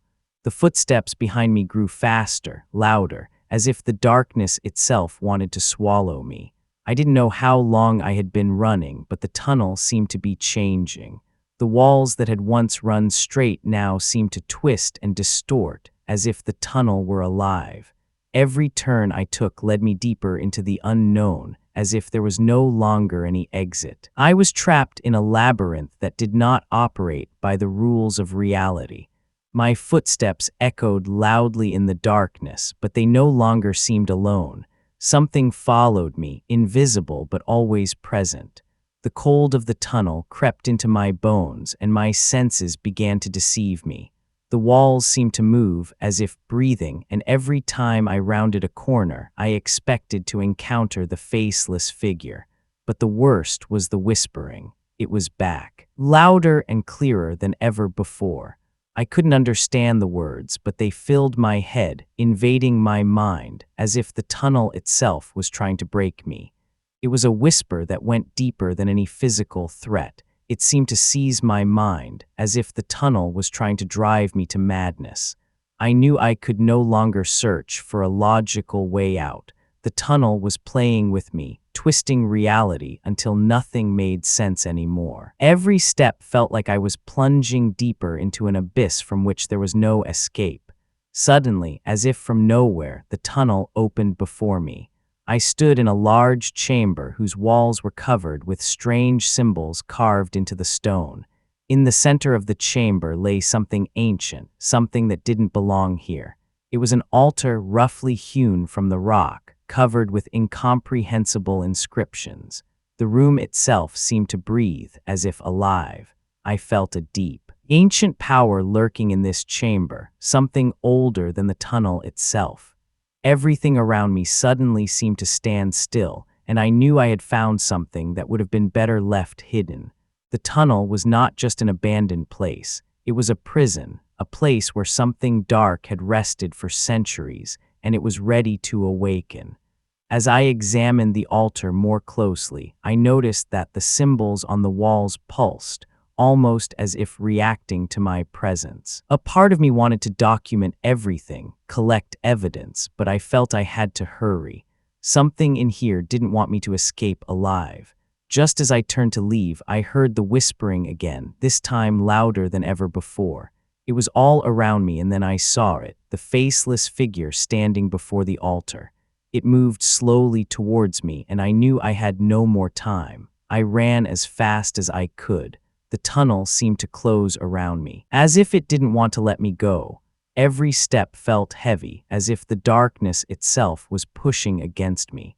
The whispering was everywhere, filling my head, allowing no clear thoughts. There was only one escape: find the exit before it was too late. My flashlight flickered and finally went out. Now I was completely engulfed in the darkness that enveloped me like a living entity. Yet I couldn't stand still. Something was pursuing me, something I couldn't see, but whose presence I felt. It was close, so close that I could feel the cold sensation of breath on my neck.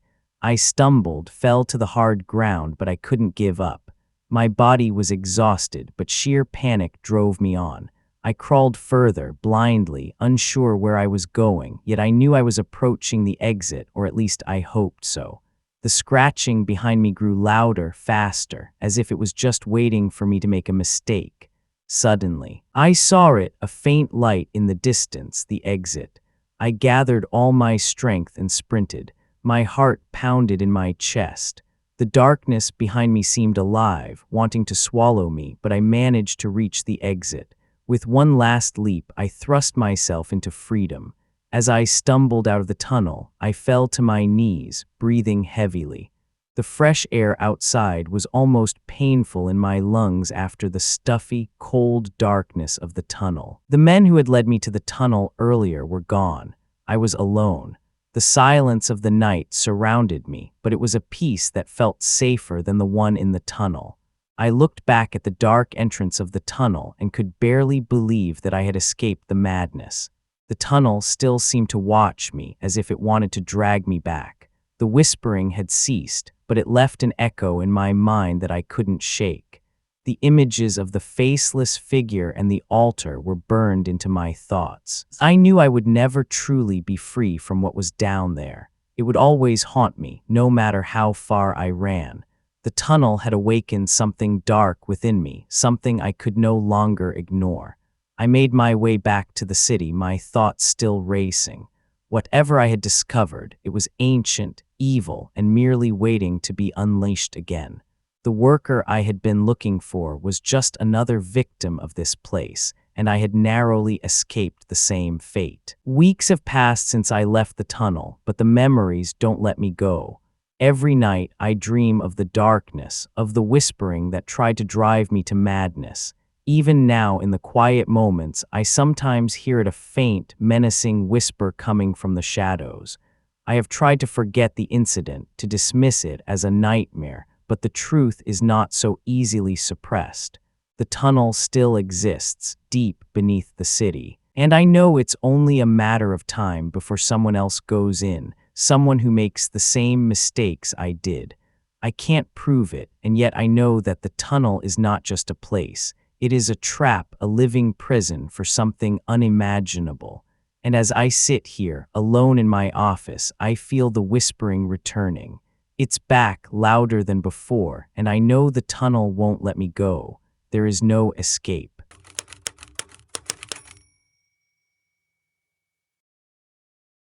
It was a rainy afternoon when the call came into my office. The voice on the other end belonged to a mother, utterly distraught and panicked. Her son, an 8-year-old boy, had been missing for 2 days without a trace.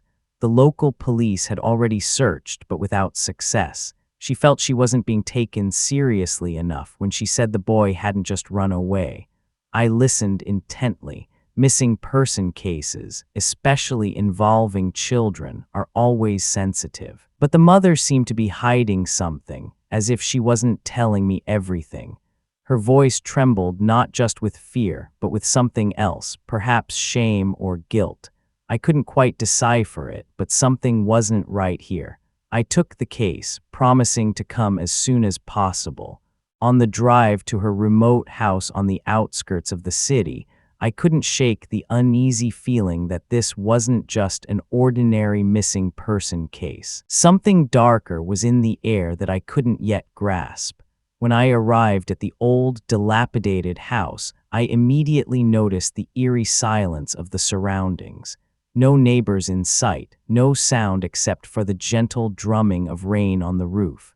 The mother opened the door, her eyes red from crying, but something about her gaze was different. She looked not only exhausted, but also frightened, as if she was expecting something.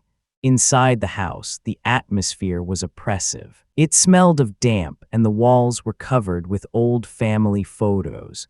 The boy, Paul, smiled in many of these pictures, a cheerful child whose disappearance made everything even more incomprehensible. I sat opposite the mother and began to ask my questions. She was nervous, constantly rubbing her hands as if trying to calm herself. "When did you last see Paul?" I asked quietly. She told me he had been playing in his room the night before. Everything was normal until she suddenly heard a strange knocking that seemed to come from the walls. When she checked on him, the window was wide open and Paul was gone. I asked if she had opened the window herself, perhaps by accident. She just shook her head and whispered, "He heard it." I asked what she meant by that, but she evaded the question. Her gaze kept drifting to an old wooden door at the end of the hallway that led to the cellar. "What do you mean?" "He heard it," I asked again, more insistently this time. Her eyes widened and she whispered, "The knocking. It had been coming for days, but I thought it would stop again. I thought it was just the wind." But it wasn't the wind, I knew that. It was something I didn't yet understand, but it made me uneasy. I decided to examine the boy's room. As I entered, I immediately noticed that it seemed untouched. His toys were neatly arranged, his bed was made, and the window was still slightly ajar. But what caught my attention was the cold. The room was significantly colder than the rest of the house, even though the window was barely open.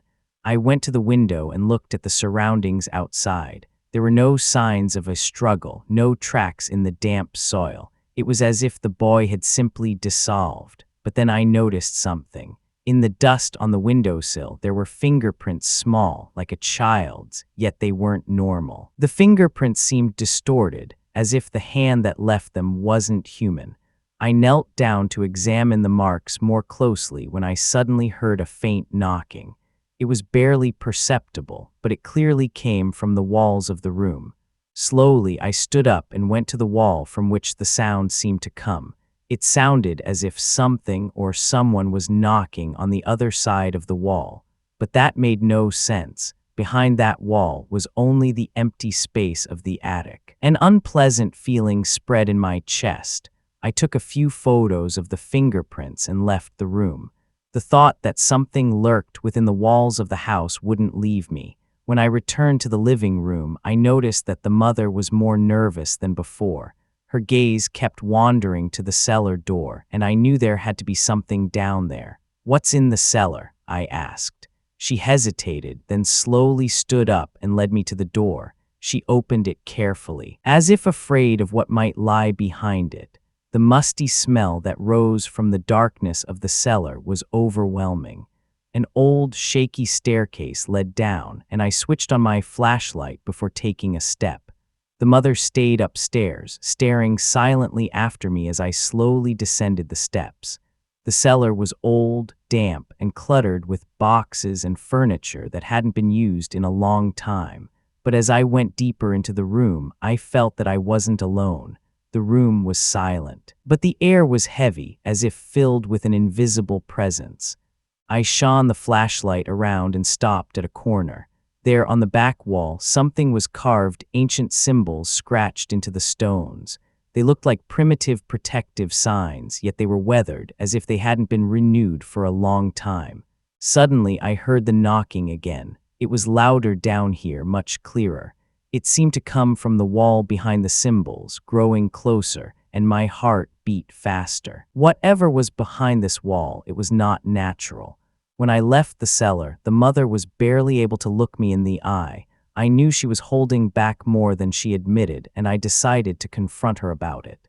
"What really happened?" I asked sharply as she nervously wrung her hands. "You know this isn't a normal case. What have you been hiding from me?" Tears streamed down her cheeks, and she began to speak softly. "It started when we moved in here," she whispered. "Paul told me he could hear something in the walls, something calling him. At first, I dismissed it as imagination, but the knocking, it got louder and louder. Then one night, I heard it too. She told me about strange dreams she and her son had been having, dreams of a figure living in the walls, watching them, calling to them. She felt that the house itself was alive, that it craved Paul. And then, when the knocking became unbearable, he had simply disappeared. I thought I could ignore it, she sobbed. I thought it would stop. I thought it would stop if I just ignored it, she whispered as tears ran uncontrollably down her cheeks. But I was wrong. It wanted him. It took him. Her body trembled as she said this. I could feel she was telling the truth, even if she didn't fully understand what was happening herself. She was convinced that the house itself was responsible for her son's disappearance. I glanced back at the cellar door. The symbols on the wall, the knocking in the walls, all of it pointed to something much larger and more sinister. This house was no normal place, and it was clear that dark forces had been at work here for a long time. But who or what was it, and why did it crave Paul? It started speaking to him in his dreams, she said suddenly, as if recalling a memory. He told me it promised to take him if he would just open the door. I always warned him never to answer, but I think he couldn't resist. The silence that followed was oppressive. It was as if the entire house was waiting for what would happen next. I knew I had to do something. It wasn't enough just to listen and ask questions. If Paul was still alive, I had to find him, and the answer lay somewhere deep within this cursed house. The cellar was the key, I knew that now. Yet, it wasn't just the cellar, it was the whole place. As if it itself was a living being waiting to swallow me as soon as I ventured too far inside. I resolved to descend into the cellar once more, this time with a clearer mind and more determination.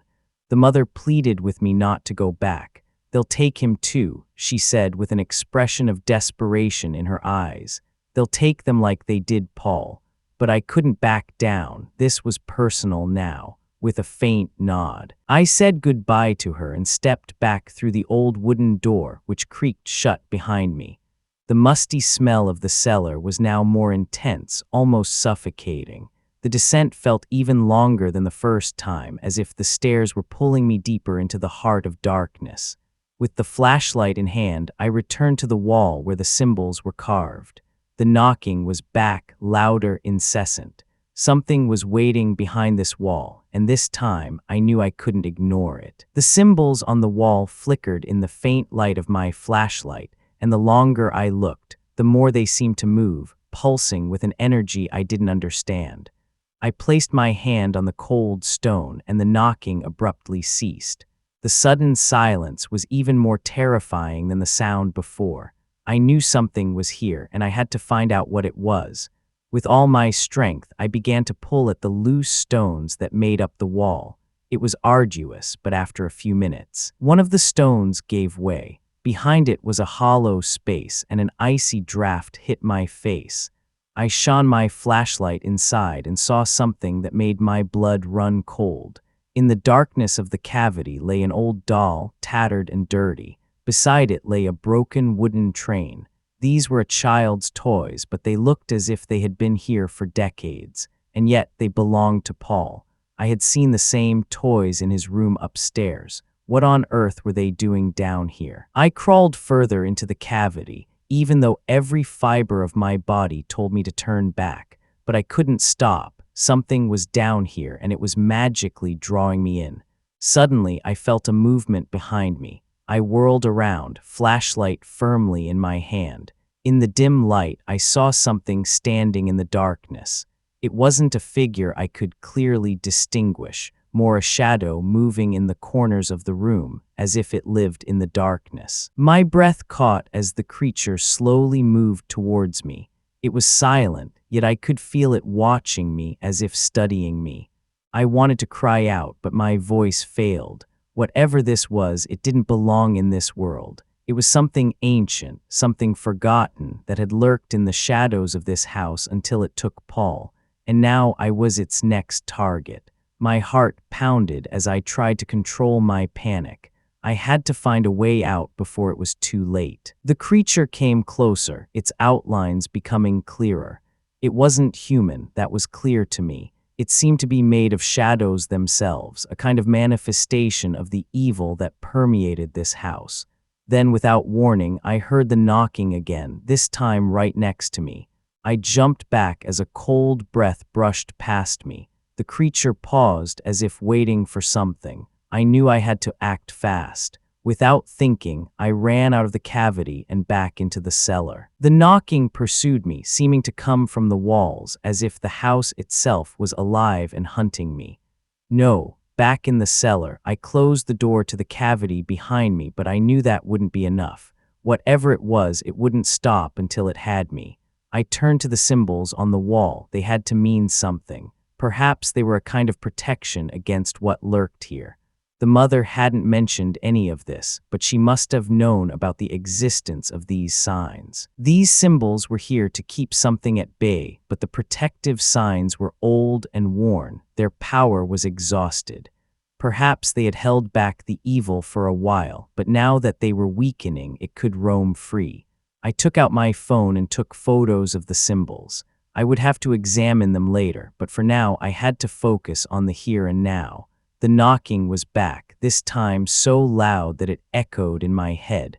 There was no doubt I was in a race against time. There had to be a way to stop the creature, but I had no idea how. The mother upstairs in the house was afraid, I knew that, but perhaps she knew more than she let on.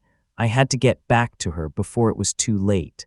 As I climbed the stairs again, I noticed that the house had changed. The air was heavy, and I could feel the presence of evil everywhere. The mother sat on a chair in the living room when I opened the door. Her eyes were wide, and she looked at me as if she knew what I had found downstairs. "You knew it all along," I said sharply, without raising my voice. "What is this? What have you done?" She looked at me, tears in her eyes, but she said nothing. I could see the guilt in her gaze, yet she remained silent. She knew that what lurked in the house was far older and more powerful than she would ever admit. "The symbols in the cellar," I continued. "They were for protection, weren't they? But they are too old. Their power is," she nodded weakly. "It took Paul because the protection is broken. It won't stop. It will take more." The silence was oppressive, and I knew it was only a matter of time before the creature would return to take us. "There's a way to stop it," I said, determined, "but you have to tell me the truth." The mother took a deep breath and finally began to speak. She told me about the dark history of the house. It was over 100 years old and once belonged to a family deeply involved in occult practices. The signs in the cellar were protective symbols derived from an ancient ritual that the family performed to keep something evil at bay. But when the family died, the ritual was never renewed. "I knew it," she said softly, "but I thought nothing would happen as long as we had nothing to do with it." But she had been wrong. The evil lurking in the walls of the house had awakened, and it had taken Paul. Now it wanted more.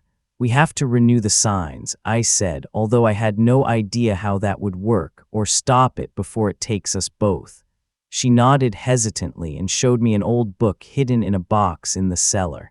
It contained instructions for the ritual, but the page with the crucial part was torn. Time was running out, and I knew we had to act. The knocking grew louder, and I could feel the creature approaching. We went back into the cellar. The book in hand, the mother was visibly frightened, but she followed me. We began to renew the old signs on the wall as best we could, but without the complete text of the ritual, it was risky. I knew it could go wrong, but there was no other choice. The knocking became deafening, and then I saw it. The creature was back, a massive, menacing figure emerging from the darkness. I felt the cold emanating from it and knew it was only seconds before it would take us. In a last act of desperation, the mother seized the book. "It wants me," she whispered, "not you." Before I could stop her, she ran directly towards the creature, which awaited her with open arms. The air grew heavy, and I could barely breathe as she vanished into the darkness, and with her the knocking fell silent. I stood there, stunned, as the cellar was once again engulfed in silence.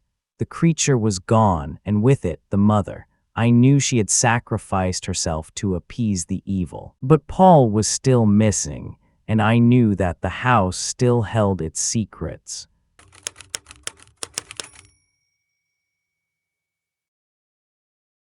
In my career as a detective, I had handled many strange cases, but nothing could have prepared me for what awaited me in this village. It was a sleepy, remote hamlet in the middle of nowhere, where time seemed to have stood still. A call from the local police had alerted me to the case. Within a few weeks, several residents of the village had vanished without a trace. What initially seemed like a simple case of missing persons quickly turned into something far more sinister. Communications from the village had abruptly ceased. No calls, no sightings. It was as if the few remaining villagers had also disappeared into thin air. The police had cordoned off the area, but no one dared to enter. There were rumors that the village had gone silent, that no sound could be heard there anymore. Curious and skeptical at the same time, I packed my equipment and set off. As I reached the village, I was immediately struck by the eerie silence. No wind, no birdsong, not even the rustling of leaves. It was as if the entire place was caught in some kind of vacuum. The village itself looked ancient, the houses made of weathered wood, the windows dark and empty. I parked my car on the edge of the village and stepped out. The air was cold, and an uncomfortable feeling settled over me like a heavy blanket. Something was wrong here. I was alone, or at least I thought I was. I began to move through the empty, fog-shrouded streets. The silence was absolute. Each of my footsteps echoed on the cobblestones, as if the ground beneath me were endless. No dog barked, no door creaked. I looked through the windows of the abandoned houses and saw nothing, no people, no signs of life, as if the village had been deserted overnight.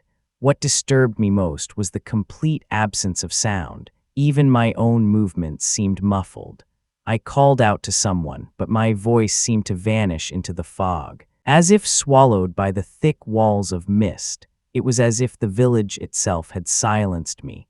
I searched the first few houses and found the same thing everywhere: abandoned furniture, left behind belongings, but no people. There were no signs of struggle or looting, yet the sudden absence of life was unnatural. I couldn't explain it, but I felt I was being watched. As I continued, I noticed something strange. Symbols carved into the walls of some houses, crude and hasty, as if left in a last-minute panic. They weren't normal signs. They looked like protective symbols found in ancient legends, yet they had something disturbing about them. I took photos and continued on my way, even though I knew I was delving deeper into the unknown. I decided to examine the village more closely, hoping to find clues about the fate of the villagers. My next destination was the village church, the only larger structure in this desolate settlement. The building was old and dilapidated, but it radiated an uncanny power. Something told me I would find answers there. When I opened the heavy wooden doors of the church, the musty smell of decay hit me. Inside, it was dark, and the few windows were covered with grime. I shone my flashlight around and saw that the church pews were empty, except for some rotting books scattered on the floor. It seemed as if the entire village had retreated here before vanishing. At the back of the church, near the altar, I discovered a trapdoor, half hidden under an old carpet. It was old, rusty, and seemed not to have been used for a long time. Yet something drew me to it. I opened the trapdoor and saw a steep staircase leading into the darkness. A musty draft rose to meet me, and I knew this was the path I had to take. With a queasy feeling in my stomach, I descended the creaking steps. At the bottom, the darkness was so dense that even the light of my flashlight illuminated only a small area in front of me. But I could hear something, a faint whisper that seemed to come from the depths of the cellar. It was the first sound I had heard since my arrival in the village. I followed the whispering deeper into the underground. The cellar beneath the church seemed larger than I had expected, almost like a labyrinth. The walls were lined with damp stones, and the floor was slippery with moisture. I moved carefully, but the whispering grew louder. It was eerie, as if the walls themselves were speaking to me, and although I couldn't understand the words, I felt they were calling to me. I went deeper into the underground vault until I finally came upon a large, open chamber. In the middle of the chamber stood a large stone on which something lay. As I approached, I realized it was a figure, a lifeless-looking form wrapped in coarse cloths. But as I drew closer, I noticed that it wasn't dead, it was breathing faintly. My heart skipped a beat. Who was this person? Was she the key to the events that had happened here in the village? Before I could ponder further, the figure opened its eyes wide, empty, devoid of all emotion.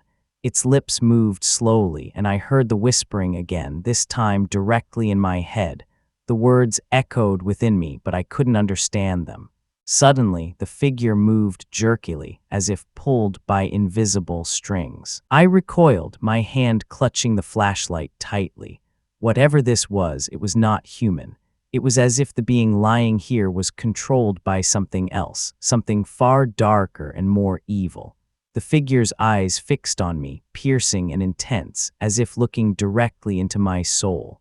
The whispering in my head grew louder, and I felt my own thoughts overshadowed by this uncanny sound. It felt as if the darkness around me was not only filling the room, but also growing within me, consuming me. I turned and ran back to the stairs, but the darkness followed me as if it had a presence of its own. I couldn't bear the whispering anymore. It was everywhere in my thoughts, in the air around me. As I reached the stairs, I looked back and saw the figure slowly rise. It moved mechanically, like a puppet pulled by strings, and came towards me. I rushed up the stairs, almost stumbling, as the whispering grew louder and louder. At the top, I slammed the trapdoor shut and pushed the old carpet over it, as if that would be enough to seal the evil below. But I knew it wasn't over. This village was not just abandoned, it was cursed. As I stepped out of the church, the silence outside was even more oppressive. The symbols I had seen earlier on the houses now seemed clearer to me. They were protective signs, ancient symbols that had been used against something, perhaps against the creature I had just seen below. But the signs had lost their effect. The evil was free. I knew I had to dig deeper to find the truth. The villagers had disappeared, but why? And what was that presence in the catacombs beneath the church? I decided to go to the mayor's house. If anyone had information about the village's past, it would be him. The mayor's house was the largest building in the village, but it looked deserted like the rest. Inside, I found old records, yellowed papers that were barely legible. But what I discovered was disturbing. Over 100 years ago, this village had been the scene of a dark ritual. A cult had tried to summon an ancient power to save the village from a famine. But the ritual had gone wrong. Instead of receiving help, the cult had unleashed something evil, a presence that had haunted the village ever since. The villagers had never renewed the ritual, fearing to fail again. Instead, they had placed protective signs on their houses, hoping to keep the darkness at bay. But with time, the signs weakened, and the evil began to spread again. I had the feeling that what I had seen in the catacombs was the last remnant of this failed ritual, and now it was awake. The more I learned about the village's history, the more I felt I was in danger. The whispering I had heard in the church wouldn't leave me. It seemed to follow me even after I left the mayor's house. Every step I took was accompanied by this uncanny sound, as if the darkness was watching me, waiting for the right moment to strike.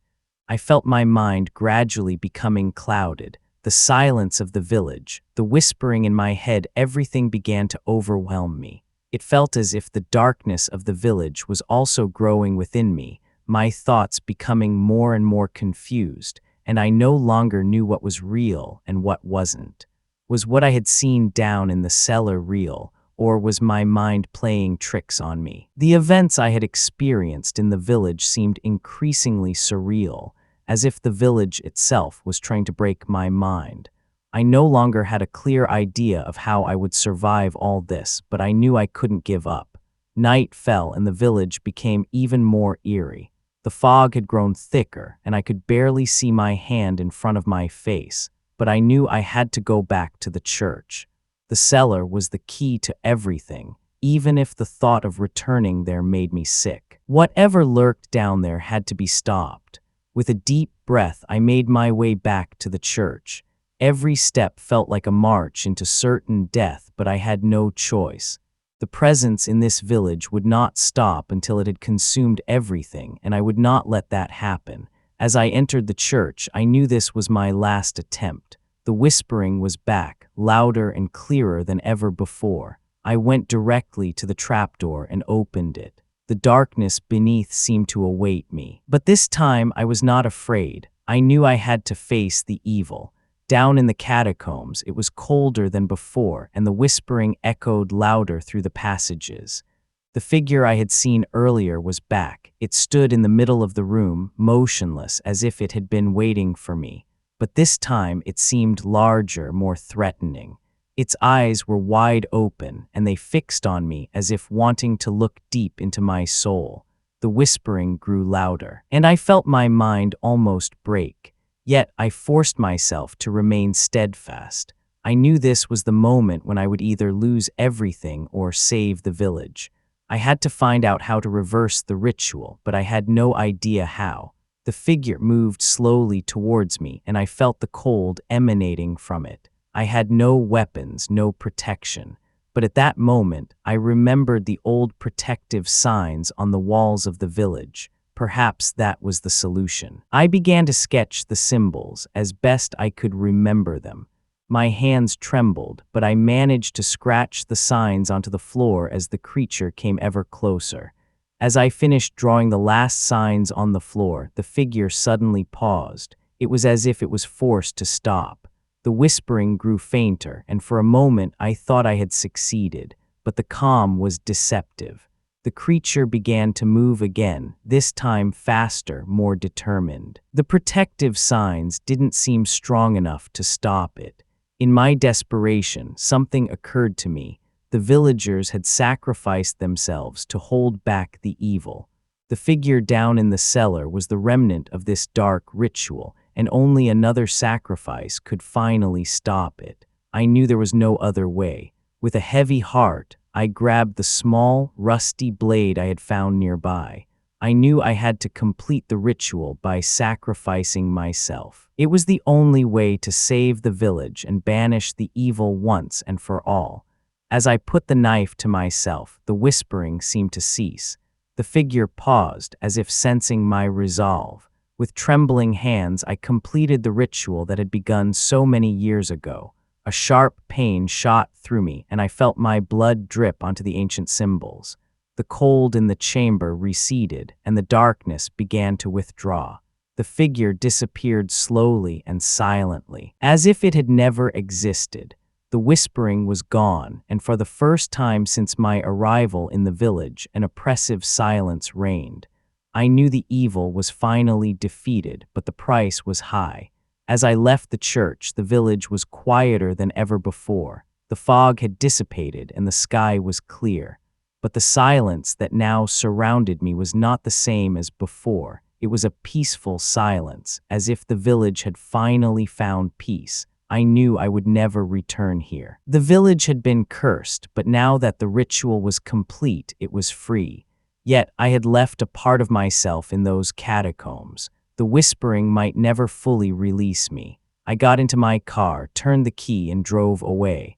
The village disappeared behind me, a relic of the past that was better forgotten. But in the distance, as the wind rustled through the trees, I thought for a brief moment I heard the faint whispering again.